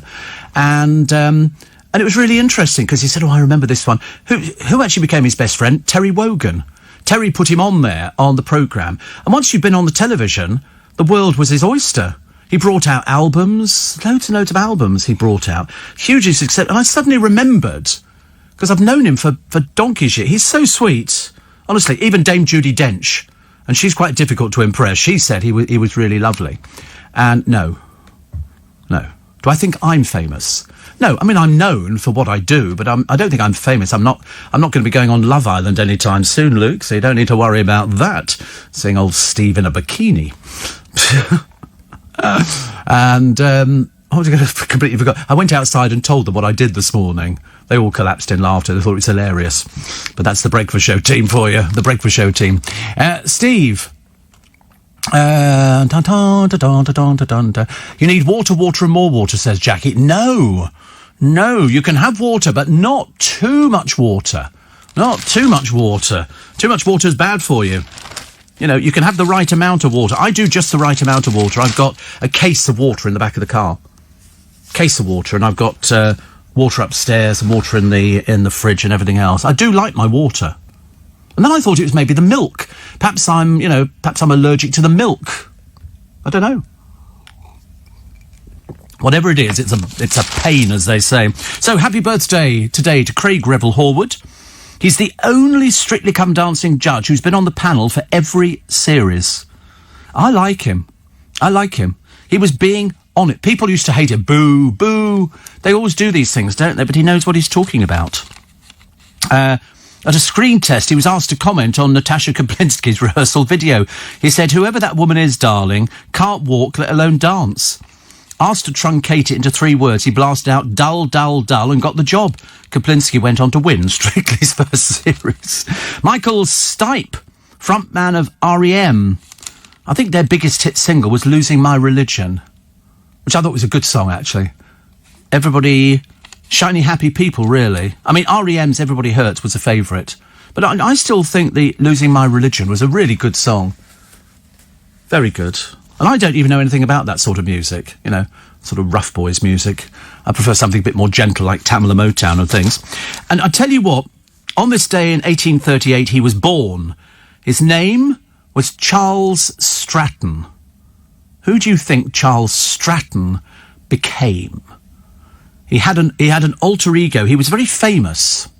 He was very famous because he was brought over here and he was introduced to Queen Victoria, to Abraham Lincoln. Why would he have been introduced to Queen Victoria? What was so special about Charles Stratton? What was he? Don't cheat. Don't you cheat. I can spot it. He wasn't a poet. He worked in a circus. What did he work in a circus as? He worked in a circus because he was 3'3" tall, and his working name was General Tom Thumb. He used to dress up as a general, and they used him for everything. So he was with P.T. Barnum. So he was introduced to Queen Victoria, so he's pictured standing on a table. They put him on all these different little outfits and everything else. And he was in the film The Greatest Showman, but played by somebody else. He died age 45. Because little people tend not to live as long. Not all of them, but he had sort of medical problems. 10,000 people went to queue to see his body lying in state. He was very famous. I bet neither of you have ever heard of General Tom Thumb. He was very, very famous because he was... You still get now dwarves in working circus and pantomime, things like that. But he was quite legendary. If you see pictures of him, they had little outfits made. So wherever he went in the world, he had an outfit that sort of seemed to match where he was going. Somebody else knows. There you go, you see. General Tom Thumb. That's what he was known as. General Tom Thumb, a global celebrity. In the days before we had global celebrities. But he was little. 3'3". 3'3" tall. Brilliant. Absolutely brilliant. But he was very young. Oh, there's a lovely picture of something in the paper today. This is a diet kind of... You'd like this one. All you need for this one is strawberries, a banana, some skimmed milk and some vanilla extract. And that makes a strawberry smoothie. And there's a picture of it in the paper. It looks yum, yum, yum. Yeah, it looks delicious. Just strawberries, 200 grams. I don't know what that is, whether that's a punnet or not. 1 banana, 150 millilitres of skimmed milk. Can you do skimmed milk? Oh, you can have oat milk, that's all right. And some vanilla extract. And you just blitz it up. You've got a Nutria Bullet. Oh, that's nice. Was that a Christmas present? Oh, how lovely. Yeah, I'm still waiting for my Christmas present, but no rush. No, I'm sure it'll arrive at some point in the near future. You know, don't want to make a big deal about it, but it's certainly not arrived in my pigeonhole anytime soon. It's every company. It's Steve Allen's Early Breakfast on LBC. So, Steve, all the stupid morons take their names, and if they catch COVID, the names come up on a screen, and you can't treat them. See, the trouble is you can't do that. You can't do that. You have to effectively treat somebody, but you just have to sort of say to them, listen, you know, why were you dissing us? It's like the people standing outside St Thomas's Hospital the other day saying, you know, coronavirus is a hoax. And the doctor came out and he just spent something like an 11-hour shift trying to save people's lives and making sure that people pass on, you know, with as much dignity as they can possibly hope to get. And he said, we've got 200 people with coronavirus in this hospital. And there's these stupid people standing outside. I mean, people who are so thick. If you had them as a next-door neighbour, you'd have to build a great wall next to them to make sure you could keep them out, I think. But it was just so ridiculous, you know, and now you've got people dying and there's pictures in the papers and you see them, like that stupid girl over in Barbados, you know, Amy, whatever her face is. And then you watch the anguished daughter whose mother died while they both battled coronavirus has said to people, abide by the restrictions and avoid her pain. And it is pain. It is pain. You're watching somebody who can't breathe. You know, her mother, admittedly, she was 76, but she died a day after the doctors took a final photo. Annabelle says, the speed COVID ravaged through our family was frightening. Anyone can get it, and it's a roulette whether you survive. If anybody's thinking about breaking the rules, I'd urge them to put themselves in my shoes and think about what it might be like to watch your mum die or be told that you might not live.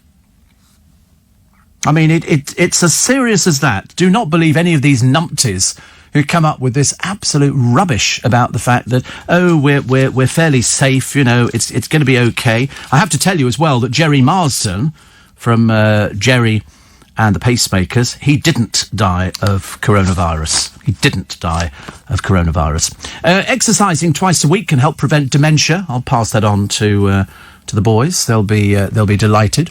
Did you see the programme of Torvill and Dean going to Alaska to find a suitable place to skate their Bolero? Do you think they ever get bored with doing the Bolero? They go, and here's Torvill and Dean. There was a programme on Mario Lanza the other day. Mario Lanza was a very famous opera singer who went into movies.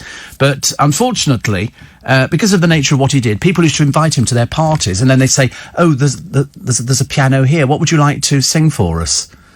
And apparently at one party, it kind of got the better of him. He lost his temper.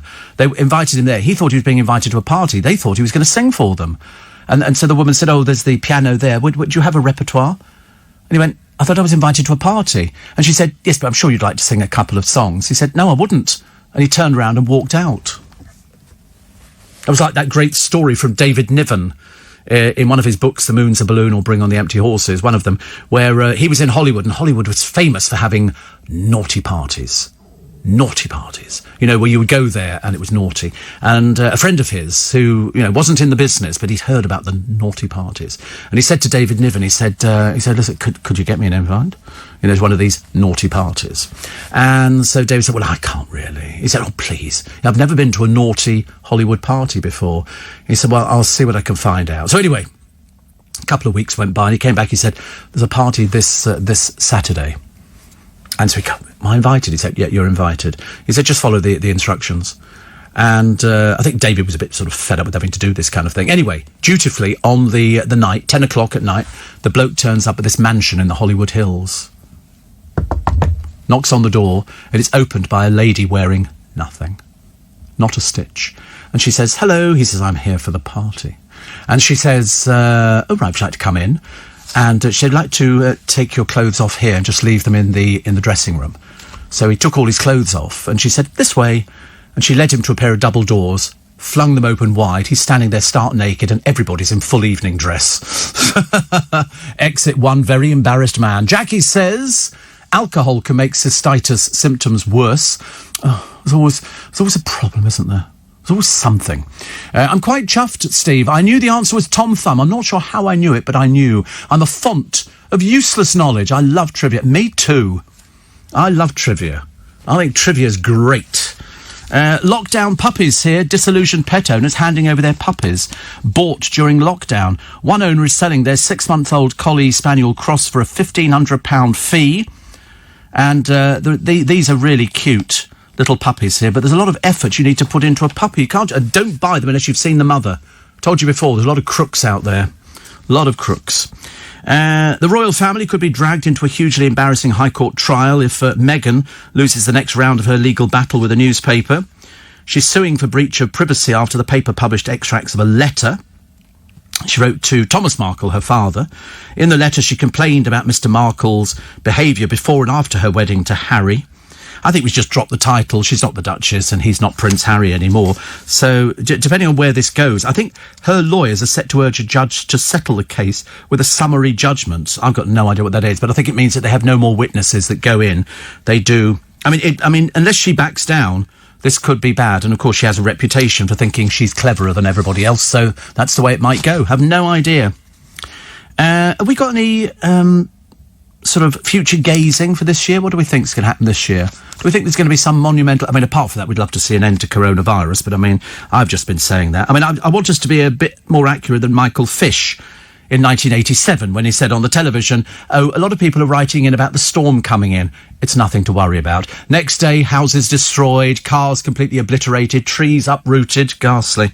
And he'll never live that one down. Where does he live? Twickenham, apparently. They were doing something the other day. They're going to have a cull of all our parakeets, or as many as possible. They think they're a problem. I think they're beautiful. Something green and yellow flashing in front of you.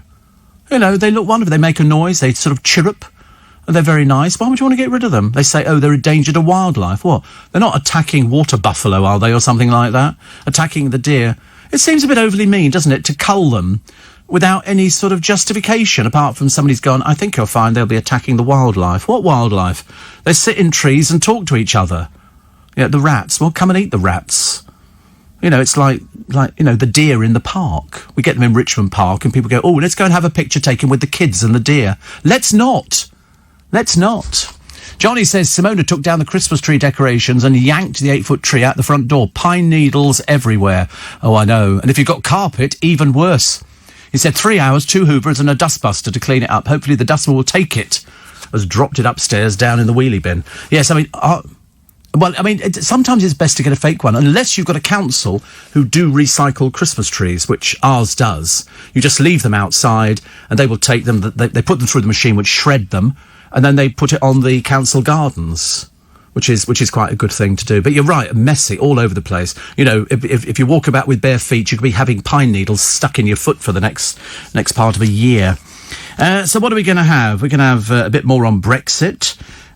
Also... I don't know, actually, what we're going to look for. I don't know what we're going to look for. I mean, the Beatles were told they had no future in music. The Titanic was told it was unsinkable. And children hadn't grown out of wizard tales like Harry Potter. They said, oh, you never sell that. Yeah, right. Henry Ford's novelty Model T hits the world's roads, becomes the most successful car in the entire universe. Once derided by 1892, the phone inventor Alexander Graham Bell talks intercity. And that's it. I mean, because, unfortunately for us, we are littered with a load of people who make up things. You know, I can actually say this year there's going to be a divorce in the royal family. I've got no idea who it is, but I think you're fairly safe saying something will happen within the royal family this year that will sort of rock it a little bit. What's going to happen? I've got no idea. Ruth Langsford. This is an interesting one. I hadn't heard this one before. Initially refused to co-present this morning with Eamon Holmes. He apparently is still fuming about Alison Hammond and Dermot O'Dreary taking over the weekly slot. Listen, you've done it. I mean, I don't get this at all. I keep saying, you've done it for 13 years. It's not a slight on you. It's just that they've said, we want to put somebody different on to see if we can maybe up the ratings. That would be it. But Eamon revealed when the show bosses called Ruth and said, no, he wouldn't like that. She didn't think it was a good idea. She's never been keen on us working together. Well, I mean, to be honest with you, she's keeping you awake. That's what it comes down to. But after Ruth did a stint alongside Pip Schofield, they hooked up on the sofa. They've done 14 years as co-presenters. But then their appearances were axed. They wanted to change the presenter. Everybody does it. Everybody does it. You get people who do... I mean, if they had fantastic ratings and on Friday they went through the roof, they would still be there. OK, they would find something else for Alison Hammond to do. Because you don't bite the hand that feeds. If you're lucky enough to have good ratings on a show, be it television or radio or anything else, it's like a theatre show. If you book a certain act in and I mean, I was doing a show at the Fairfield Halls in Croydon years ago. It was a one-man show. We had a lot of people down there. Dale came down and things like that. And we sold out the Fairfield Halls in Croydon. In fact, we sold out the entire place and people were sitting in the aisles. It was fantastic. Next door to us was another theatre. They hadn't even sold 100 seats for somebody who was in a boy band who was doing his one-man show, which was, singing and whatever it was that they actually do. So, you know, that's the way it goes. So you don't keep somebody. There's no point in booking somebody in if they're not going to. So they have to ask some people, could you pay up front? We were asked for money up front on one of them. They said, could you pay, you know, without realising that we sold out within minutes in many of the cases of the one-man show. That's not being big-headed. That's just telling you exactly the way it was. In fact, I think we were the fastest-selling show, and I know she'll know this, at the Queen's Theatre in Hornchurch. Jan will tell you, we were the fastest-selling show. People were queuing to buy tickets at 3 o'clock in the morning. And so I played that theatre, I think it was either twice or 3 times. You know, and it's only a 600-seater, but we sold out every time, and we were the fastest-selling show to sell out. Which is, you know, it's cool, actually. And they were sitting on the stage. Yeah, we had people sitting on the stage. My brother's just reminded me, people sitting on the stage. But we sold out twice at the Fairfield Halls in Croydon. It's all been revamped, I think, now. And because we can't do it without socially distancing, it's not really worth it. But I'd love to get back to doing it. We've had some shows here in Leicester Square. We've done the Hippodrome. We played their theatre. Never been to one of my shows, have you? No, you won't be coming either, Jake. And no. I'm sure we can find a job for you ripping tickets up or something. Yeah. Seat 1, front. Thank you. Seat 2. There's a bar at the back. Thank you. Mivvy? Popcorn? Anybody? Chalk ice? You'd have to be a bartender, yeah. Unfortunately, all the theatres that we actually book for the show, they do have bartenders. People who are professional, okay? Don't want to make a big deal about it at all. Steve, parakeets drive out our native birds by getting all their food, says Anna. Well, it's free for all, isn't it? Listen, just put more food out. Richard Jackson on QVC was selling a huge sack of bird food the other day, and it's repeatable every 60 days. So, I mean, you're never going to get all the parakeets descending at one time. We have 20 to 30,000 round our way, and I think they look lovely. They fly over. They're wonderful. If I see pigeons, I'm trying to exterminate them as quickly as possible. Broadcaster Jeremy Paxton says early closing with shops shutting one afternoon a week is ripe for a comeback. And who's the top 10 albums last year? I know we don't normally do musical stuff. Number 10, Fleetwood Mac. 50 Years Don't Stop. Elton John, Diamonds. Is that a new album, or I don't remember Diamonds being an old album. Queen's Greatest Hits at number 8. Ed Sheeran, number 6. Collaborations Project at 7. Pop Smoke, Aim for the Moon. No, me neither. Stormzy, Heavy is the Head. Yeah. Billie Eilish, When We All Fall Asleep, Where Do We Go? Well, in your bed, dear. I don't know. Why do we have to tell people these things? Dua Lipa, Future Nostalgia, number 3. Harry Styles, Fine Line. And the top 10 album of last year, Lewis Capaldi, Divinely Uninspired to a Hellish Extent. You see, I haven't bought any pop albums for anything like that for ages and ages. I'll buy something that's musical, you know, for sort of Christmas. A bit of festive music or, you know, church music or something like that. Very religious. Quite deeply. What do I listen to in the car? Christmas carols. Christmas carols. At the moment, and it will be for about another month. I never get tired. Well, after that, I then take them out and replace them with sort of, you know, Greatest Hits 140 or something, or, you know, any of those compilation albums that come out with things on. I like those. They're always very good. LBC News Time. Waiting for us patiently. Company to have your company. Very nice indeed. Now, I told you a story at the beginning of the programme, and this is an odd one. This is a very odd one. This is the race to find the missing millions of the Mafia's beer baron. OK? His name was Dutch Schultz. Dutch Schultz used to supply the beer to the mobsters. And it was many, many years ago that he was in the Palace Chop House Tavern in Newark, New Jersey, when assassin Charles Bug Workman burst in, unleashing his machine gun. Shot in the liver, the stomach, the colon and the spleen, Schultz staggered into the restaurant and collapsed on a table. He was taken to hospital. He lasted 24 hours. As a police stenographer recorded his last words, Schultz, who was 33, made an extraordinary confession. He had secretly buried a vast fortune. Now, this might have been some terrible joke, but since his murder in 1935, treasure hunters have searched in vain for his diamonds, jewels, gold and bearer bonds. They say, I mean, they actually came quite close. They found a tunnel beneath his home in Bronxville in New York, and though they haven't dug down, they're hoping there's some valuables there. But so far, they haven't got them, so there are two people searching the woods of upstate New York, because if this was a box buried in the woods, then things have changed since 1935. There would be rivers and everything else. They think that this haul could be worth about $150 million. There would be lots of $10 gold coins dated 1903. They say they're not into it for the money, but the joy of finding the long-lost treasure. Now, you get treasure hunters all over the world. There were some people who claimed that there was a railway carriage sealed in a mountain somewhere, and it contained all the Nazi loot. It was full of gold and paintings and everything else. Well, they were saying, oh, we've nearly found it, They never did. They never did. They never found it. And so this one could be another hoax. Could be another one of those stories where we all get excited about it and go, that'd be a nice idea. That would be a nice idea. Let's make something up about, somebody who's got all this money and they buried it. Because they haven't found anything in the pyramids in Egypt. They've tried everything. They've put little hidden cameras in. They've sent them down little gullies. Because unfortunately, the pyramids were absolutely festooned with things to stop people getting anywhere near what actually was sort of buried with them. It's only when they were buried in the Valley of the Kings or the Valley of the Queens that they could find things. In the actual pyramids, there wasn't really a lot. There really wasn't a lot, which was a shame. And yet still, excuse me, they think that there are things buried in the pyramid, whereas I don't think so. I don't think so. I think what actually happens is that they'll do the same as Tutankhamun. Tutankhamun was just lucky that nobody robbed the grave before Carter and what's-her-face got to it. Jackie says they should ban footballers from spitting. Why do they spit? What is it? Somebody was doing that on a YouTube video in America. A woman, without a mask on, a complete fool, and she was sort of there, and then she moved the screen aside and coughed in this woman's face. I mean, as far as I'm concerned, I think that's an arrestable thing in America, and you go to prison, and they make an example of them.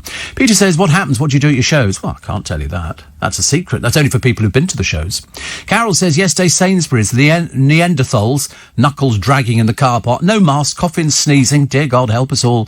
Yeah, I wish they wouldn't go out. I wish they'd be stopped. I wish the supermarkets had the guts to actually say no. Definitely not. Saw the latest documentary about the Bee Gees yesterday and their sudden demise after disco was slammed as rubbish by fans in America. Rescued by Barbra Streisand. Yes, they wrote for Barbra Streisand. I am a woman in love. And she, of course, was resurrecting a career that had died ages ago. They actually resurrected lots and lots of people's careers. They made a fortune out of Saturday Night Fever. An absolute fortune, but they wrote brilliant songs for people. So You Win Again. I mean, if you think about it, they had loads of hit singles. I can't remember exactly how many, but there were tons of these things. Somebody says mullets will never make a comeback. I don't know. I was at the excuse me, the wrong time for mullets. I don't know whether or not I was supposed to have mullets or anything. I don't think I ever had enough hair to do mullets, which is probably just as well, actually. The idea of bringing them back. You still find them in certain parts of America. You find women will go on some of those old chat shows you get on the television where there'll be an argument about, you didn't like me and I went out with you and you didn't. And the women will sit there, with these mullets and the blokes will sit there with the mullets and you're hard pushed to tell them apart. Still entertaining, though, and I do like a very entertaining time when it's on the television, but we don't see those shows now. Where do they put on all those old shows where you were guaranteed to watch somebody being beaten up on an American TV show? Jodie Whittaker's going to hang up her sonic screwdriver. See, this doesn't mean anything. I've got no idea what that means. I know what a sonic screwdriver is, but I don't know. I mean, she's been doing it 3 years, keen to take on other roles. I suppose because you could become typecast, couldn't you? If you were in something like Doctor Who, which has still got a huge following. Huge following. Ronan Keating says he still speaks to Stephen Gately. We remember Stephen dying. That was back in 2009. It's nearly 10 years. Nearly 10 years ago. It's impossible, really, isn't it? Said it makes you hug your children a little more. Yeah. Well, that's the thing nowadays, isn't it? It's a case of here today, gone tomorrow. And so live each... I mean, it used to be a ridiculous thing to say, was it? Live each day as if it's your last, because one day it might be. But if you're getting coronavirus, you haven't got the strength to do anything at all. You've got nothing. You really can't do anything at all. Britain's cyclists, of which I'm sure there are many listening to this programme, can now enjoy Britain's longest downhill bike course. This is the Kermit Trail. It's set in the stunning forests of Wales's Brecon Beacons, due to open last year but delayed due to the pandemic. It's a unique way for beginners and families to enjoy their first taste of this fun sport in a safe and controlled manner. See, we all did it as kids, didn't we? Did we not all do it? You get on your bikes and you and you sort of go up and down hills and dales and stuff like that. Do you not do that? No, just me again. It's always me, isn't it? We used to have great fun. We did it before they were doing it in E.T., you know, where they sort of leap off things in E.T. as they're trying to escape. And E.T. like, E.T. phone home, E.T. phone. And he's sort of bouncing around in the front like Tigger if he's in the front basket. And we did things like that. We thought that was great. I thought that was really good fun. Good fun. 1 in 10 snorers sound as loud as a chainsaw. Sound as loud as a chainsaw. Researchers asked what Brits sound like when they snore and was stunned. Partner said loved ones sounded like car engines, food blenders, hairdryers and boiling kettles going off throughout the night. Nothing you can do, is it, about snoring? It's generally either you drink too much, you smoke too much, you're overweight, or that's about the three main things, I think. And also, depending on whether you sleep on your back or on your side. I'm a side sleeper. I've always been a side sleeper. I cannot go to sleep on my back. It just doesn't work. I get more comfy. It's almost you become fetal, which is quite nice. Steve, the scumbags that wrecked the church should be made to clean it up themselves. They're looking for them now. They're looking for them now. They think they've managed to identify a few people. It won't take them long, believe you me. Billy says, I love the show, and although I enjoy all the festivities, I'm glad everything's back to normal again. Oh, I wish it was. Oh, it's going to be months yet. Absolutely months before everything gets back to, in inverted commas, normal. I don't even know what normal is. It's been a year. I heard some lady talking to Tom Swarbrick yesterday. She's been isolating. She's elderly. 9 months. She's been isolating for 9 months. Well, I haven't. I was out yesterday thinking it's quite nice. There's nobody else out on the streets, just a few people. I'm getting a little bit of shopping and I'm getting the basket, the washing up bowl in. Then I went to Costco, because it's literally within a spit and a throw, just down the road from me, and hardly anybody. Well, there's nobody queuing. So obviously we finally got out of that one, thank goodness. You know, we don't want to see queuing everywhere, because that was just a pointless exercise. I told you I went into Costco, and they've got toilet rolls, and they've got everything piled up to the ceiling. I've never seen so many toilet rolls. And so, of course, now the people know there's loads of them, because you can't convince people. Now they know there's loads of them. They're not bothering to fill up the trolley unless they've got a shop or something like that. So we rent Tian Tian and Yangguang, two pandas, £1 million to lease them for China, and that's for Edinburgh Zoo. They might have to be returned to China. We've just borrowed them, but we have to pay for them and look after them and do everything that you have to do to pandas. It's very expensive, isn't it? I mean, the Chinese have got loads of them. Don't ever think they haven't got loads of them. This is a nice little business. Nice little business that they've got running here.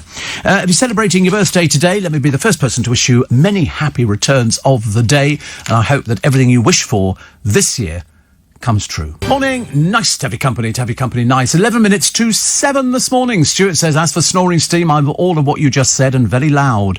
Actually, it can be quite dangerous snoring, can't it? You get a lot of people who end up with sleep apnea and stuff like that. A couple of friends of mine have actually got that and find it very difficult to sleep. And then when they do sleep, they get very light sleeps, which is not the best thing. So commiserations. You can get all sorts of masks and things like that. And I'm sure years ago there was an injection that went to the back of your throat. So if you look in your throat, shine a torch in it, which, you know, we do all the time, and you can see it vibrating, your little nodules at the back. And if they harden them up with an injection, that apparently seemed to solve the problem. Because I think it shortens your life if you snore, and you can be quite bad at things like that. When will Boris get the blob done? This is schools are safe and should stay open. The threat to kids is very small. Yeah, let's wait and see, shall we? I'm totally convinced you're going to see an outbreak of coronavirus among school children because they're not wearing masks, they're not socially distancing. They might do it at school, but they walk out of school and they take the mask off and that's it. I see people getting off buses, idiots, taking off the mask, putting it in their pocket, or they're standing there waiting for the bus, and then they're sort of looking in their pocket for where they put the mask. Yeah, duh. Not the brightest. Nylon apparently holds the key to making smart clothes of the future to power our phones. The man-made material used for tights and cheap T-shirts produces electricity when the wearer moves, but harnessing it has long thwarted scientists. Now they think they might have actually sort of got that one, which I think is quite clever, isn't it? I think it's very good. Seething Paras. We don't often get seething Paras on this programme. Claim the Marines have nicked their world-famous motto for a new ad campaign. The Paras Latin maxim, which is, I can't pronounce, it means ready for anything. Ready for anything. Sounds like my catchphrase. It was used in the Royal Marines Facebook recruitment drive. It reads, ready for anything, apply now. Which I think is Utrink Paratus.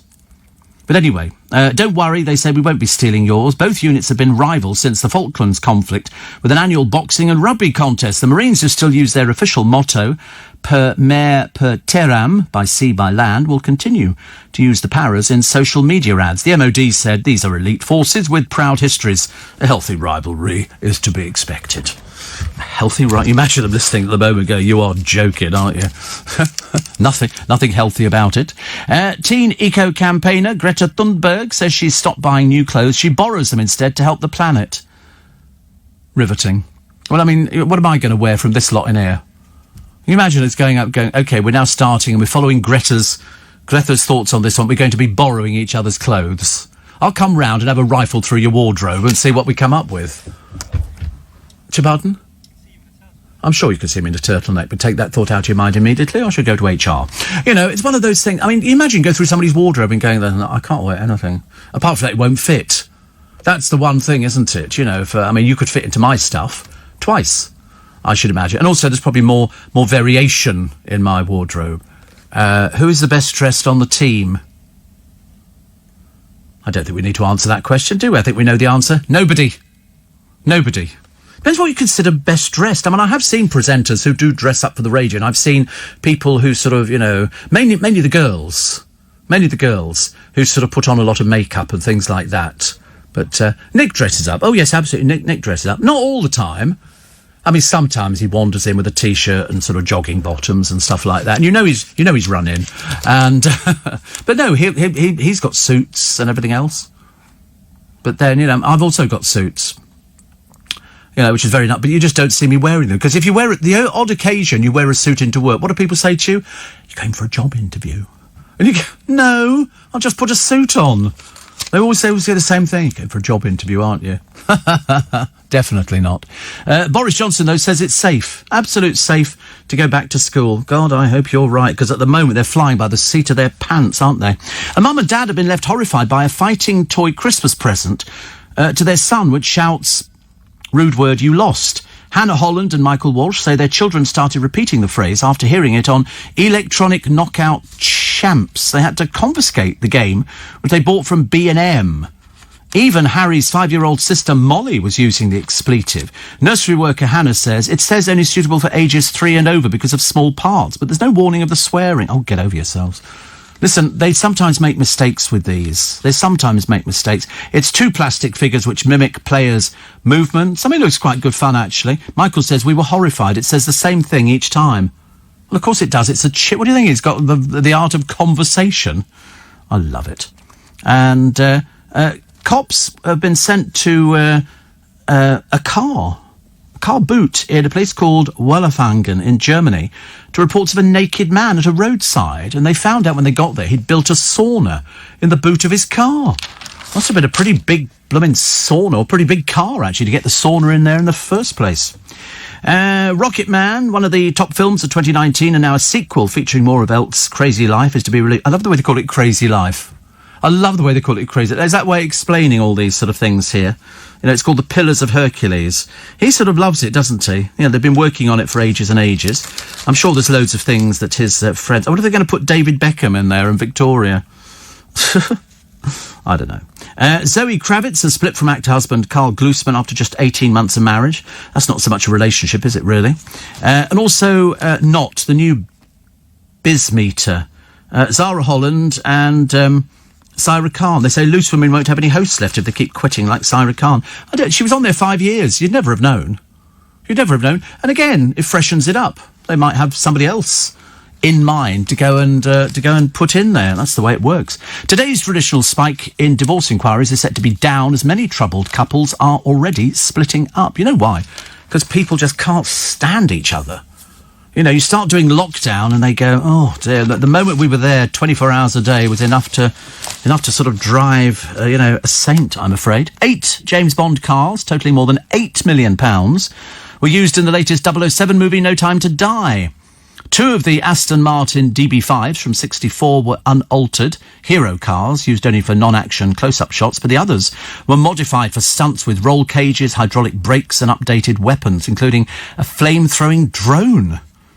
It was always famous, wasn't it? I think if ever you watched James Bond, it was always famous for the cars that they had in it. It was famous for the fact that Bond seemed to bed women at every opportunity. And so, that's the way it goes. I loved it. I love the early ones. I'm not so keen on the later ones, I'm afraid. First day back to work as a teacher. Switched on the radio to Steve Allen saying, happy birthday on my birthday. Good start to the day, says Aretha in Kent. Well, happy birthday to you. I hope you have a nice birthday. The trouble is, at this time of the morning, you don't get any cards, do you? It's a bit early just yet. A little bit early. Steve, if I wear a suit, says Ian, I'm asked if I've been to court. Says Ian the Skip. Yeah, why is it that people, people sort of commit crimes or they don't commit crimes, and when you go to court, you dress up in a suit? What for? Put it this way, you're going to be convicted whether you're wearing a suit or a pair of jogging pants and a pair of flip-flops. Not going to make any difference at all, is it? Well, I don't think so. But you have to do that. It's like if you're flying first class, you really need to put a suit on. Because you just feel a bit better. You're flying first class, you're in the front of the plane. Like that old gag, isn't it? It was a case of people saying, and so you get on the plane and you turn right. And somebody said, you turn right? What's right? And they went, seats. I went, right? No, you turn left. Left on the plane, that's where your seat is. If you're turning right, cattle class. But happy birthday if you're celebrating your birthday for today, and I'm sure you'll have a lovely day. But it is cold. There's no point in me telling you just how bad it is. You need to wrap up today. I still see people. I could be on the train. There won't be many on my train this morning, but I still see people, and they're in shorts.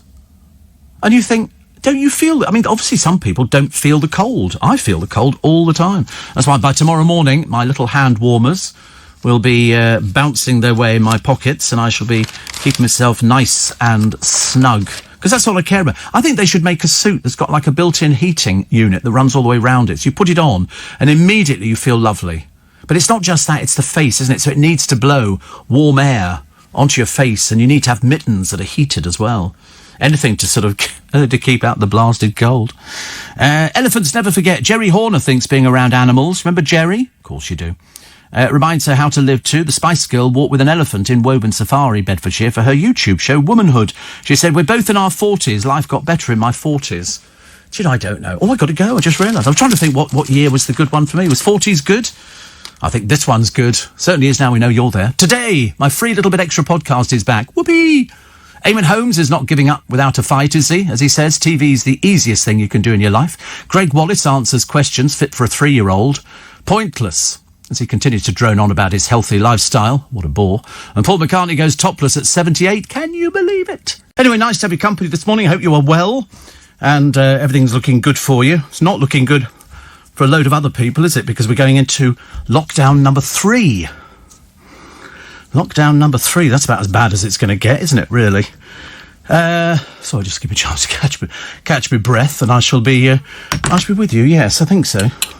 Just about okay with everything. I'm sort of looking at myself. I pulled myself together. I was demonstrating earlier on my hand heater, which is very nice.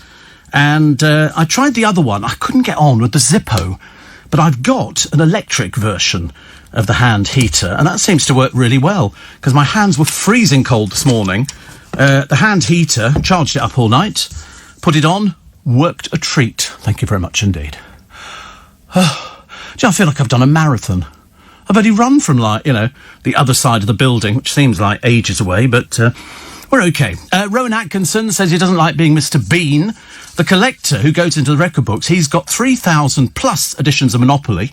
He doesn't even play. I love Monopoly. I think it's a great game. Christmas game for the entire family. Also, what was the other one? Oh, the first Oxford dose has been delivered. Who gets the vaccine first? I'll run through the list. I'm fifth. I'm fifth in line for those people who are due to be getting the vaccine, which is okay. What was the other one? Naturists fear a naked rambler backlash. Did you know there's no law against it? You can quite happily take all your clothes off and walk literally around Leicester Square if you so choose. The police might arrest you, but they won't charge you. So they arrested somebody, and then they let them go again, because apparently it's okay. Mel B reckons TV viewers worked out who she was in that mystery singer kind of thing because of her bottom. No, dear, it's because of your dreadful singing voice. That's what it was. I can't understand why the Spice Girls want to come back. I'm assuming she must need the money. I'm assuming she needs the money, so that's why they've sort of brought it all back again. And a rarely seen killer whale washes up on a British beach. To make it sound more appealing, they've called it an orca. Because we go, oh, orcas, that's nice, isn't it? And then people go, not really. Not really. It's an orca. And they go, yeah. And you go, yep, that's a killer whale. And you go, is it? And it's all by itself, which is unusual, because they're normally in pods. Normally in pods. But this particular one, excuse me, thank you, was all by itself. So I just realised I'd left half my bits and pieces in here before. So they've sort of just sort of pushed it back out to sea again, and it seems quite happy. But why it's by itself, nobody's worked out. Because they're normally in pods. And if you've ever watched them on television, if ever you watched on Attenborough's programme, that is about the most interesting thing you can see when killer whales gang up on other whales to, if they've got a youngster, to drown them or something. I mean, it really is quite dreadful. Quite dreadful. But anyway, apart from that, we take all your texts and emails between now and 6:30. So Nick will be starting at 6:30 because of this announcement as we go into third lockdown. Okay. Somebody says, can anybody make any sense of the vaccines? Yep. You'll have the vaccines out. You'll have 2. You'll get the first one, and then I think it's 3... Is it 3 weeks or 3 months later? I can't remember exactly what it is, but, you know, whatever it is, I'm sure it's going to be fine. And then we just keep our fingers crossed, don't we, that everything works. And I'm sure it will. Heinz have launched a microwavable cooked breakfast in a tub. We quite like this, actually. So it's a tub. It goes in the microwave. It's £2.50. Comes with a layer of beans, topped by sausage, spinach and scrambled egg. Now, it's not huge calories, but it is on the sugar and the salt front. But apart from that, it's fine. So, beans, topped by sausage, spinach and scrambled eggs. Students everywhere will be going crackers for this one. For £2.50. For £2.50, it's that... I mean, I bought yesterday some pot noodle. Have you ever had pot noodle? God, it's boring. But it's a bit bland. I suppose you have to add the soy sauce to make it look remotely interesting. But I remember thinking to myself, oh, that's nice, a pot noodle. And they were on offer in Iceland. So I bought 2, and they were chicken flavour, although, to be honest with you, it could have been anything. I wouldn't have been able to guess what flavour it actually was. But, you know, never mind. Also, Jessie Nelson quits Little Mix, but now issues a picture looking exactly like she's still in Little Mix. I thought the whole idea was she didn't enjoy that kind of thing, and that made her ill. So, stop doing these posings. Also, she had a hairdresser go round her house. Well, I don't think you're allowed to do that, darling. I don't know whether or not you've read the law, but quite clearly, if a hairdresser goes round your house... you know, and starts faffing about with your hair. I mean, that's ridiculous. You don't do stuff like that, do you? You have to wait until they're open again. Geordies are the most useless in the kitchen. Geordies are the most useless in the kitchen. How they know this, I've got no idea. I don't think it makes any difference at all. Most people can't do anything in the kitchen because they don't want to. They don't, you know, they sort of say, why should I do it? Because nowadays you can buy every meal you think of in the supermarket, and all you do is you just heat it up. Stick it in the microwave, stick it in the oven, and people go, did you cook this? You go, yeah. I mean, when they do come dine with me, you might as well just sort of go and have it all pre-done, and then sort of pop it in. That would be the easiest thing to do, wouldn't it? That's what I thought, anyway. What was the other one that I quite like? Chloe. Remember Chloe... Maidley or something. Anyway, she's the desperate one. So now the latest story in the paper is her husband won't let her put the heating on in the winter. He says put a jumper on. And that's the extent of the publicity. Small wonder your career's gone nowhere. Small wonder. Big Brother's watching you. The toilet paper fiends are at it again. And we think that Kim has split from her rapper husband, who is called... Can't remember. The last time they were seen together was in October, so we think that they're heading for the divorce courts. How that one's going to work, I've got no idea. And a Premier League striker, that's a footballer, is at the centre of a drink drive probe as somebody ploughed into a row of cars. And a man dumped in a lay-by left for dead after apparently being kneecapped. Police said it looks as though it was premeditated, so you don't exactly sort of go round and kneecap somebody. It is a horrible thing to do. It is absolutely a horrible thing to do. But it was quite normal. Years ago, people were getting kneecapped, I think, in Ireland during all the Troubles. That's what happened. If people sort of strayed to the other side, then the chances were it was not very good at all. Not very good at all. So this one, how he is at the moment, I've got no idea. Christmas television, the biggest turn-off, you know what they were doing? People were listening to the radio. People listening to the radio. And it's because it was better. You get all the information. It's on the move. You can take it. You can't take the television with you, but you can take the radio with you just about everywhere. And then Sidcup Julie says, have you ever seen the naked cyclists? Have I ever seen them? Of course I have. I work in London. Of course I've seen the naked cyclists. I remember pulling in, it was on a Sunday morning, and I pulled in at Hyde Park. I was sitting at the traffic lights, and I was aware that there were cyclists either side of me, and I never crossed my mind, and I just sort of happened to glance, and oh, good Lord, that's what one looks like in this weather. And then you look the other side, and oh, good Lord. And I was surrounded by about 20 naked cyclists, which is great, you know, but the crossbar does become a little bit of a hazard. You don't see it every day. Well, you're doing my job, but I mean, you know, normally you don't see things like that. But then, people, for some reason, want to go naked cycling in London. And so they go, and there were thousands of them throughout London. I don't quite get it. I think it's an exhibitionist streak. I'm pretty certain. Steve, I can't wait for the vaccination, but aren't we getting it to March? You mean March the month? Yes, I think so. And Steve, naked ramblers. I'm walking around my bedroom with no clothes on, says James. That's allowed? Yeah, as long as nobody can see you.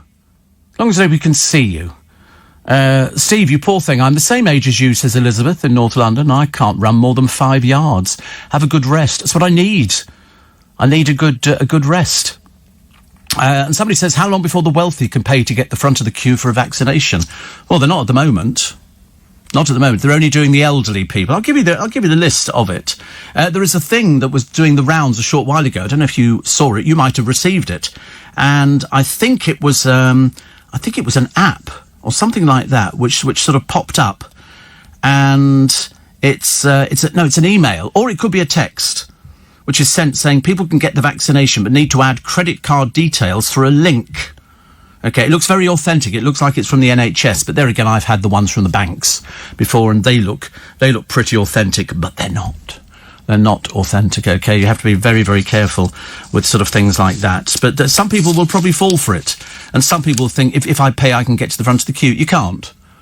Okay, who's going to give it to you? There might be some private practices that will do it, but if it turns out they are and they're doing it for money, they could be in a little bit of trouble. So we'll wait and see, shall we? We'll wait and see what happens. The company, Steve, a lot of people saying, I'm so tired and bored. I want to work, want to see my friends. I can't because I don't want to. Pot noodle life, can't be bothered to do anything. So good luck to everybody. Yeah, but you've got to be positive. Got to be positive. That's the only way, isn't it, really? And the more positive we are, and you'll hear it all this morning on LBC throughout the entire day, you will hear that, things are being done, and then we just have to hope that it all works out. If it doesn't, then we're all in a little bit of trouble, aren't we? But if the reason we're in this mess is because of all those stupid people who want to go around without their masks on. I got one yesterday from a snowflake. We delete them immediately now, because if you're too stupid, we're saving you from yourself. And people going, there is no evidence that this is going to work and that this is going to work. And you go, well, that's fine. That's fine, as long as you believe that. Sorry? Yeah, One Phone Darren. I know, they are particularly thick. I didn't realise just how bad they are, because now we're going into lockdown, and they go, oh, this is just a government ploy. And you think, well, what ploy would this be? The ploy of not letting people go to work and pretending that there's a pandemic on. That's how worrying it is, isn't it? I do find it very interesting. But the idea of the wealthy paying to get the front of the queue. I mean, you might better go to certain countries and you might better buy the vaccine if you've got enough money for it. I don't know how much it costs. I've got no idea. But I think that, if you can do that, and you won't get it in this country. Absolutely not. If the government find out who it is, they'll have licences taken away and they'll be closing places down left, right and centre. It's a case of you've got to wait for it. You know, if you can't sit indoors for a bit longer, and it is sitting indoors for a bit longer, what are you supposed to do? What are you supposed to do? The answer is not a lot. Not a lot. So, the universe may appear silent and uninhabited because, according to a top British boffin, aliens do not exist. Aliens do not exist. They, I don't know why they say that, because I suppose the argument could be, and I might as well throw it back at them, is that the life is so big out there. Space, you know, goes on for infinity. There's no end in sight. I thought there'd be an end bit with a little gate and somebody there charging money to go through to the next sector. And I was thinking to myself, well, there might be something out there, but it's unlikely. You know, somebody's living on another planet, and if they've got the facility to actually get... Why do we assume they're more intelligent than we are? Why do we assume that? Because people like to believe in, you know, Buck Rogers and the 21st century and all that kind of stuff, and Star Trek and people who look peculiar from other planets. There's no evidence to suggest this at all. Just ridiculous. They're obviously not Christian, are they? Because if they were Christian, they would have believed in God created heaven and earth, not spaceships all over the place. But anyway, we'll wait and see what happens. But he says there isn't anything, and he's a British boffin. And if boffins say that, you know, there isn't anything out there, boffins are generally right. So, exams are axed, schools are shut, golf and tennis is off, no hairdressers, no, what else? No gyms, no swimming pools. There's loads of things that we don't have, but the schools are now shut. Isn't it funny? Yesterday they were open. And they were going, oh, you can all go to school. So one day they open, everybody goes in there, it's all been clean, get to the school, come back, it's closed. They, you know, they are yeah, but no, but yeah, but no, but yeah, but no, but yeah, but no, but they can't make up their minds, can they? There's also Julian Assange, who dodges extradition yet can father children. So stay at home. Everybody should stay at home, they say, unless they have a reasonable excuse. We're, what do they call us? We're an essential... Key workers. We're key workers, actually, which is good. And so you can leave your house to buy food, collect essential supplies, attend medical appointments, or get a coronavirus test. Meet people as part of a support bubble. Exercise once a day, provide care, or to escape harm. Overnight stays are not allowed outside of a support bubble. People are allowed to visit people giving birth or dying. You're still allowed to move house, but people outside your household should not help you move. Estate agents are permitted to work, and property viewings can still take place, and you can leave home to offer voluntary or charitable services. So it's £200 if you break the law, doubling to a maximum of £6,400. So you can exercise and do other people and everything else, but the indoor and outdoor gyms are now closed, including leisure centres, sports courts, swimming pools and golf courses. How many people go out in this weather and play golf in the middle of winter? Who does that in the middle of winter? Trump. Well, his little place in Scotland, he's down 11 million, I believe. It's lost 11 million. Not having a particularly good year, is he? Steve, isn't diabetes classed as a clinically extremely vulnerable? Not really, no. I mean, I'm fifth on the list because I'm over 65. And, I mean, because the one above me is the over 70s, so I don't fit into the over 70s. So I appear to be on number 5, which is okay. That's all right. If so, that's number 4 on the priority list, says Jackie. Well, 4 or 5, does it make any difference? I don't think, put it this way, I'm not going to sort of worry, but there's only a few of us, about 2.5 million, I think, of those people who fit into the category. It's just the way they give the injection. You know, sort of, stab it. I should be used to it, but all my injections are quite small. But at least they're rolling it out. At least they're getting it. But they've got to move fast. They've got to get more people giving the injections. They've got to get more people who are doing everything now. Because if they're not, you know, it's going to be too late, I think, for a lot of people. There's also a new 2021 £2 coin, which is nice. And Steve, we had an anti-mask protest at Westfield Shopping Centre, Bondi Junction. I can't believe these idiots. I know, but you find stupid people. The people who turn up in the American supermarkets. Costco seems to be a firm favourite, where they turn up and they go, I don't have to wear a mask. You know, I'm exempt. And they go, well, you're not coming in. It's a private shop. They don't have to let anybody in. All these shops are private. If they're run by the government, well, then that might be completely different. But there was a woman demanding on YouTube the other day. She's in a dentist in America, not wearing a mask. And they said, we're not treating you. It is my right to be treated. And she started quoting chapter and verse. She was basically talking out of her rear end. And they weren't backing down. They weren't backing down at all. They said, well, you're not being treated. Get me the manager. You will be sued for $70,000. Off you go then. You go and sue us. OK, don't stand there wasting everybody's time. Are the banks still open? Yes. As far as I know. Well, people have got to have money out, haven't they? They've got to do things. And you can get money out of the cash point machines. I think Lloyds Bank in Twickenham's closed. I think all of the staff have gone down with whatever it is. They only had a few staff anyway. And that's the way it is. So they've sort of kept going up until now. They used to literally stop people going in if there were too many people queuing inside. But nowadays they're sort of saying, oh, that's okay. That's okay. You can do all of these things, but you still socially distance. They've got the little bits on the floor that you stand on. Big queues, yeah. But I didn't notice anything the other day. No queues at the supermarkets. No queues at Costco. Paul Cooper was open yesterday. So it's all open. It's all open. You can just sort of go and do your stuff. But they say try and make sure that you're not just going out for the sake of going out. And then, do you remember I told you I bought a pound washing up bowl in Poundland? And somebody wrote to me yesterday and went, cool, you'll be lucky if you have that in a few weeks' time. Well, the last one lasted 4 years. So, you know, I think wrong on that one there. Wrong or that one. Oh, did you know? Oh, what did I read? I can't hold up where I've read something, actually. 10 and 10 is the same as 11 and 11. Work that one out. It's sort of a riddle, yeah. 10 and 10 is the same as 11 and 11. So 10 and 10 is 20. 11 and 11 is 22. Clever, isn't it? I know. I pinched that from somebody, actually. Steve, my 84-year-old live-in landlord, is getting the second jab on Friday. Thankful to be so lucky. Yeah, I mean, just listen. Why not? And somebody says, we might not find any alien signals simply because the edge of the solar system might form a barrier to prevent them reaching us. Oh, shut up. Don't be so stupid, honestly.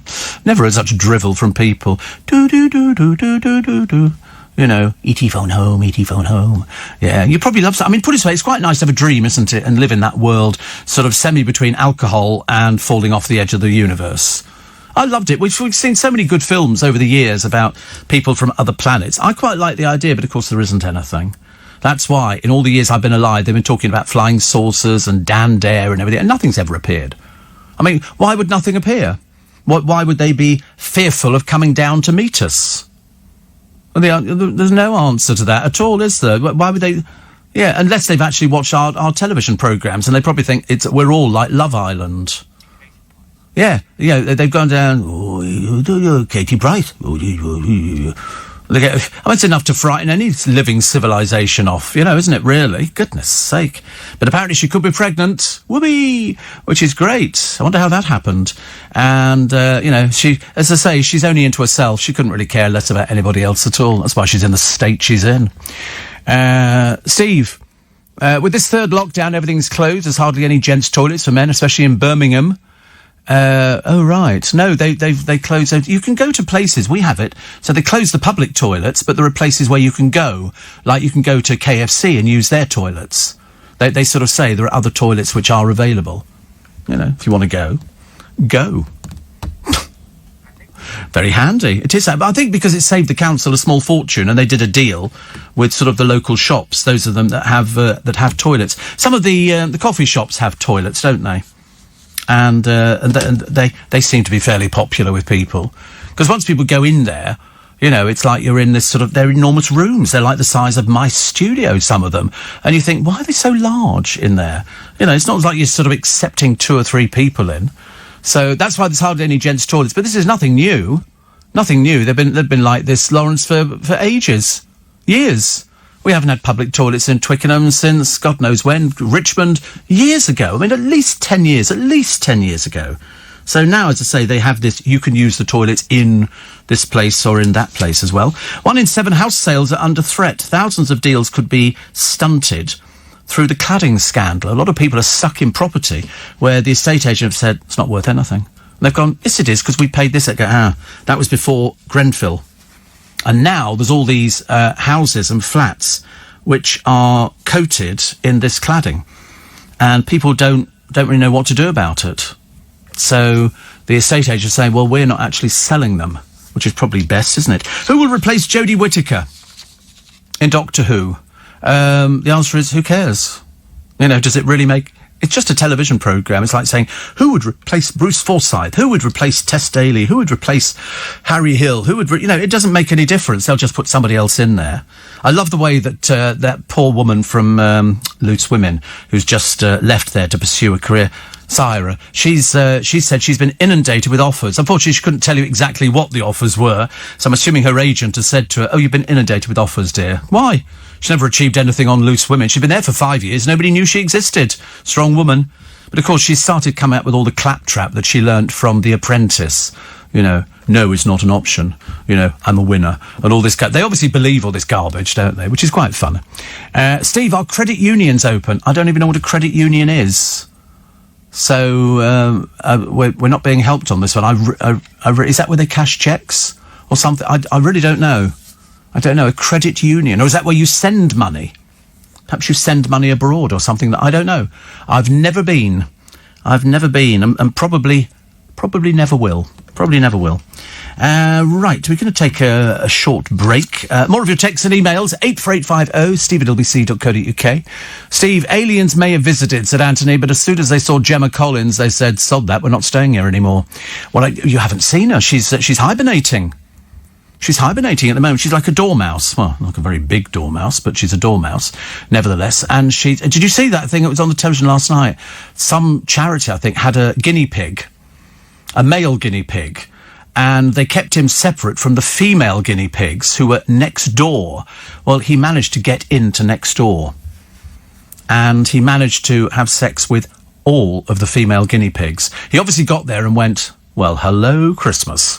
And had sex with every one of them. So a few weeks later, 43 new guinea pigs were born.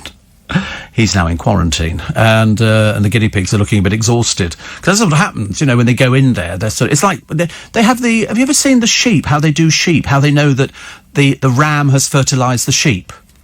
They put colour on them.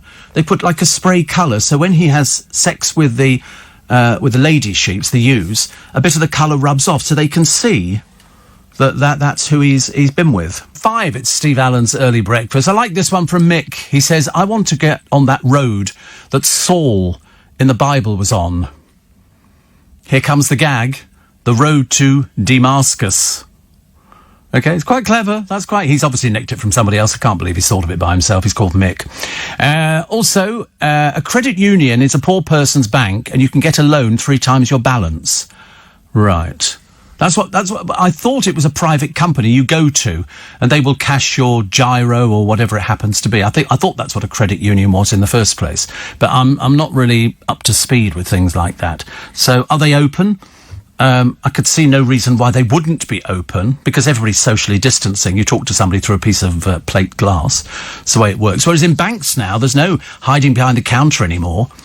They push a button which tells you how much money they can give you, and then they push another button, and up it comes in front of them. It's the machine delivers it. So where the money comes from, I got no idea.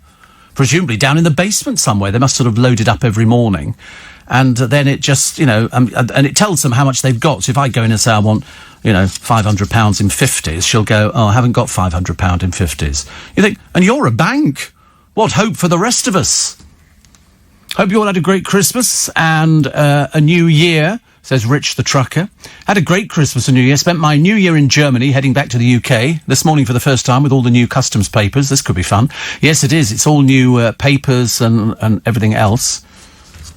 That's the thing forward. You've got to do. And also, every drone, even the little ones that have got cameras on, you've got to register. You've got to even the little ones. Before it wasn't. If it was only a small one and had a camera on it, you didn't need to bother. Now they've all got to be registered, I suppose, just to find out, you know. I mean, how many people are going to register a drone? I kid you not. I bet there's hardly anybody. Hardly anybody. I'm definitely doing mine. I have not taken it out the box yet, because I don't know if I'm re-gifting it. I probably am. Going to be re-gifting. So. Harry Styles has got a new girlfriend. She's a lot older than he is.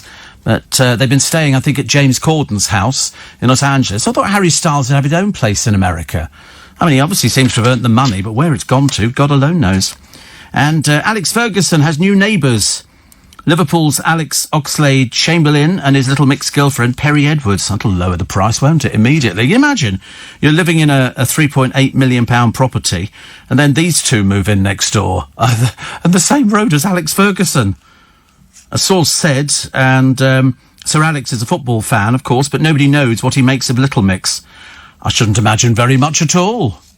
He'd be the one into Sinatra and Nat King Cole and Willie Nelson. Can't see him being into anything else at all. Why would he be into, anything that Little Mix have ever got out? Although they might be heading to number one, mightn't they? The answer being, they're a threesome now, because they've got rid of... No, sorry, she's left. Jessie Nelson, which is okay, but it's just that she started doing those pictures which she did when she was in Little Mix. It's sort of boobies out, bare midriff. So, in other words, all the stuff that made her in the first place, she's still doing it, which makes me very sceptical. Very sceptical. Another page of dreary old Spice Girl, Mel B, reckons TV viewers... Nobody cares, darling, anymore about you, OK? Will you get this through your thick head? OK? Toodle off. You had to do a programme because you need the money, and nobody's interested. The reason you were kicked off first time round is because your singing voice was, I'm afraid, shot through. You know, the 45-year-old concealed in a seahorse costume. I mean, it's got nothing to do with how big your bum is. Really, I mean, it just doesn't make any difference at all. She says, my rear gave me away. And then Mel B claimed yesterday that this year's Glastonbury had been called off, sparking a denial from the organisers. She says, I know that Glastonbury's been cancelled, so a lot of big stage performances are kind of on hold. But Emily Evis says there's no news this, and yet we haven't cancelled. We'll let you know right here as soon as we have an update. Yeah, well, I suppose she's got to come up with something, Mel B. Have the Spice Girls ever done Glastonbury? I don't think they have they? Thank God for that. I mean, Shirley Bassey's done it. Dolly Parton did it. Sounding very odd. Dolly Parton, you have to... Lionel Richie did. Hello? Very good, very good. Hello to you. Hello? Is it me you're looking for? Hello? Poor old Lionel. He came in here. We had a piano down the end of one of our corridors and he was seen playing it. I thought, now that is about as good as it gets. Have you seen our Yorkshire farm? I have. I love it. I love it. I think it's a great programme. It's a family of mum and dad and 9 children, or is it 9 in total in the family? And they all work on the family farm up in the Yorkshire Dale. It's really good. They're very basic, they're very grounded, they're very down to earth, and they learn how to sort of, feed chickens and, give, sort of help the sheep give birth and stuff like that. They're very good, very good. The oldest daughter's just been, she's got a place in, where's she got a place in? I think she's got a place in, university somewhere. So she's never been away from it. It could be Leeds, I would think. That's a fairly popular one, isn't it? So I have seen it. It's very good. Somebody says, surely ATM keypads and supermarket touchscreens are easy places to pick up the virus. But it depends how long you think it lasts. If it only lasts a few minutes. I've noticed that a lot of flats in America... We're the flats in America, whoa! And they've put plastic over all the buttons to push for the things, because that sort of means that you're not going to get it. I mean, if you wash your hands after using them, then you can be safe. But outside every supermarket, they've got the liquid and all the rest of it. Inside all the supermarkets, they've got it. Outside, in fact, I think outside and inside every single supermarket. If they haven't, don't go there. Go somewhere else. But they've all got hand wash and hand sanitation. So that's why. I mean, it's compulsory to wear masks in Tesco now, so that's where is it? Tesco's compulsory and Costco compulsory. You can't go in Costco. They don't care if you've got an illness that makes you not able to wear a mask. They're not buying into that one. It's a case of you'll wear a visor. Whether you stand there and go, you can argue till the cows come home, they're not letting you in. It's a private shop, and if necessary, they'll take away your card, I should imagine. Show me your card. Right, you've lost that. If they say you're not coming in, you're not going in. There's a reason for it. They're not doing it as some sort of joke. That's why the country's going into third lockdown, as indeed you'll be hearing from Nick Ferrari a little bit later on this morning, as he starts the breakfast show early. So they'll have reaction from Sir Keir Starmer and Michael Gove, and also convening a panel of experts to address your questions on the new restrictions. And it'll be a case of, what can you do, what can't you do? Because I can't remember the last major lockdown. I can't remember. It just means I better go out in the morning, go and get me little bits and pieces, and nip to Costco if I need to get a case of water or something like that, and then come back home and then just watch television all day. This is no hardship for me at all, as you can well imagine. That sounds okay. That sounds okay. Get the car in the morning, come in here, we're socially distancing. I'm separate from them, there's a reason. And that's the way it works. That's the way it works. And, it's all good. It's all good so far. It's all good. You just have to learn how to do it. If you didn't do it last time round or the time before, you're in for a bit of a shock. But it can be done. I've heard from elderly people phoning LBC's programme saying, listen, I've been self-isolating for the last 9 months. If you're asthmatic or you're somebody who can't go out without putting a mask on, well, then you have to get friends to go and get your shopping, because there's going to be a lot of places you're not allowed in. We don't want you spreading the virus. Thank you very much indeed. We really don't. And what was the other one here? This is Poundland is beefing up its Nookie range with 10 new sex toys. In Poundland. Apparently one of them is called a controlled love egg. What the dickens is that? A controlled love egg. The discount... Oh, a set of love beads. Love beads? Yeah, we must go and get some. It's £8, and a black and white bodysuit is a £5. A black and white bodysuit? Apparently the discount chain caused a stir when it launched its Pound Bullet vibrator in 2016. What? The Saucy editions are out in mid-January with a new range of divorce kits. Shoppers can celebrate being single again with freedom banners, balloons and cards. Oh. So it'll be the land of sex toys. Can you imagine buying something like that? There's also this remote-controlled love egg is £4. See, they're interested now. Weren't interested a minute ago. They thought it was too much money. And it can be changed to 10 settings using a synchronised device. Lovely. There it is. And it's found... Oh, right. A joy ring. Is that like a Jammy Dodger kind of thing? Oh, how lovely. How interesting.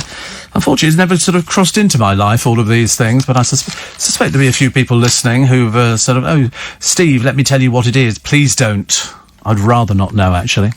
And just to let you know, long-time contributor, I've lost it, to LBC, Johnny of Brixton, the black cab driver, died on January the 2nd. Really?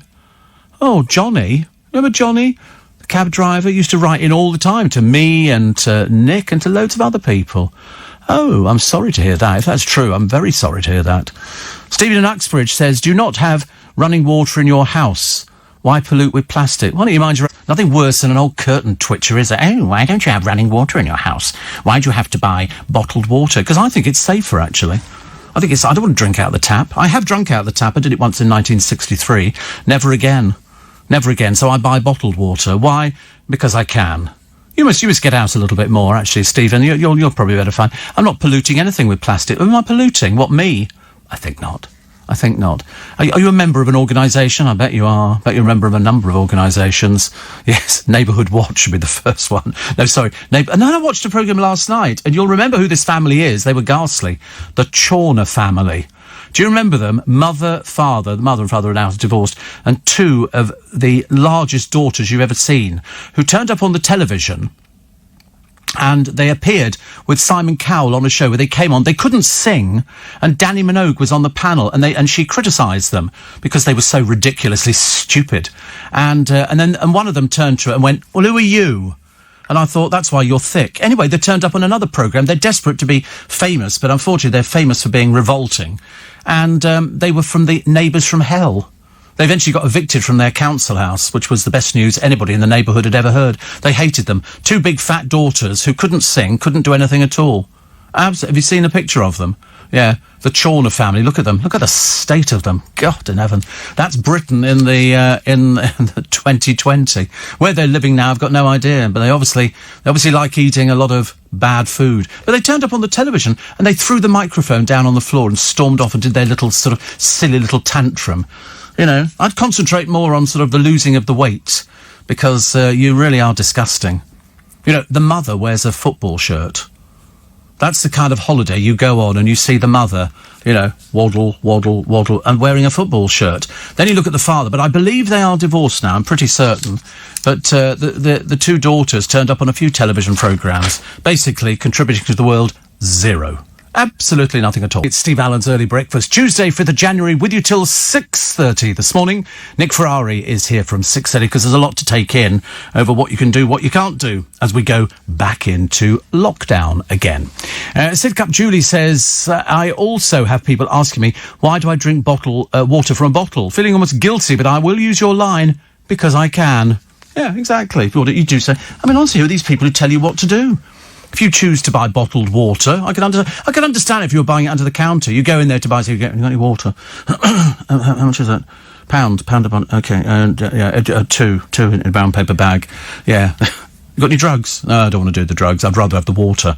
I know, it's so expensive, isn't it? Cheaper to do drugs, but, let's buy the water instead. No, everybody walks out of Costco with big cases of water. They sell it in Iceland and everything. But I love the little nosy Parkers, the curtain twitchers. What are you drinking out of a bottle for? Well, loads of people do it. Loads of people fill up their bottles round here from the tap. But we have a machine. It dispenses ice-cold water, which is filtered. And they love it. They're very happy with it. So I see no long. Steve, how are you feeling this morning? Do you still have the cystitis? Yes. So I've got to go back. It came back on again. So I've got to go back to the doctor's surgery this morning and do another sample, which is great. I spoke to the doctor yesterday. They had problems with their phones. You can imagine there's me suffering in agony and you can't get through. They go, da. So I had to go all the way to the chemist, and luckily the chemist helped me out because I want another prescription with the tablets, but they want another sample before they allow me to do things like that.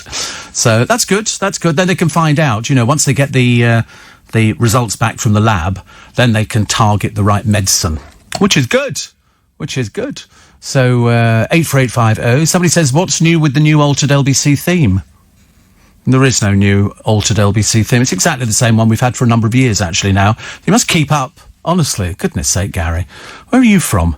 Also, somebody says, why do people believe in aliens and the Loch Ness Monster? I don't know.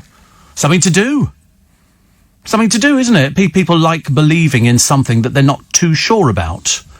And so, consequently, if you say to somebody, here is the Loch Ness... I mean, did you see the programme on the Loch Ness Monster on Channel 5? Biggest pile of rubbish I've ever seen. It told you nothing at all. Again, it was another couple of hazy pictures of somebody who'd obviously tried to superimpose a lump in the water. And they go, oh, it's got humps on it. You go, no, it hasn't. Don't tell lies. Why do these people tell lies? It just goes back, doesn't it, to the crop circles. Goes back to those two old ladies in Texas, who sort of claimed they'd been abducted by spaceships. You wish they had been. They were mad as broomsticks. You know what it is. Living in the middle of nowhere, they drink. And if you start drinking, you start imagining all sorts of things. I mean, do you remember Jeremy Beadle did it? When he did his Beatles About. And they did a pretend spacecraft crashing in this woman's garden. They sort of dug a hole when she was out, covered it all over. Then when she was indoors, they had all this flashing lights and all the rest of it. And so she's standing there, and this creature in a silver tinfoil suit comes out of the ground and says something to her, and she speaks back to it as if it's real. Really bizarre. I did like things like that. I used to laugh at some of them because they were just so funny. They were so funny. So that's why people want to believe in them. I don't know why they want to believe in them. I can't work out why they want to believe in things. I suppose it's because there's something missing in their life. Life is missing in their life. That's what I think it is. I don't think it's anything else at all. It's just a case of some people want to believe it, so they go to see E.T. The next thing is, people are dressing up as E.T. when they go round to fancy dress parties and stuff like that. That's what they do. But we never did anything like that. Somebody's seen one. Just to let you know, there are aliens here. No. Many years ago, an alien's light saucer craft nearly crashed headlong into my HGV as I drove along the M1 heading north. That's the first clue. I had an eyeball-to-eyeball experience with an alien. The craft missed my HG vehicle only by inches on a foggy morning. The saucer-shaped craft made an unbelievable manoeuvre, U-turn, to avoid crashing into my windscreen. Are you still drinking? Are you still drinking a lot? Yeah, and then he woke up. There was a line, wasn't there, on the Vicar of Dibley? I think it was something happened in it, and the man who owned the big manor house was there. He did it, and then something happened, and he went, oh, God, he said, this is a dream, isn't it? And they went, yes. And it's exactly the same for poor old Barry. Barry wants to believe that there are flying something. But what, if they're so intelligent, Barry, why did they not just abduct you and keep you? I'd have recommended that. Barry's available to be kept. That would be he wants to be, and then he can come back and sell his story. They do it. I tell you what's a very good film, Flight of the Navigator. That's a good one, made by Disney. Compliance. And that's a spacecraft that can sort of go 3 miles up in the air and then come down again. It's really good, actually. And you will believe that a spacecraft can fly. The people who want to believe in things like that, excuse me. And I wish I could tell you why they want to believe in it. I don't know. I suppose it's like people who want to believe in Yeti, the abominable snowman, people who want to believe in, you know, the Loch Ness Monster, and any one of these other things which are, ghosts. People love ghosts, don't they? You know, that's why old Yvette What's-Her-Face has come up with that rubbish programme, you know, on the tape called Most Haunted. The only thing that's most haunted is the look on her face. You know, when you see her being filmed at night time. It's always dark, isn't it? You think that ghosts would come out all the time. They'd want to come out during daytime. But of course, you wouldn't see them. But then there again, you don't see them at night time either. You just hear some fraud on one of these programmes going, what was that? And they go, is anybody there? And that translates as, yes, we're here, dear, and we're making a programme with you. You know, I've never seen such rubbish in my life, but she's hit on a winning formula. Because it's like people who want to believe in people who read balls, crystal balls, or read palms, or do tarot cards. People want to believe in it. Mystic Meg was a classic example. She had no experience of doing that. She was a secretary at the News of the World, and I think June Penn decided to stand down or died or something happened, and they went, well, you... So they gave her an acrylic wig, and they called her Mystic Meg. I used to see her at the National Lottery when Dale did the lottery. She'd walk along the corridors, and she would always talk in a funny little voice. The winner today is living in a greenhouse. Yes, dear, of course they are. You know, and then they changed her for somebody else, but they kept the same wig. She was walking around with this sort of funny little acrylic... Oh, it's all most bizarre. Yeah, it's a different Meg now. The other one must be about 170. Yeah. 78, yeah, I mean, she doesn't do it anymore. They've got this looky-likey who looks to say they obviously hit on a winning formula. Steve Matt says, travelled halfway across the universe at faster than the speed of light, only to be foiled by fog. I know. You have to laugh, don't you, at the sheer futility of the whole thing. And... another one that says, the last that spoke to the alien on Beatles About was typically English. After she said hello, she asked if it wanted a cup of tea. I know. You do have to laugh. I mean, you do have to laugh at it. Somebody says, just heard your cystitis has come back. I know, I just mentioned it. Thought I'd let you know that drinking a glass or two of water with a tablespoon or teaspoonful of sodium bicarbonate really helps you go properly and relieves any discomfort. No, I'm doing the cranberry and loads of water and everything else. That made it a bit better yesterday. So we'll do the thing today, and then hopefully they'll do it. If I have to go into hospital for a sort of a checkup, it'll be within 2 weeks, they said, because it's classed as an emergency. But I don't think it'll come to that. A friend of mine said, why don't you go private? She said, what are you saving your money for? I said, shh, don't mention heresy. Talking about that, saving money, what are you on about? I don't save money. Yeah, I'm frugal. Frugal Alan. Welcome to the Frugal Alan show. I just think that sounds so funny, doesn't it? There's a bloke on television at the moment in an American sitcom. He's with the girl who played Sabrina, the teenage witch, and I can't work out what this bloke's got on his head. Is either his hair is sprayed on or they've drawn it on. It looks most peculiar. It looks even more peculiar than poor old Joe Swash. I mean, his looks bad enough. But this bloke's, have you seen it? It's not Sabrina the Teenage Witch, but she's Melissa Ann Hart, I think it is doing another programme, and this bloke's on it, and he's got the oddest hair. I mean, you can't comb it or do anything like that with it. Nice to have your company. Welcome to Tuesday. Welcome to the 5th of January. Welcome to, here we go again, we're into lockdown. Okay, Nick Ferrari is here from 6:30 this morning. He'll explain it all to you. We'll make it as concise as possible. Because, it seems to change. I was trying to explain the other day that you can go out, and you can go to Tesco, and you can buy clothes, and you can buy all of these things, and yet you can't go to Marks and Spencer's in most places and go and buy pants. It's very odd. It keeps changing, and I think people who why can't we have a pub open? Do they think that pubs are the harbingers of spreading this virus? No. You think? Well, people can be socially distant. You can go and stand outside in the garden or in the front in the garden or whatever else. No, but and also hairdressers. All the hairdressers were doing quite well. They had one in. Once that was done, go at one of the safest places, and they've closed them down. And these places, they rely on it. Good Lord. 84850 steve@lbc.co.uk. Somebody says you sound like Donald Trump today. Who's Donald Trump, Dave? Who's Donald Trump? Do you mean Donald, dear? Oh, God, that's a sign of illiteracy, isn't it? When you think his name's Donald. How embarrassing. It's going downhill, actually. Steve. Would LBC dock your wages today for not making up your hours, says Peter. Of course not. What do you mean, dock my wages? What, and sort of go, oh, you've done half an hour less, we're going to take half an hour off. They're not like that. They're absolutely not like that. In fact, if anything, I mean, that would be, well, they just wouldn't do it. They've never done that before at all. They've never said to me, oh, by the way, you did half an hour less today. They've never ever said that. Why would they? That's very odd. Definitely not. That's Peter, whose name is really Ola. Slightly disturbing. You don't know who you are, isn't it, really? I mean, you know, make up your mind. Arthur or Martha? You know, we have to know these things. You can't have two names because it comes up onto your thing. A lot of people talking about, well, in fact, one person talking about the cranberry juice. Well, I tell you what, it worked yesterday. When I spoke to the doctor, I was going every 5 minutes. Every 5 minutes. But I've got a trick to not make it hurt so much. Because I went through a bit of a panic station. Yes, screaming. Dreadful. Luckily, Jake is with me all the way on this one. He's helping me through it, so it's good, isn't it? He's a support dog. You know, you're in an old people's home and they go, oh, we got a pat dog coming in today. He's like that. He'll come round and go, you all right today? You all right today? And I go, yeah, I'm fine. How are you? And he goes, I'm all right. So we sort of bounce off each other. He's picked the poem again. So here we go, another 1,000 pages of something. It's 3 pages. It seems longer. Okay. This is written by Khalil Gibran, who died in 1931.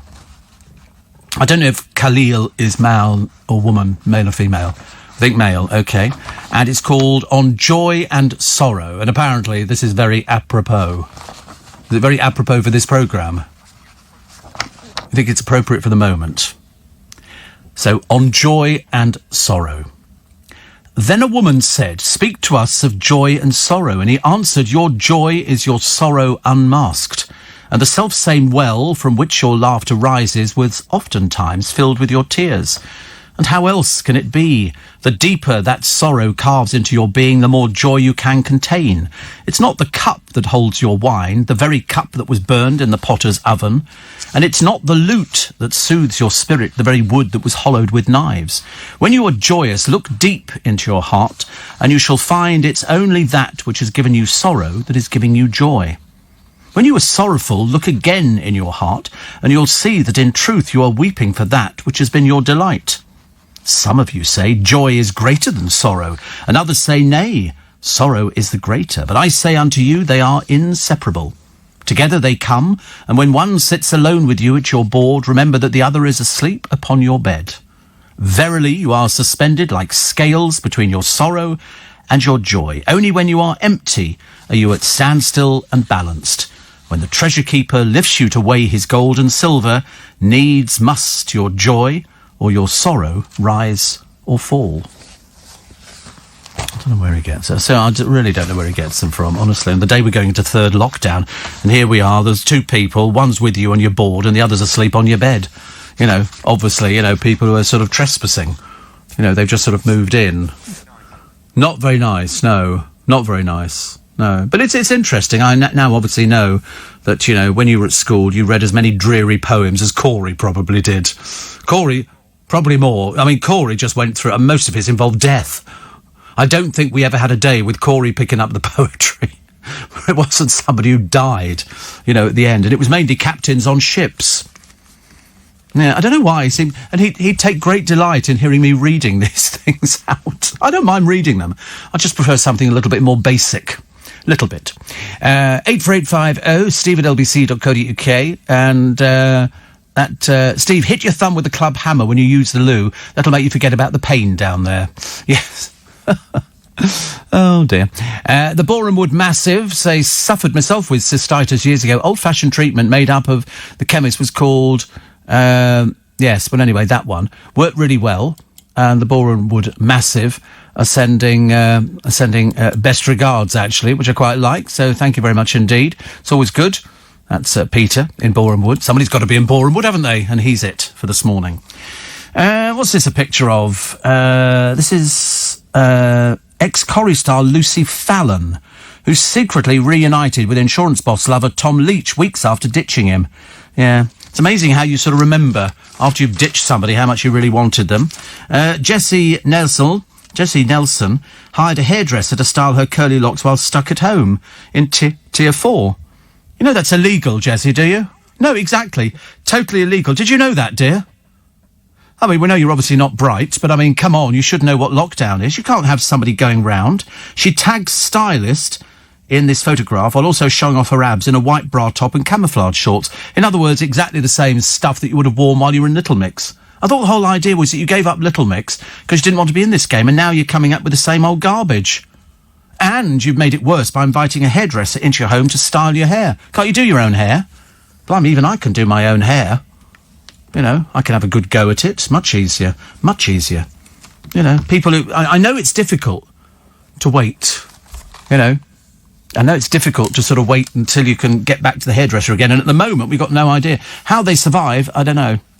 My friend has got a hairdresser's, as you know. He's lucky. He owns the freehold. So he hasn't got rent to pay, which is good for him, because if he had rent to pay, there'd be no money coming in at all. But he's done very well. So I bought this hand heater, and I can't remember if Jake was a bit scared of this because it gets hot. He's slightly dubious about this thing. Yeah, I mean, it looks a bit big, doesn't it? But it warms up. So you turn it on. I couldn't make it turn on the other day, but I've now found it out. 60 degrees centigrade. You charge it up on your computer. It cost about 17 quid. It's quite heavy, but it starts heating up. So I'm assuming it's got rechargeable batteries in there, and there must be some sort of little heating element. And I put it in my pocket this morning, and then I took it out, as I'm prone to doing, and I held it in both hands, which has not happened for ages. I held it like that, and I remember thinking, do you know, this has made the world of difference, because my hands get freezing cold. I've got very bad circulation, and so I held it, and all the way in the car I was saying to my driver, I said, look at that, you know. I mean, it just looked like I was holding this sort of black and white thing. So I liked it so much, I bought another one. I bought one for each hand, exactly. So I could put them in each pocket, put your hands in there, and I like it. It really made a lot of difference to keep your hands warm.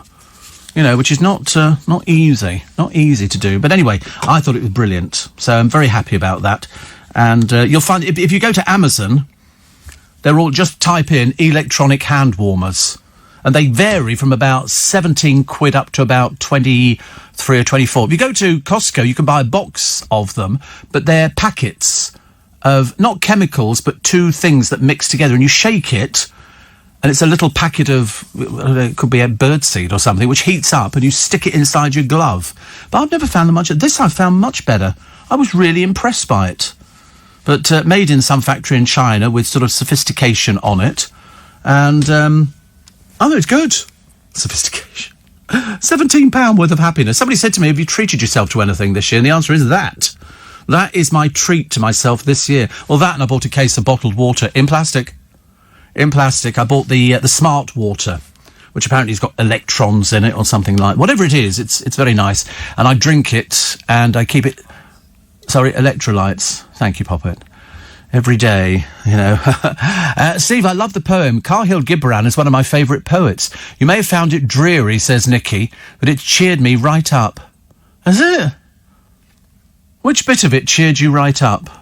I don't know where he gets these poems from. I don't know whether they're from his dim and distant past, or whether he's got a book of them. Could be a book, actually. Is James O'Brien back today? I don't know. It's interesting yesterday, because I wasn't sure if he was back or not yesterday, just as well. Yeah. Mark in West Wickham says, when you say you do your own hair, is that in the singular hair? Very bitter. Excuse me, I think you're fine, you know. It might not look like a full head of hair to you, but I promise you, if it was on your head, you'd be thinking it was a full head of hair. I think it's good. Matt says, another lockdown is devastating news once again from this totally inept government. My wife's on the highly vulnerable list and needs to self-isolate. We're both self-employed and worked in the TV industry and have had to live on 576 quid a month between us since last March, having been excluded from any useful support and even had to put our house on the market. We and many, many others need help and simply aren't getting any. I know. I did say yesterday, I said the one person we should feel sorry for at Christmas, and in January as well, is the people who lost their jobs last year, who might not get another job for ages and ages. And if you've got a mortgage on a property and you try and sell it, and then you suddenly discover nobody's buying. Nobody's buying. So what are you supposed to do?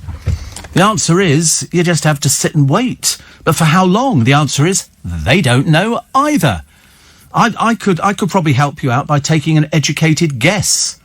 You know, because I'm my age and because I've got diabetes, I stand a good chance of getting the vaccine before a lot of other people. But I've still got to wait for it. Still got to wait for a letter to come through so that I can get the vaccine sorted out. And believe you me, I want to get the vaccine sorted out. It's as simple as that. I don't want to have to wait too long for it. Once I've got it, I shall feel a lot better about it. But I agree with you. I don't think they know what they're doing. I don't think they know because they can't do, because one day go to school, that evening close the schools. You know why? They closed them in Scotland. You know, they've gone into lockdown from midnight. Don't go out. I mean, you can go out and you can go and buy stuff because you've got to eat and you've got to drink. You know, all right, you might think water maybe isn't an essential, but of course, you know, I can't drink out of the tap. I probably could if I wanted to, but I don't want to. And Nick the Trucker says, I'm glad for this national lockdown. As I'm a lorry driver, this means we can get our jobs done without the idiots on the road. I know. And also means you can get from A to B and deliver all the stock for all the places that take all the stock. Without the lorry drivers, where would we be? I got 4 deliveries yesterday from Amazon. I was so excited. It was like Christmas all over again without the wrapping paper. I loved it. Hey, stab your own cat. I can't believe people are taking the mickey out of me doing my own hair. You know, because it's nice, isn't it? I think it's been done very well, actually. If you saw it, you'd be going, that is sensational, Stephen. That is very good indeed. I bet you paid a fortune for that. Yeah, not really. And it was good. Actually, I'm trying to find other things now to do. You know, I bought a thing the other day. It's called bodyscaping. It's like a shape. Oh, but bodyscaping, right? But it just looks like a razor, but you can do it for sort of your chest and things like this. And I didn't know it was battery operated. My life has changed. No, it wasn't Poundland. No, I don't buy anything of their range. Thank you very much indeed. No, it was sort of, I sort of saw it and I thought, you know, when you see a picture of something, it always looks bigger, doesn't it?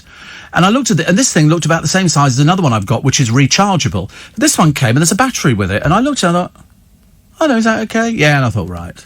So I might try that out today. It's good fun, actually. I spent ages buying stuff for the bathroom.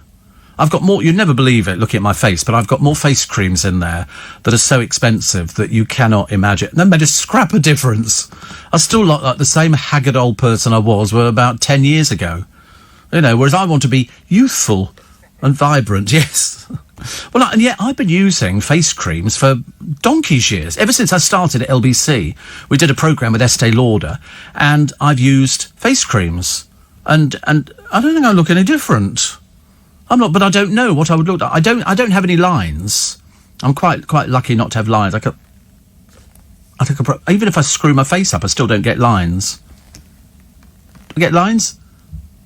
No. Do you get lines, Jake? Screw your face up. Screw your face up, dear. Show me. No? You look like something at the Flintstones. Have you ever seen the Flintstones? Isn't it funny? You remember the Flintstones? I asked him the other day about it. So we've never heard of them. You ask him about one thing, it was you. What do you mean it wasn't you? Who else? It was you as well. You don't know certain things. Honestly, I love the way Buck passes. Who's the comedian? Oh, I don't know. Fred Scuttle? Who was somebody else who was another comedian who screws his face up? I don't know, actually. A comedian who screws his face up. I used to like... There've been quite a few comedians that I've loved over the years. People who genuinely make me laugh. There used to be one who used to... I can't remember his name, but I worked with him at a charity thing once, and his act was an old man, and he put a flat cap on, an old sort of Mac kind of thing, a little bit of rouge on the end of his nose, and a scarf around his neck. And he'd come on stage, and because he looked pitiful, people would go, oh, and he'd go, I've not been well. And it just made you laugh just by telling you stupid things like that. But like if I came on air in the morning and they went, ladies and gentlemen, Steve Allen, because I was listening to LBC the other day, and all these other presenters have got this voiceover with their name on it. I've got the same, but I'm immune to hearing it. I don't hear it now. I just sort of hear the jingle, and I don't hear the one that's got, Steve Allen on LBC. And so I couldn't tell you what any of them say. And I remember thinking, oh, that's nice. I've got a jingle with my name on it. I can't remember where that story was going, actually, but if I started the programme going, I've not been well, it would be so true. Because I've not. not for ages. Not for ages. But I love it. I love it. Seriously, if it wasn't for illness, I wouldn't have a programme. The iller I am, the better the programme is. Because I need the programme to get me out of the illness. Because this is like being in the doctor's waiting room.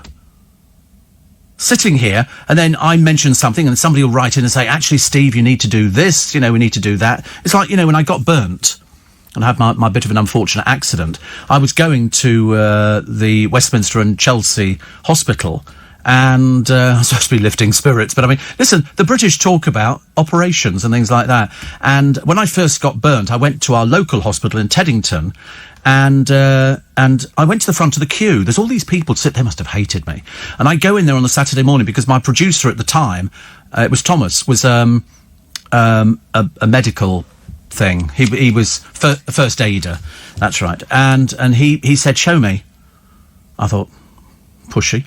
And so I lifted up my shirt and he went, go to hospital. Because by that time, it had all bubbled on my chest and there was quite a lot of bubbling going on because I'd fallen on the oven and burnt myself to pieces. And so he said, go to the hospital. So he said, because it didn't hurt. Don't know why.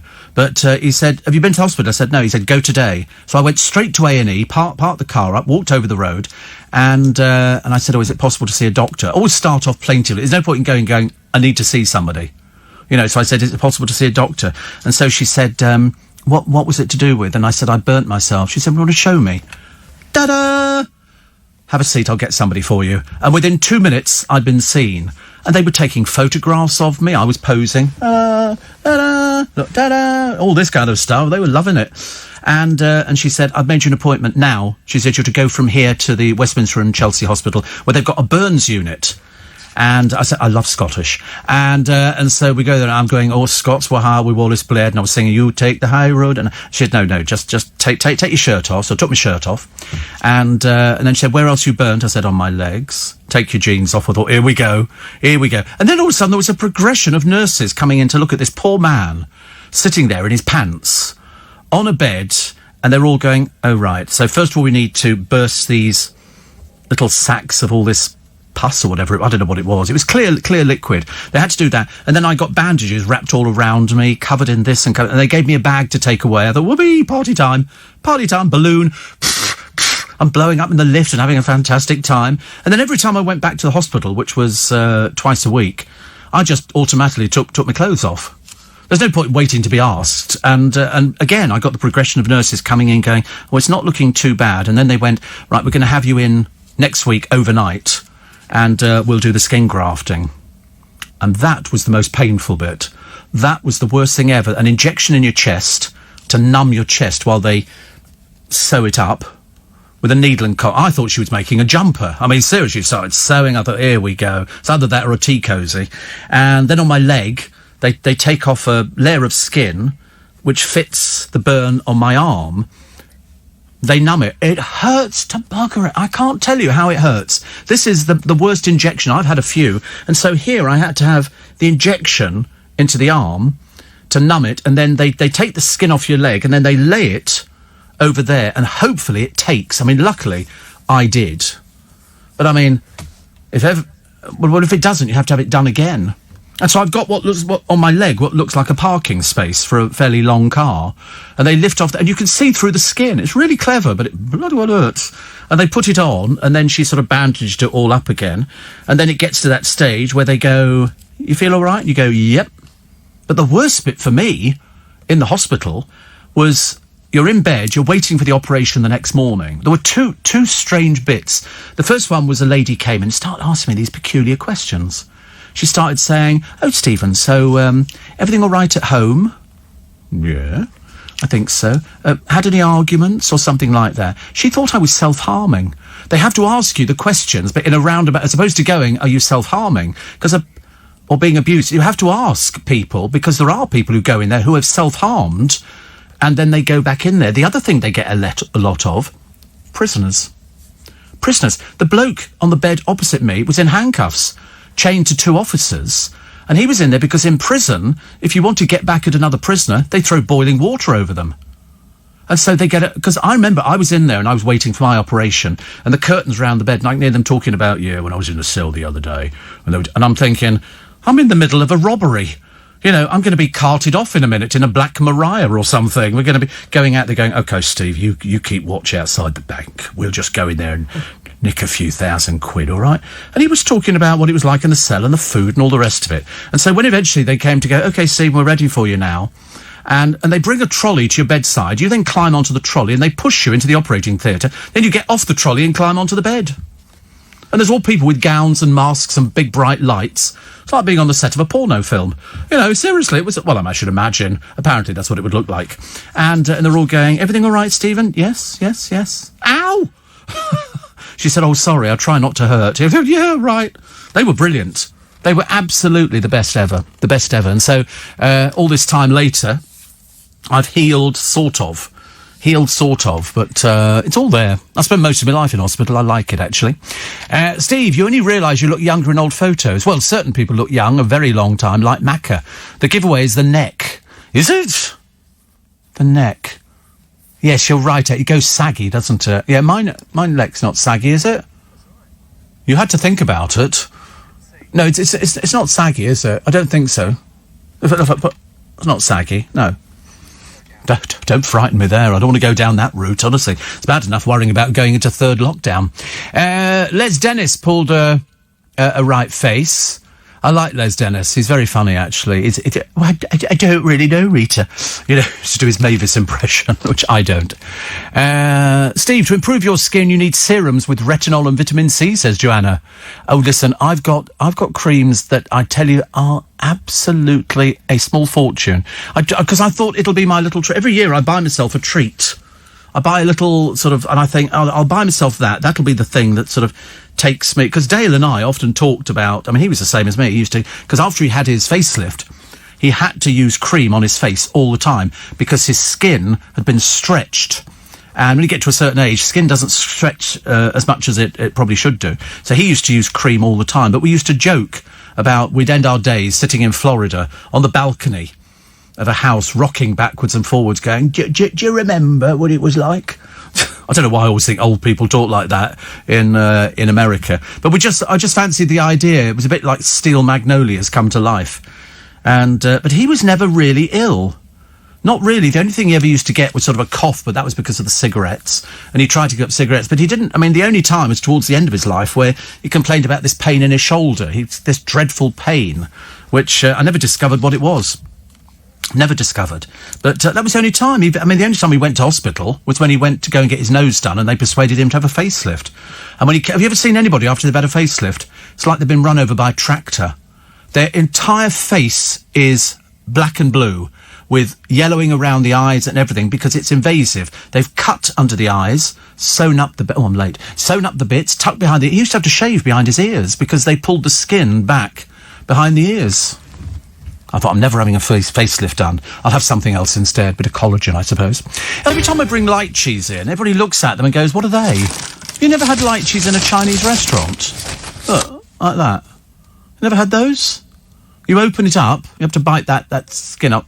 Are they furry? No, that's rambutan. This one, you take it off like that, and it looks like that.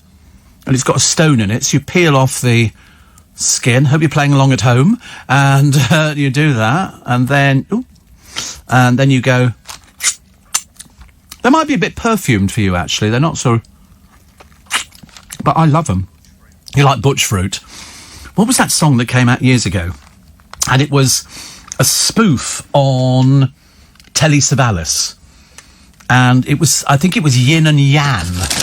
And it came out as an A-side, but the B-side on the record, when you had records with B-sides, was this Telly Savalas impersonator. And they were saying, Oh, hello, telly. And he's going, hello.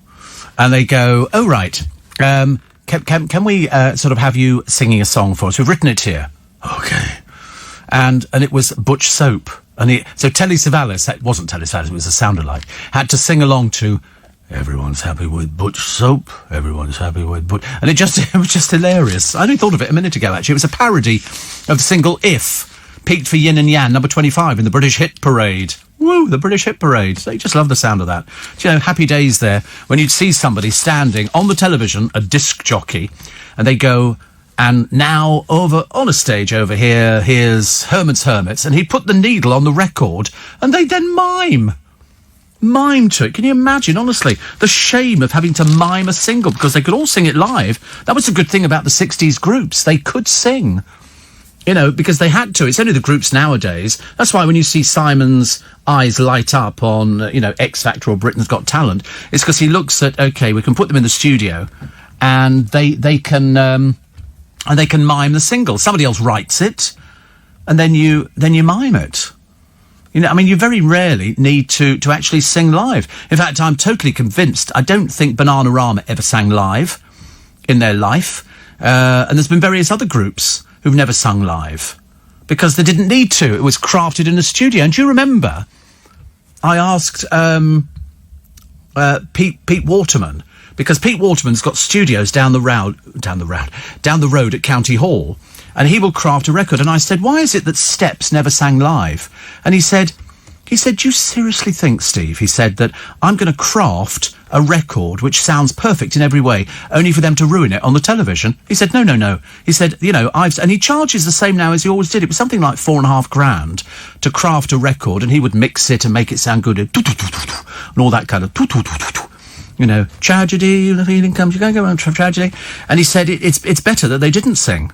Because a couple of groups went on top of the pops and started being difficult and went, we're going to sing live. And the management go, no, don't, please. And one of them did. The record went up the charts, straight down and vanished. Last we ever heard of them, which wasn't so good. What else we got in the paper today? The most dangerous men and women on the planet. God, I want to see some of the presenters we've got. Goodness sake, honestly. They're all right at the top of their game, which is what I like. And Reg Dixon was the comedian who started each sentence with, I've not been well. I can't remember. Can you put me up a picture of Reg Dixon? Because I'll know if it's him. Oh, the one who they were trying to think about, the comedian with the elastic face, was Les Dawson, of course. So let's have a look at Reg Dixon. Picture of Reg Dixon, comedian. And I can let you know if it's him. Because... No, it definitely wasn't Reg Dixon. Definitely not. No, there was another one. God, I wish I could remember what his name was. But he was another one who'd had this lugubrious... He had a very sad-looking face. Very sad-looking face. But, you know... ridiculous, honestly. Where did that come from? Like all of us... There's been nobody in here. There's no dust. This place is dust-free, and I sneezed twice. What do they say? 1 a wish, 2 a kiss. Yeah, go again. I can't begin to tell you what the third one is. Steve, I've applied to be trained as a COVID vaccinator. I'm halfway through the application. It seems fairly straightforward, says Pamela.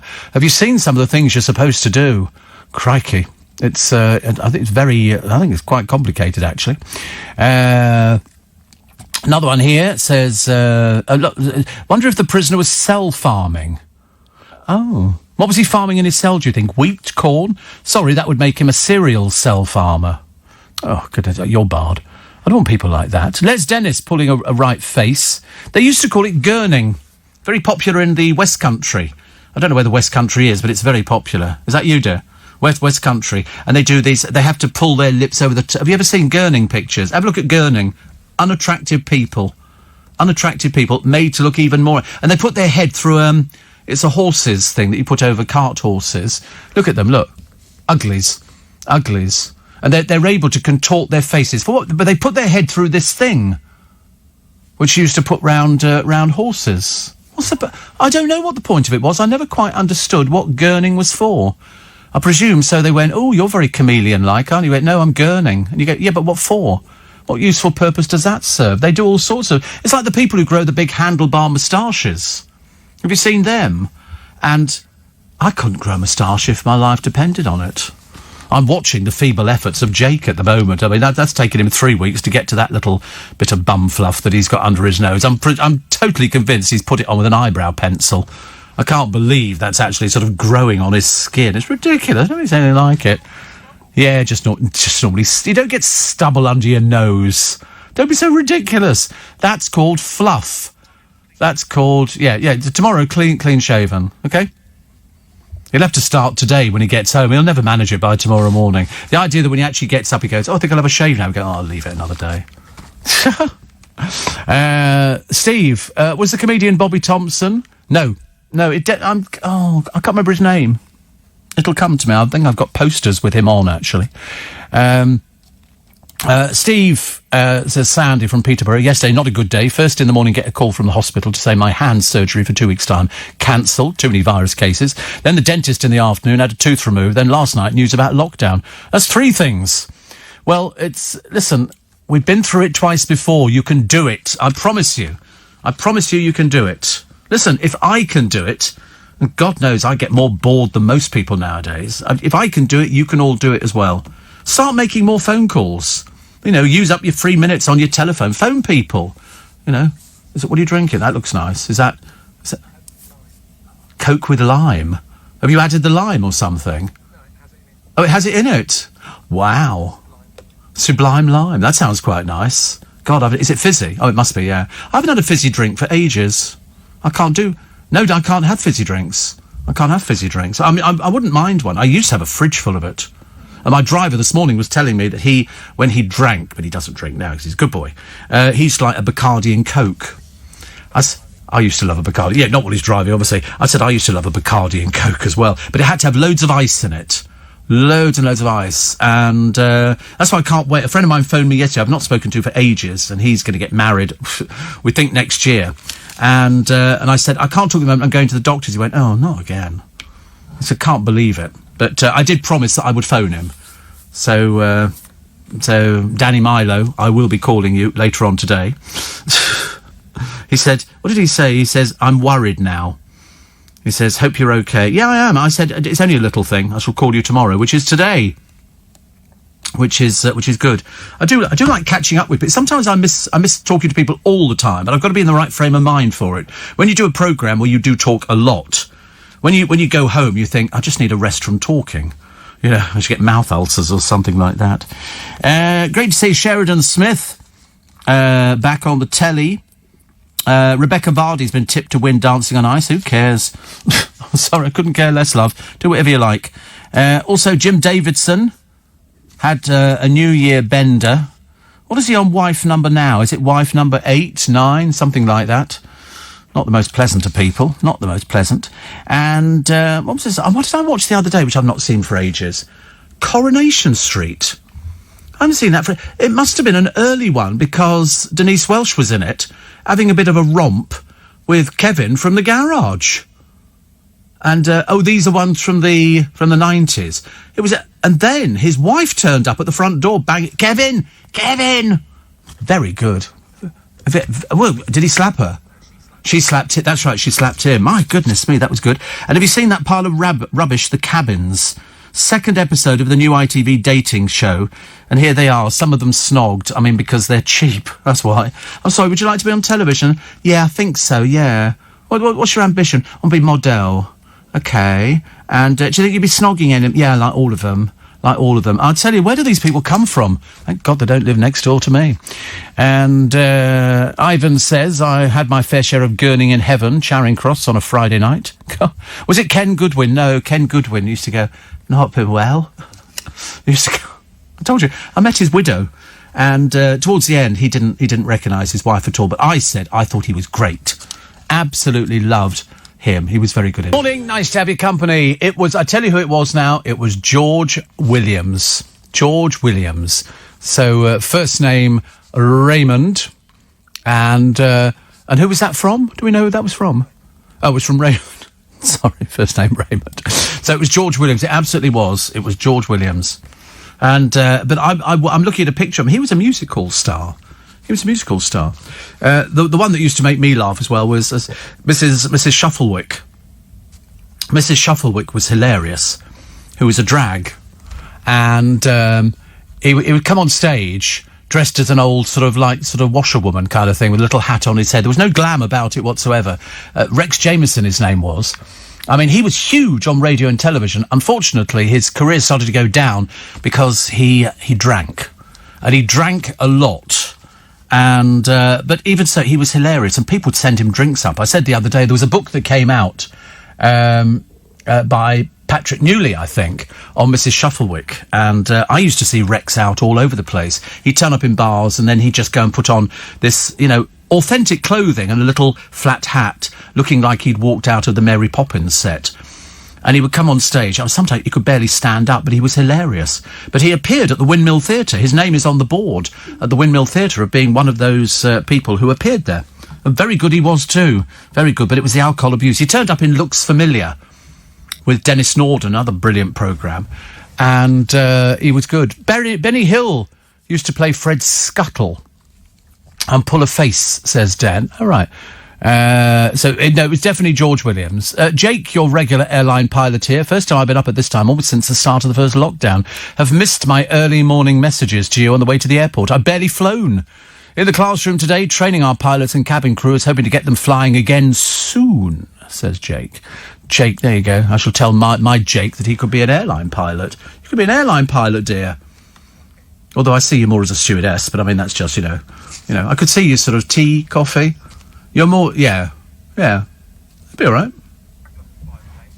You think you can fly a plane? We don't need to bother fly. No, we don't need to train. You just push a button, it flies itself. Plane, for everything. For everything. Sometimes they go off walking, go and play a game of bingo. You can, automatically landing and taking off. Don't need to do anything. Jake, can't planes fly themselves? Don't know why yeah, they could do everything. They could do everything. Once they're up there in the sky, they don't have to turn the steering wheel to go into a bit. Yeah, it's automatic. It's automatic. Something that sophisticated. Of course, it's automatic. Goodness sake, honestly, it's like this program runs itself. I have to be here, but it runs itself, and determined on how funny I am, determined on how big the audience is. You could just use a soundboard of somebody going, and I told you, and just have lots of key words and just put them in. Nobody'd know the difference. They go, oh, Steve's not as chatty as today, as he normally is, and you just put them out there, and people would buy into it. Clive Bull years ago, if he went off sick, they'd run an old programme. Nobody ever knew the difference. Nobody ever knew that with Clive Bull. Yeah, if he went off, I used to remember hearing him. I said to somebody, oh, he's on, because a friend of mine was addicted to Clive Bull.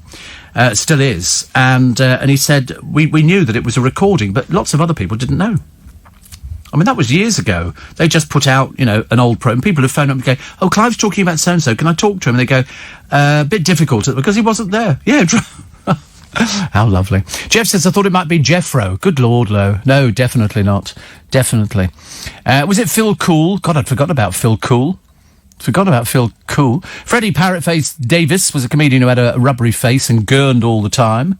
Yeah. Somebody said Max Wall. No, he was famous for the dance, Steen. He was famous for the dance. And when you Google British comedian wearing a raincoat, Harold Wilson comes up, says Chris. Thank you. Was it Jack Douglas, the flat cap? No, very tall. Very tall. No, it was George Williams. So just after the news, I'll give you the new rules. I'll go through it. Nick will go through it properly after 6:30, but I'll just run through it so you know where we are and what they are proposed. Well, it's not a case we have any choice on this. They've also said 13 million will get the jab by Feb the 15th. I'm hoping that that is right. I'm trying to find out if I'm in the... honestly, I've just had a light cheer. Now my fingers are all sticky. Honestly.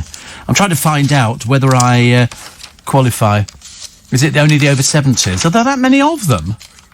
I'm fairly vulnerable. I'd like to find out, actually. Are we interested in the Kardashians, whether Kim has split from rapper husband? Not really, no. Not really. I mean, the last time they were spotted together was Kim's 40th birthday bash in October.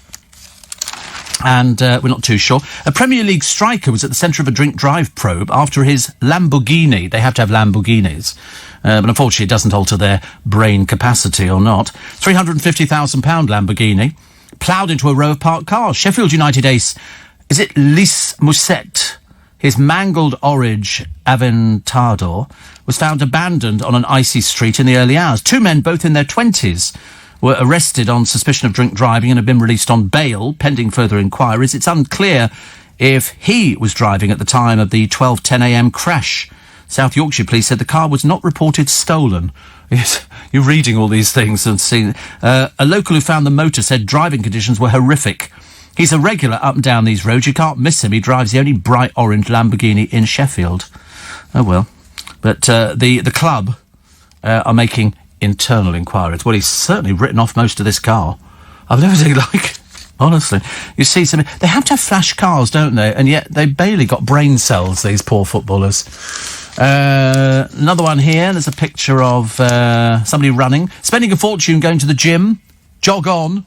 Just go out there and jog, which is better. Rupert Grint is selling a series of flats, hoping to conjure up a tiny profit. They say he's worth around 50 million.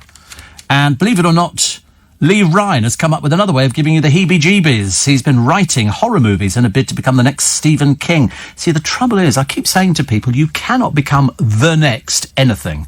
You can't become the next Stephen King. You have to be the next Lee Ryan. It's like somebody saying, oh, you know, I've listened to Steve Allen or Nick Ferrari. I'm going to be the next Nick Ferrari. You can't be. There is only one Nick Ferrari. You can't be Nick Ferrari. That's him.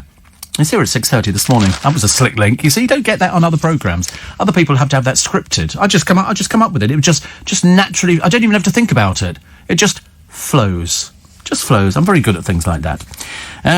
So. This is Britain freezing yesterday. So they've always got a picture of a duck struggling to stand up. They don't know what ice is. They've got no idea. No idea at all.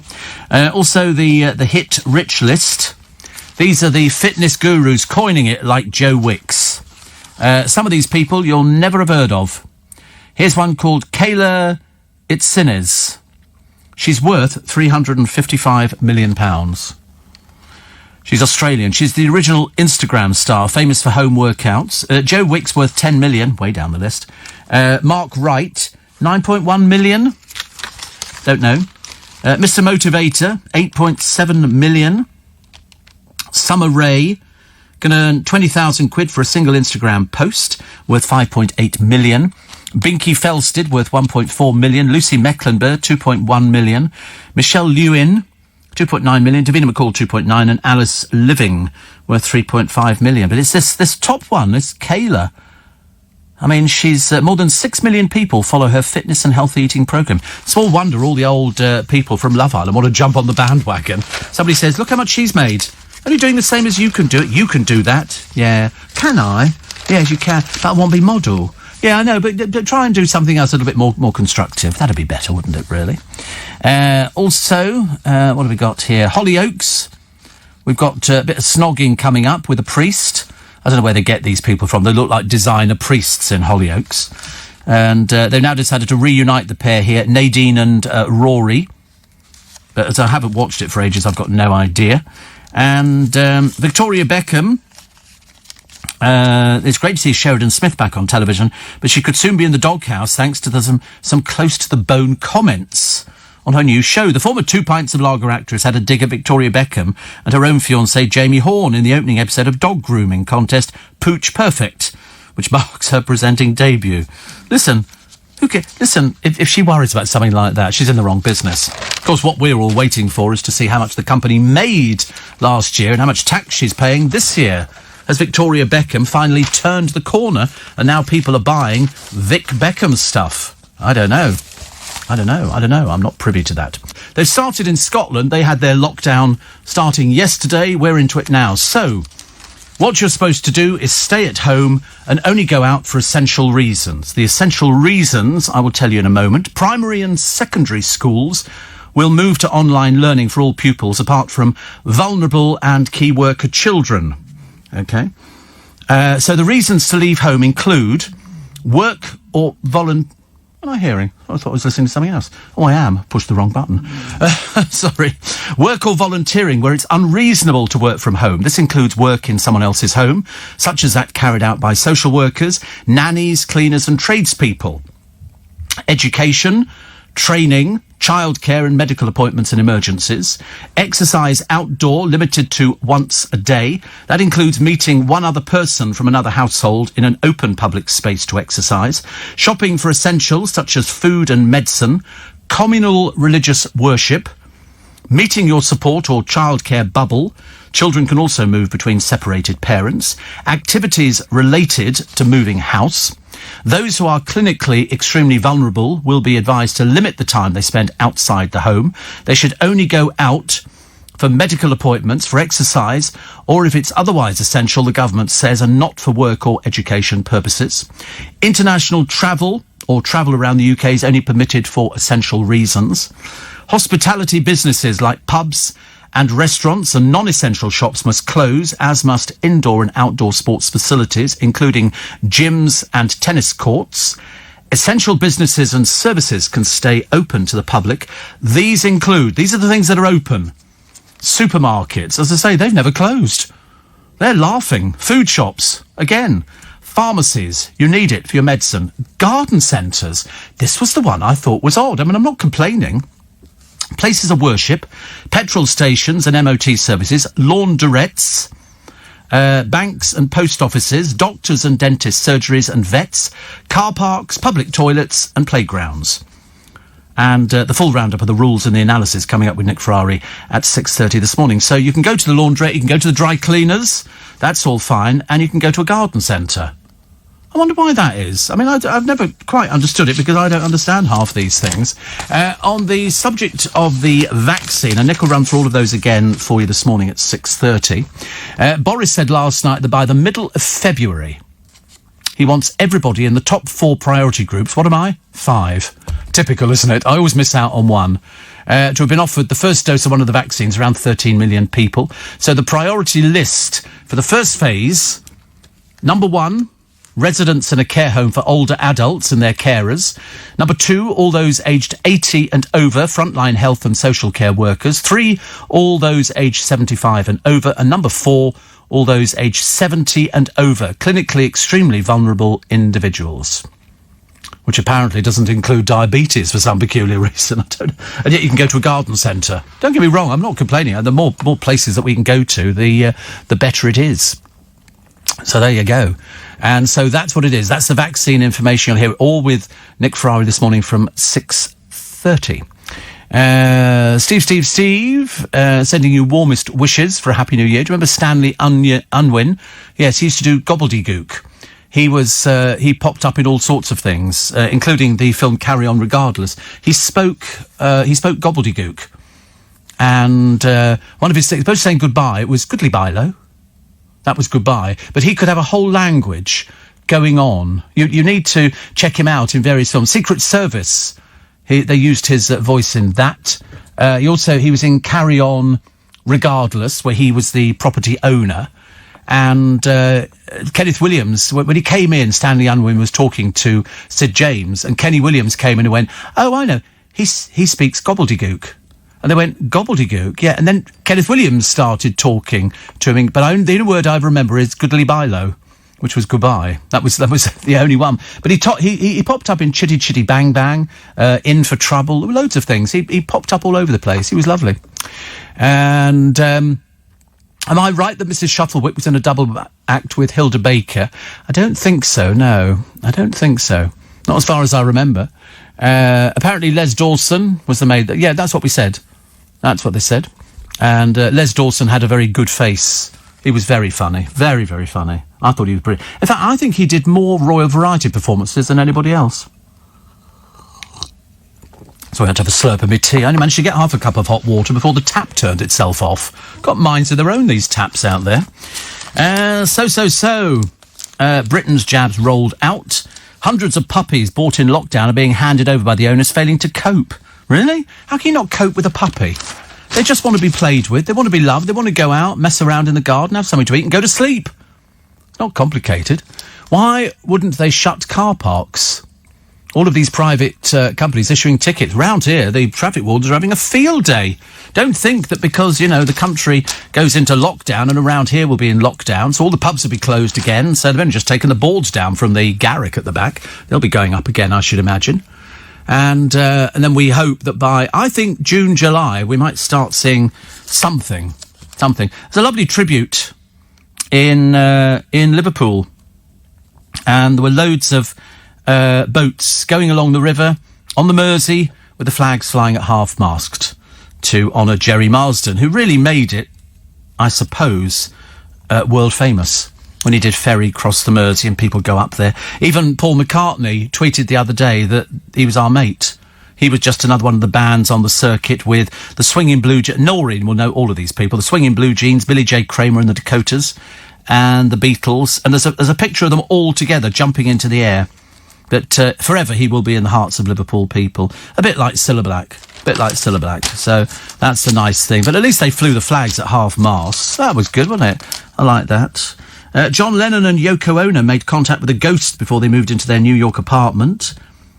So that's it. They live in the Dakota building, don't they? Well, she does, I think. She still kept the glasses that John Lennon was shot in on that fateful day by Mark Chapman. She still kept them. I think they're in a case.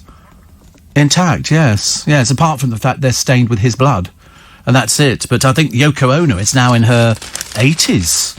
In fact, I'm pretty certain she's in her 80s. They're in apartment 72. That's all I can tell you. 87 she is, my goodness me. When she met him, it was in an art gallery, and she gave him a little card, and it had the word breathe written on it. Always useful, I think. Always useful. Steve, good to know the banks are open. Well, you can do things in the bank. What do you need anything in particular? I mean, most of them can do things nowadays. I mean, I've seen people going to banks, which is good. Gareth Southgate burst into tears when a coach advised him to forget football and become a travel agent. My friend John Warrington's a travel agent, as regular listeners to this programme will know. He'll be glad when he gets back to normal, I think. I speak to him, we send each other texts on a sort of a reasonably regular basis, and there's loads of dogs everywhere now. There's puppy pictures all over the papers, obviously because we like puppies, don't we? We're big into it because they look cute. Also, Chloe Madeley, famous for, let me have a think, actually. Oh, nothing. I do beg your pardon. She says that James Haskell, her husband, he was the one who, when they put him up on, was it Loose Women? It was basically like somebody who couldn't speak. They call her a fitness guru and TV presenter when they can't think of anything else to say about them. It's Richard and Judy's little sprog. You know, she had various troubles. She'd sort of talked about, I think she'd been done for drink driving. At one point, yeah, 99.9% said, yeah, she had 3 different things that all occurred. She admitted to smoking, and then there was the drink drive. Then she crashed the car up by Hampstead Heath. Yeah, I thought I was right. She's a right troublesome little madam. She frequently has to wear a coat indoors. Oh, dear, and probably the money not flowing in as it should be, dear. Ask your mum and dad how to do it. You know, they're much better at it. Also, police in Peabody, Massachusetts, are looking for a couple who slithered away with an albino python worth 220 quid from a pet store. Who are these people who go into pet stores and nick things like snakes? I wouldn't be doing it.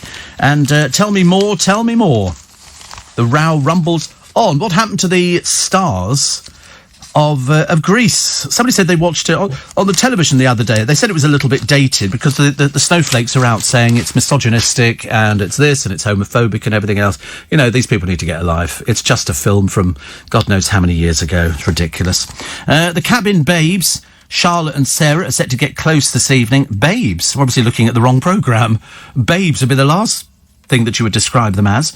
Quizzing each other about their sex lives. Oh, dear God, honestly, how tedious. Grow up and get a life. Poor old souls, honestly. How old are they? Charlotte only started dating women 18 months ago and previously admitted she's still finding her feet. She's an operations manager. What does that mean? What does that mean, an operations manager? OK, you want to take the bus out now? Is that all right? Yeah, you can manage that. I don't know what they do.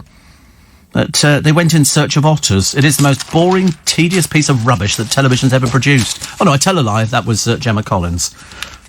Don't want to get it wrong, you know. Got to get these things right, haven't we? Somebody says, would you snitch on your neighbours if they flaunt the lockdown rules? I've got better things to do with life, actually. I wouldn't snitch on neighbours. Mainly because I wouldn't have neighbours who would break the lockdown rules. I really wouldn't. I mean, all the people where I live are sort of absolutely wonderful and charming. They'd probably snitch on me if I broke lockdown. So I always wave as I'm going out to do my shopping. And I do go out to get my little bits of shopping every day. And once I'm back in again, I'm fine. But I never sort of worry about, what they're doing. Why would you worry about that? I mean, if they were having a party outside the door, I could understand it. No, today is going to be, I think, the day for taking the Christmas tree down, or turning the lights off, 'cause it's got to be down for tomorrow. Yeah, 12th night tomorrow. And taking the wreath off the front door. My lovely wreath, which is good. TV dating programmes are aimed at a young audience, says Bill. Remember, you were young once. These are trash, Bill. They're not for you either. You're way too old for that kind of thing. You're called Bill. Bill is an old name. It's not sort of, you don't find young people called Bill, do you? Will, it would be, but not Bill. But these are people who want to be on the television. They're not remotely bothered about having a relationship. They want to be on the they want to be famous. Nick Abbott will tell you that. He knows about as much as I do. Did you know the musical comedian Fred Barnes? He was one of the highest paid musical artists in the Victorian era. Openly gay. Good Lord. I can't remember anybody like that at all. I mean, there were comedians who were doing the Camp Act, which was sort of fairly popular at music hall because nobody really knew what it was. It was just that funny man. I'm quite sure there were people who probably watched Danny LaRue at City Varieties Leeds and thought it was a woman, just with an unusually deep voice. Watch your mate. That's what he did. I'd love to find out the people who bought all his costumes. Was it our Eli from Newley Pickles? No, not our Eli. The David Walliams chitty programme was brilliant. That was rubbish. We're never going to get a car that flies. What are you on about? Another one here, which says... You've just reassured me about the banks as well. Everybody worrying about... Don't worry about the banks. You'll always be able to get your money out. They've got machines outside. They'll have somebody who goes in and fits it up. They can't take off by themselves yet, but they certainly can land. I imagine Jake, your producer, is very good with buttons. Well, he can drive a programme, if that's what you mean. He can do things like that. Yeah. I mean, I could do it myself, but why bother? Seriously, it's not for me. I'm not meant to... I think there are certain people who are meant to do certain things, and I'm not meant to push buttons. In fact, if anything, they always go to it, please, Steve, don't, oh, God. Don't touch the buttons, OK? I mean, I'm sure some people are very good at it again, but not for me, I'm afraid. Not for me. Somebody says, I thought it might be Jethro. No, he's very good, Jethro. I like him. I like Jethro a lot. But, no, it wasn't. It wasn't, but good. But I must find out, Chris in Brentwood, about this comedian Fred Barnes. An openly gay comic. Was he openly gay, or was it a bit sort of hush-hush? I should imagine it was probably a bit hush-hush. He earned a fortune, but fell from grace, and was found singing for pennies in pubs in Southend, accompanied by his pet chicken. He fell ill from TB and committed shortly afterwards at the age of 53 in 1938. He was the modern-day Julian Clare. He went everywhere with a marmoset monkey on his shoulder. Right, Fred Barnes. Although popular, he became infamous for his erratic private life and was often named in frequent controversies reported by the press. Good Lord. Born in Saltley in Birmingham, died in Southend-on-Sea.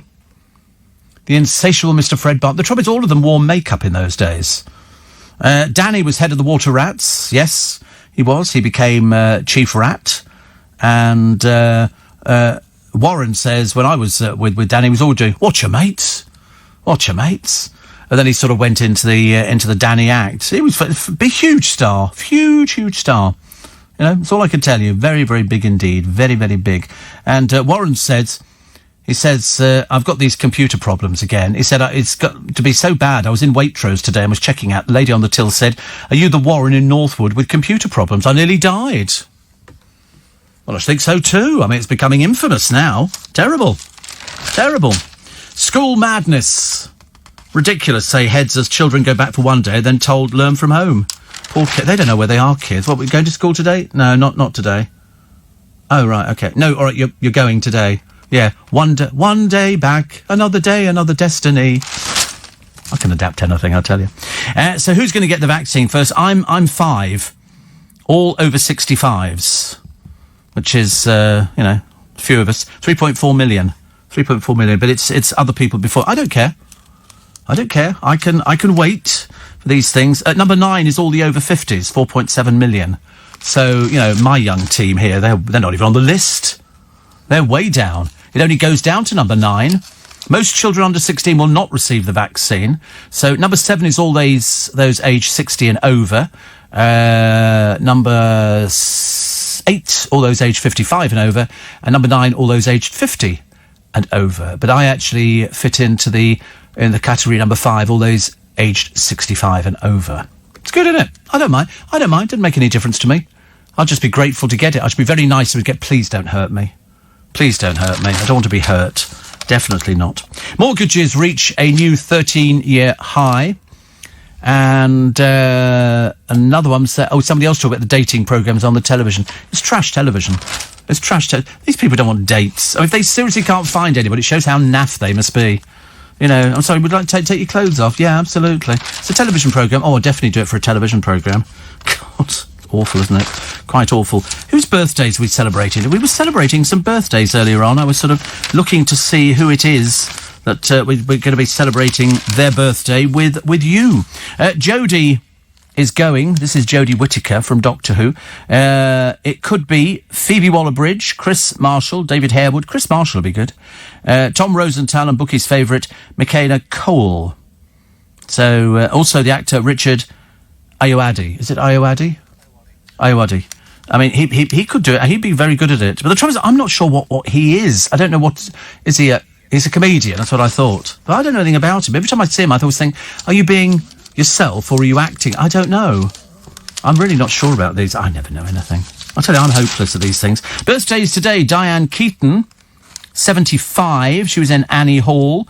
And Jan Leeming, born Janet Atkins in Kent. She's divorced 5 times and says, I'm like Elizabeth Taylor but without the diamonds. She's 79 today. 79, so many happy returns of the day. Also, Sam Phillips. You know who Sam Phillips is, don't you? Come on, Sam Phillips, you know. You should know. This is one of those things. You know who Sam Phillips is, Jake? Come on, think. Come on, think. Diver? No, dear. No. Sam Phillips was the music producer and pioneer. He founded Sun Records. Why was that important? Who did he record? Honestly, you're hopeless, aren't you? You really are. The Beatles? No, he was in America. Why would the Beatles be recording in America? They recorded over here. For Decca. No, not Bob Dylan. He was the first person to record Elvis Presley in his little studio. That's where he did it. He launched the careers of Elvis, Johnny Cash, Roy Orbison and Jerry Lee Lewis. How much was Presley paid to record 2 songs for Sam Phillips' mother's birthday? He was paid to record 2 songs. How much? How much? I couldn't hear. $20,000. No, $4. $4. That's what $20,000. Honestly, Elvis didn't earn money like that till he got to the Hilton in Vegas. And even then, it was the same set all the time. I mean, sometimes when he was rambling on his medication, it became very complicated. Very complicated indeed. But I wish I'd seen him in concert. I've got him on video, DVD, whatever they call it nowadays, wax cylinder, and very good it is too. And I've suddenly realised I have to go. Because we're finishing a bit earlier today, just in case you had forgotten. And Nick is going to be taking you through everything. He'll explain everything. And somebody says, I'm guessing it's you and Nick that have people to push the buttons. We do have people who push the buttons. I think so does, practically everybody. Has people that actually push the button. I wouldn't even know where to begin.